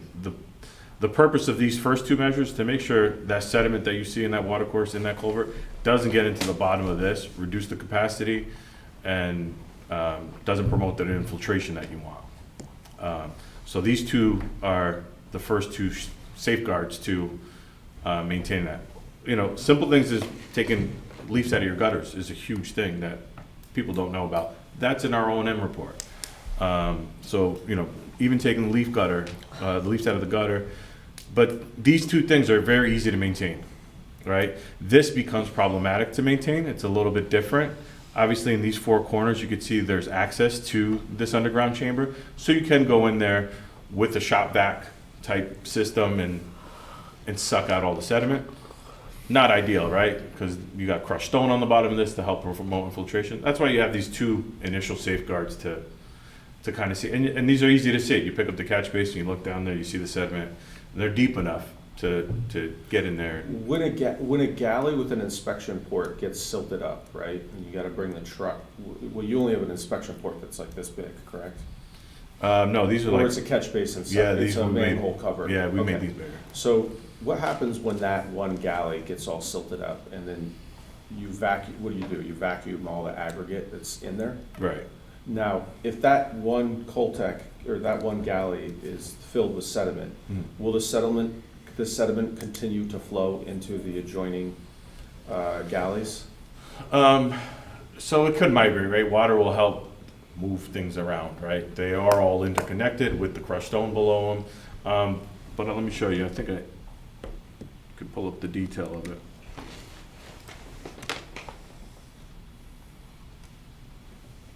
Do I have? Yeah, here you go. So this shows one row of it, right? So you got, it's like your traditional old school septic system, right? You got your concrete rectangular gallery, 4 feet wide, 1.5 foot tall, crushed stone in between, and these all line up, right? So can it migrate? Yes, but a lot of these are also designed with what they call isolator rows, which is the first row, and that's why it's the easiest one to go in there. We didn't design it with this in this system. We could easily make it an isolator row, make one of those the isolator row where then it's that first one. That's the one that gets the most sediment, right? And then you go and just clean that one out. So that's another method we could add to here. If you know, we've done that before too. The isolator row is what it's called. Okay. But if it were to fail, then the water wouldn't go into the particle separator. So what happens? It wouldn't go to the catch So what basin, it happens? wouldn't go to Yeah. the particle separator, and it would just back up and flow on the driveway. No. Or So the parking failure, what would happen? A typical failure of this, right? Let's go back to the plan. So let's say this sump gets filled up with sediment, right? And then sediment starts migrating, and this will have to fill first, right? The catch basin. This needs to fill up with sediment all the way to the top, to the invert of the pipe. Sediment then needs to get into this hydrodynamic separator. This chamber needs to fill up with enough sediment. Then needs to get into the detention system. No, I understand. That It needs to fill up with happens. sediment. It happens, Right, right. so when it gets to here, right, and all these fail along the way, it comes out of here, is what I was gonna get at. To the spreader. Right. It doesn't get treated, you know, at this point, probably doesn't get much treatment here. It needs to fill this all up to clog and not infiltrate, and then reduces the volume, and then ultimately gets to this level spreader, and it comes out of here. That's what would happen in a failure situation. Okay. And my very last question is, based on the soil report that was submitted, does peer review that report? Which soils report, you mean for the test hole data? Alexander Mock's document. No, because he didn't review the if it's inland wetlands or a water course. They're reviewing, the peer reviewer reviews the technical data to support his claim of feasibility for his systems. Okay. So you would have to bring in another Right. soil scientist. Right, that's, to verify. That's why I asked the question, is how is that document verified? You know, when you went out, when I went out, I looked at it, you know, the slope is pretty steep going down. If the depiction on these plans is the top of the bank essentially, which it looked like today, is that if there were a wetland there, it would be at the very base of that steep slope. Okay. So I think this is probably a little bit, I think it's conservative. well, it could be, I wasn't gonna say conservative, but conservative. I would always take the top of the bank of the Okay. water course as being the start of your area of Right. regulation. Okay, thank you. Appreciate all the answers. And just one other question. Yeah, here's a good photo of it, right? Here's it's a pretty like defined, and then you got the fringe, right? This is your fringe. You see the water that comes through this, and it does flow, it's flowing today, Mhm. but you said from only roadway and parking drainage? And at least what you depicted, what you reviewed? In terms of It's upstream? fed by, Yeah, so now I can actually do my presentation. So this is Sean's dying for the fire truck. I gotta show you guys the fire truck. So this is Goodwives, this is Tokenique, right? Zoom in, this is our site. Yeah. This is where it gets fed from. There's 2 catch basins in Post Road that come dump into here. There's a pipe that sticks out where this starts. Then it runs through here. This is that neighbor's property. Yep. And then it goes under. When you look at our stream stats, that was this.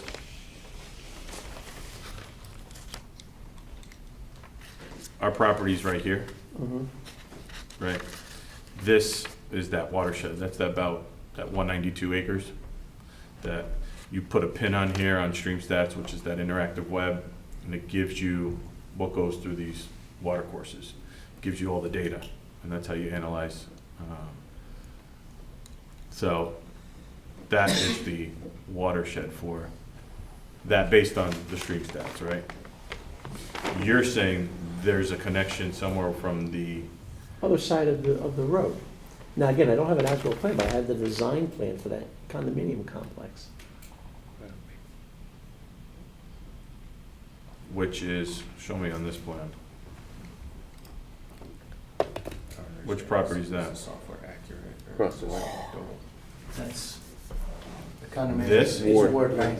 It's this. Nope, This. nope, That's Which one? Ward Lane. Your- That's the condominium. nope. Ward Lane is, and Norman Lane, this is the condominium. Which condominium are you talking about? It's a little condominium that's right above where you are. There's Trader This Joe's, thing? that one, yes. Yeah, Yep, that's the one that has the concrete vault supposedly. Yes. And the 48 by 76. yeah, that comes onto our property. Right, that's it. Yeah, But I'm looking at this, and it's not just roadway catch basins. It goes from across the street as well. There's something, well, yeah, that's what StreamSat shows too. It shows this whole area. So here's the post road, right? And it shows this area up in here as part of that watershed. so it's not Tokenique Brook. Right, this is the It's just Tokenique Brook. Intersecting overland flow from the other side of the, It's still getting into this watershed. still getting into these pipes, Correct. because it used to flow across the street and then they. So it goes into here. The attorney on it. This is Sometime. Tokenique Brook here, and here's Goodwives. So that's piped through down to the other portion, but it is accepting overland flow, but it is reflected on your stream. Correct. Okay. So this property is located within the watershed? Not Tokenique. No, but the yellow. This yellow, what Rick's asking about? Yes. How would you define that watershed? What's the quality of it? How would you define it? In terms of the quality of it? Like Yeah, what's the runoff, what the water is- quality standards Since of your it? property is on the watershed, Yeah. within that watershed, the yellow piece, how would you define that watershed? What is it? What is its purpose? What is its characteristics? Well, Well, it's a lot of commercial properties, right? It's the post road. There's post road drainage, so there's highway drainage coming through this. Which highway? Route 1, a state road, call it a highway, not a 95. But it's also north of Route 1. I can tell you because my office used to be near here. If you Oh, here we pull up go. the area that shows the lots, the map that shows the lots, and we'll just try. Okay, so So it's like this area. wait a sec, Overlander, yeah. This is the Pete Grant's auto body is in the other one, right? I think there's a culvert under the post road here that goes to this property, because my office was here for a long time.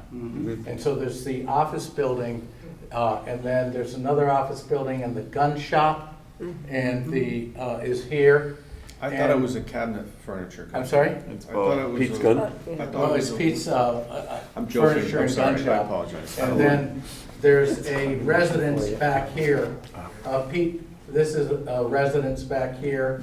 And this is the, there's an affordable housing development here that used to be an office building.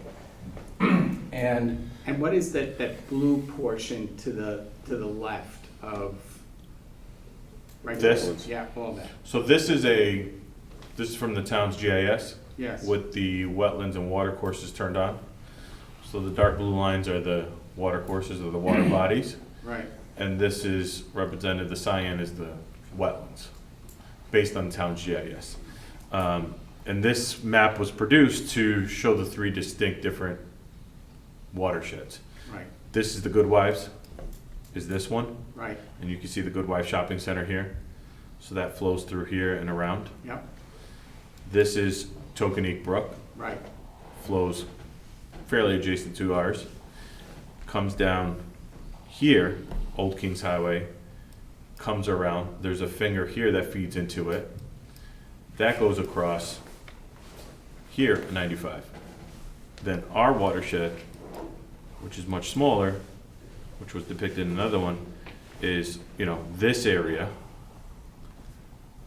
picks up runoff from Boston Post Road, gets dumped via culvert into this watercourse, and this goes through our 2 properties in between Trader Joe's and then underneath 95 here, and then ultimately into Dunlap Lake. And then Dunlap Lake and Tokenique Brook further down meet up and go out into Scotts Cove, and Goodwives goes out to Gorham. Thank you. Commissioners? Anybody? I have, so in response to Michael's question, you had mentioned that the 72 concrete galleries is sufficient to handle, up to the 50-year storm.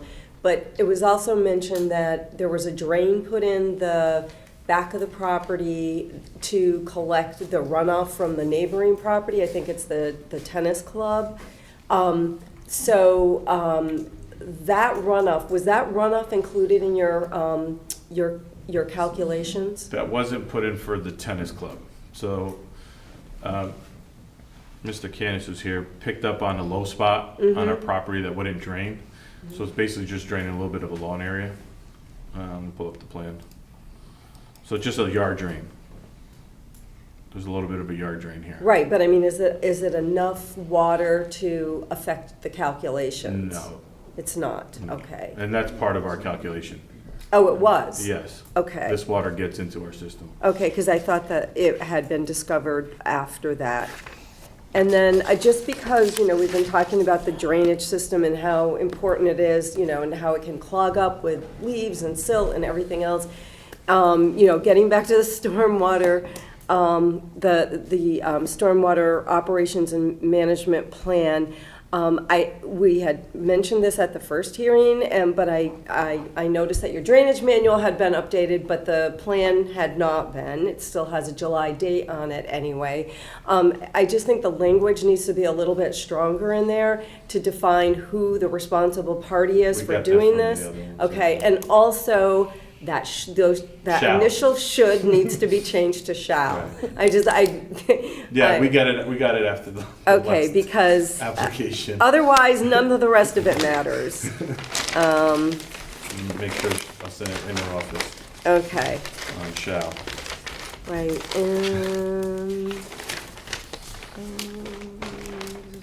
oh, you're right, it's gonna be updated, and it's in, right, and who the responsible party is for taking care of it. I think we talked about what the cascade of events would be if the galleries didn't perform as designed. And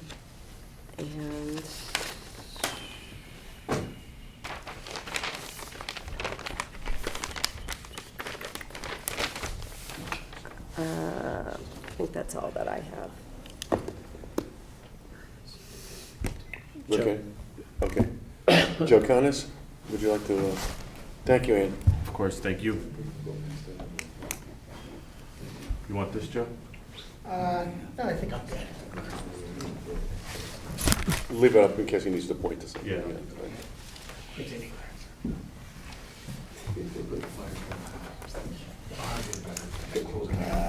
Good evening. For the record, my name is Joseph Canis. I'm a licensed professional engineer in the state of Connecticut. I'm also a principal engineer at Ty and Bond. We're retained by the commission to review the application. We actually wrote 2 letters dated December 4th. One is written by Rick Canavan, who's our wetland scientist, who had a few outstanding comments, which I believe Matt has addressed. And the other was written by myself, which contained comments on the stormwater management and the erosion control aspects of the application. So I'll address that one. We started our initial comments back in September. It was a list, I don't know how many, 15, 16 comments. It's been whittled down over time. And all of our comments have been addressed. There were 2 that are still open-ended, which the applicant has addressed tonight. The first one is the snow removal. Right, we heard about that. My question specifically was, where are they taking the snow? Apparently it is going to a contractor yard. So, they have answered that. In terms of snow removal, I have heard of practices like that. I haven't had it used on one of my projects, so I can't really, say how effective it is. But I have heard it being done on other projects. And the other comment I had relates back to the culvert. Basically the same type of comment that the fire marshal had. We're looking for a structural engineer to review the integrity of that crossing. And it's great that they were able to get the fire apparatus on top of that. It makes you feel a lot better. Also, looking at the photographs that they provided, there's nothing in that photograph that says, there's something terrible here. But I'm not a structural engineer. My gut feeling is that the crossing's okay. It might require some minor work on the head wall, some like pointing of stones, but again, I'm not a structural engineer. They should get a structural engineer to do that. With the fire apparatus, the other point I wanted to make is just relate a story that we had a project in Greenwich. It was a bridge, so a little bit different situation. But they had construction vehicles crossing this bridge. They were replacing a water main nearby, and it's a private leasing bridge, and we were doing a paving project. And they asked us, "Can you just check on the bridge? See if anything needs to be done to it." So we sent somebody under there, and they had to close the bridge immediately because the bridge is supported by I-beams, and the webbing between the I-beams and one of the abutments was completely gone. And we have no idea how that structure was staying up, even though the construction vehicles were passing over it. Must have been really well built, some other, a lot of redundancy features built into it. That was the kind of the gist of my initial comment about the fire apparatus. It's a great first step, but it's there could be something else going on there. So you definitely want to get that load rating. So the risk is, right, you could make it a condition of approval, but, and the risk is the structural engineer comes back and, if it's fine, it's great, that's one thing. But if it needs additional work or, worst case scenario, it has to be replaced, right? They have to come back here, so we have to go through this whole process all over again. That's certainly a risk, more time, more delays on the applicant's part, But I also understand the position that it puts you, as the chairman, you had described earlier in the meeting. So, like I said, it could be made a condition of approval, but there are risks involved, on both sides. So that said, from a stormwater perspective, right now, there's no stormwater treatment whatsoever on the site. So this is, the application that the applicant has put together is an improvement, stormwater management-wise, in terms of quantity management, right? Because this is a fresh meadow site, right? So when you do the fresh meadow, the bar that you have to meet is much higher, right? Because you have to dial it all the way back as if it were undeveloped. So in reality, compared to what's currently out there with, the current state of development, there will be a much more significant reduction in flow to the river. Water quality-wise, it's an improvement because you're infiltrating, right? You're reducing the thermal loads to the watercourse, so it is an improvement there. And obviously, maintenance is going to be very important, without a doubt. Because there are going to be issues if it does start to overflow. It could cause erosion and things like that. So from a stormwater management perspective, I think they check all the correct boxes. So it's really those just, it looks like they've got a solution to the snow issue. It's for me, it's just really the culvert integrity. And that, like I said, could be a condition of approval, but, there are risks on both sides for that. Thank you, Jim. Sure, thank you. Appreciate it. Joe, quick question. Yeah. So, when you see a plan that has 72 concrete galleys, I think what I just understood you say is that by the sheer number of galleys, that maintenance is especially important. Mm-hmm. Well, I would say on any system maintenance is important, right? I would agree. But yeah, and here, because it's such a tight site, there's a lot going on. Maintenance is going to be more important, right? Because you really don't have anywhere else for the water to go, right? It's either going to accumulate in the parking lot, it's going to run off into the water course. So that's why the maintenance on this site in particular is important, because it's a very dense site. That said, I've had projects. I have a project in Ridgefield where we're using 128 of these chambers, right? But there's a little different situation. It's a golf course parking lot. We got all the room in the world, in case something goes wrong. But in this case, maintenance is going to be important. And the applicant has developed a robust maintenance plan. Obviously, I certainly would recommend that. That get on the land use records, record of the operations and maintenance plan, so that way it runs with the land, runs with the development, and that the future purchasers, if this were to get sold in the future, are aware of what the requirements are. Thank you. Sure. Anybody else? For Joe? No? Walter? Thank you, Joe. I'm done. Great, thank you. Maybe sit down or stay up 7 there? hours for 2 minutes. What? 5 hours for 2 minutes. Oh, okay. I'm sorry? There you go. Just for Sean. I wanted to point out that there's, the proposed development will occur with no significant impact on the functioning of the wetlands. And the legal standard for you to regulate is to make a finding there's a significant impact. And I note that we have testimony from Matt Pop saying there's no impact on the wetlands, and in fact, substantial benefits from this plan. And we have testimony from Andy saying that the drainage will improve. That in fact, the downstream flooding the neighbors experience is going to be reduced because we're trapping a 50-year storm on our site and our fresh meadows approach, which means there's less water flowing downstream to the neighbor. We're making improvement there. Sean has indicated that he's willing to do some maintenance cleaning of the watercourse in front of the neighbor's property to the south, which we think would improve her situation. So there's a lot of benefits to this. And the only testimony you have that indicates that there's a significant impact is not from your peer review people, who didn't say anything about a significant impact on wetlands. The only testimony is Rick's testimony at the beginning, where he qualified himself as an expert due to his submission of his resume. And I believe, Rick, you cited 3 sections of the definition of significant improvement. And I'd like you to take a look at a significant impact.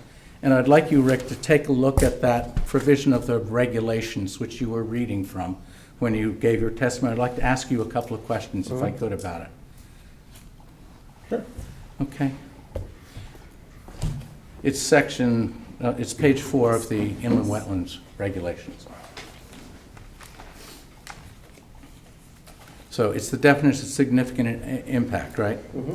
And that's what you're relying on. And I think you cited section 1. Is that correct? We're back with 6. Section 1, 4, and 5 was what my notes indicate. Am I correct in that? 6. Oh, 6, okay. 4. 6, 4, 3. 3, okay. Okay, I got that wrong.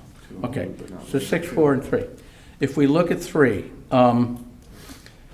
any activity, you're saying that there's a significant activity because, in your opinion, this is an activity which substantially diminishes the natural capacity of an inland wetland or watercourse to support aquatic plant or animal life and habitats, prevent flooding, supply water, assimilate waste, facilitate drainage, provide recreation or open space, or perform other functions. In what way does this project create this substantial impact? Because there's a lot of things in there. Can you describe which of those provisions is the basis for your opinion that Section 3 applies? Flooding, assimilating waste, facilitating drainage, and open space.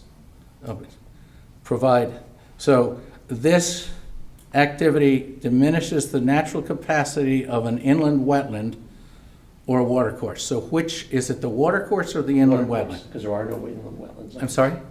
Okay, so it's the watercourse, in your opinion, is going to have a diminished capacity to support aquatic, plant, or animal life, right? No, prevent flooding, assimilate waste. All right, so let's just talk about preventing floodway. In what way will it diminish the capacity of the watercourse to prevent flooding?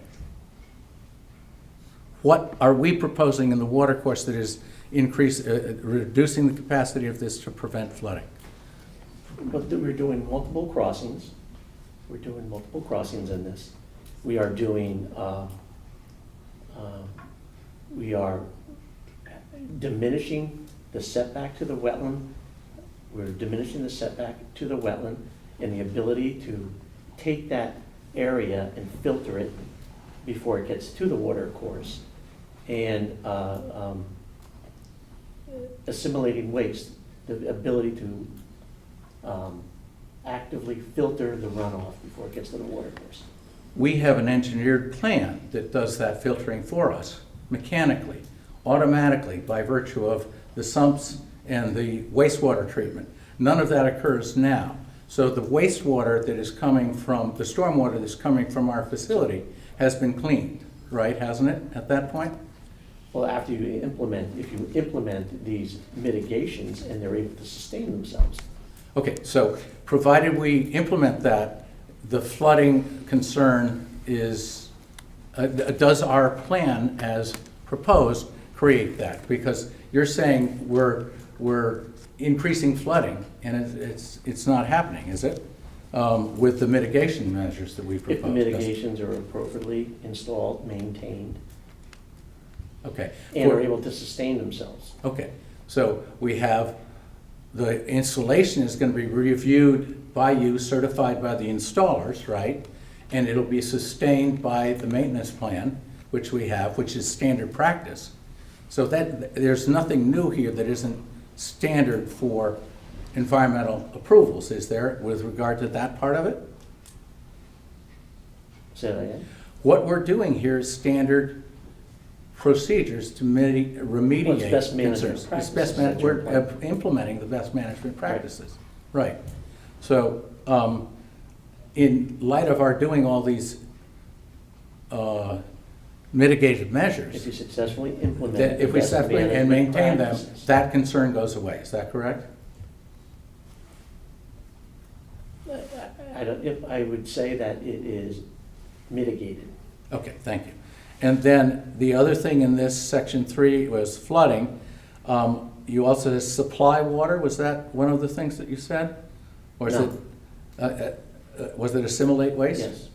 So does assimilate waste fall in the same category as flooding? That if we implement our best management practices, it would go away provided we maintain it? Well, as long as the commission agrees that. Yes, I mean, so long as. Is that there's sufficient planting there in other features that are going to properly filter the runoff from that site. Okay, the planning is And not again- designed to filter the runoff. The Certainly filtering of the is. runoff, well, portions of it. Mhm. But the main runoff from the driveway and rooftops and everything else is going into the infiltration system. Correct. Right, and being remediated through that, correct? So then the other section of this was, you had, I forget what you said, it was Likely assimilate to waste. cause potential or cause essential turbidity siltation. No, we're talking about facilitate drainage, and then you also mentioned provide recreation or open space. So, Well, I didn't agree with the recreation part, but the open Okay. space. and So what- you're taking the where it's currently open 45 feet to the water course, and now you're diminishing it down to 7 or 8 feet. okay, and is that causing a substantial impact? What's the impact? That's the impact? Yeah. Pollution? Yeah, it could be pollution, it could be Well, the But addition the of, pollution is being, all the stormwater runoff is going into the system. but you're still maintaining green space that's along that space, that's along the water course. You're still cutting the lawn. And I think it's up to the commission to determine Okay. if it's sufficiently dense, the planting, and that the setbacks are sufficient, that there will not be a significant Okay. impact. So let's turn to the next one, which was 3, I think you said 4 and 6? 4, 5, and 6? Yep. For, It's likely to cause, or has the potential to cause substantial turbidity, siltation, sedimentation in a wetland water course. so with the construction remediation plans with the sheet steel, do you expect that to be a factor? So, right now, you have, again, you're implementing best management practices in an attempt to modify a potential cause of or substantial addition of turbidity, siltation, or sedimentation. So, was there, that the board could find that there is a potential significant impact? Yes. And again, you're taking best management practices and applying it to it. Will it be? Well, absent those best management practices, is it your opinion, we still have, this is a significant impact? Don't those remediation practices eliminate that They can, concern? and also with, again, using appropriate maintenance. Okay, so it's maintenance again, okay? And then the next one was what, 5? What was it? Right, so number 6 has to do with the potential cause of pollution. So again, it's the linear distance and the slope at which runoff is going to that water course. You reduced it substantially from 40+ feet to 7 feet. Isn't it a fact that with the remediation measures that we proposed, the runoff from this property will now be treated, where now it's untreated? It flows untreated with thermal pollution and particulates into the wetlands and the watercourse, wetlands adjacent and the watercourse. And when we're done with this best management practice and implement this, that will be alleviated. Isn't that the fact? It could be, it could be. Provided it's remediated and it's maintained. So it actually, Maintained, yeah, and again, commission must decide if it's robust enough that it is going to have a positive effect. And you are correct. They are removing pavement that currently is untreated, that drains to the wetlands and watercourses. And so there's pollution and everything else going on now that will be Correct. remediated as part of that. Mhm. Okay, thank you. So I would submit that we are making a significant improvement to the existing water course. We're fixing a drainage, a man-made drainage water course, which has debris, the tire, et cetera, in it, that there will be a maintenance plan which has not existed before, with obligations on the owners and operators to keep that in place. There will be a stormwater management plan with facilities underground and pre-treatment, not one, but 2 types of pre-treatment, and a facility to deal with the problem if those pre-treatments are not properly maintained, so that you can fix the first gallery if you need to. And Andy's happy to, I think, and Sean's happy to say, we'll do that isolation row if that's important to you. And that what you're going to wind up with is a significant improvement over what's there now. And that for those reasons, this really is a significant improvement over what exists. And so I'd ask you, since in my view, there's no significant impact here, and I think finding a significant impact is going to be difficult for you. I would hope it is, under the testimony that you've heard, that you would then choose to approve this with conditions as we've suggested. Thank you. Thank you, Walter. Thank you, Robert. Okay, I'd like to have a motion to close the public hearing. Bill? I make a motion to close this public hearing. Second the motion to close the public hearing. All in favor? Aye. Thank you. The public hearing is closed. Thank you very much, everybody, for your long attendance. I kept the other business. I think what we're going to have to do, I mean, considering the hour, we've been at this for 5 hours tonight.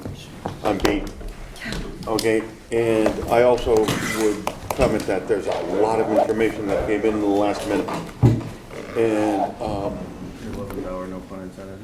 Yeah, right. And so, I need time personally to assimilate all of this, to get it together, and It's a lot of information. and then to talk about it with all of you. So what I'm going to propose at some point, Rick, if you could organize a meeting for us at some point here to get together, okay, so that you get our thoughts, okay, on the direction we want to take. So Separate from our next regular. that'll be before our regular next meeting. Does it not need to be before December 18th? Is that? No, we have to close the public hearing by December 18th or 19th. We did. Yeah, So with the closure, a decision shall be rendered within 35 days. Thank you. Okay. Oh. Could I ask your indulgence on one thing? We have not provided that engineer's report. I would like the hearing to remain open to give us an opportunity to provide that engineer's report on the culvert to you, so it eliminates that concern. Would that be appropriate? We closed it. Didn't you just close it? We just closed it, didn't we?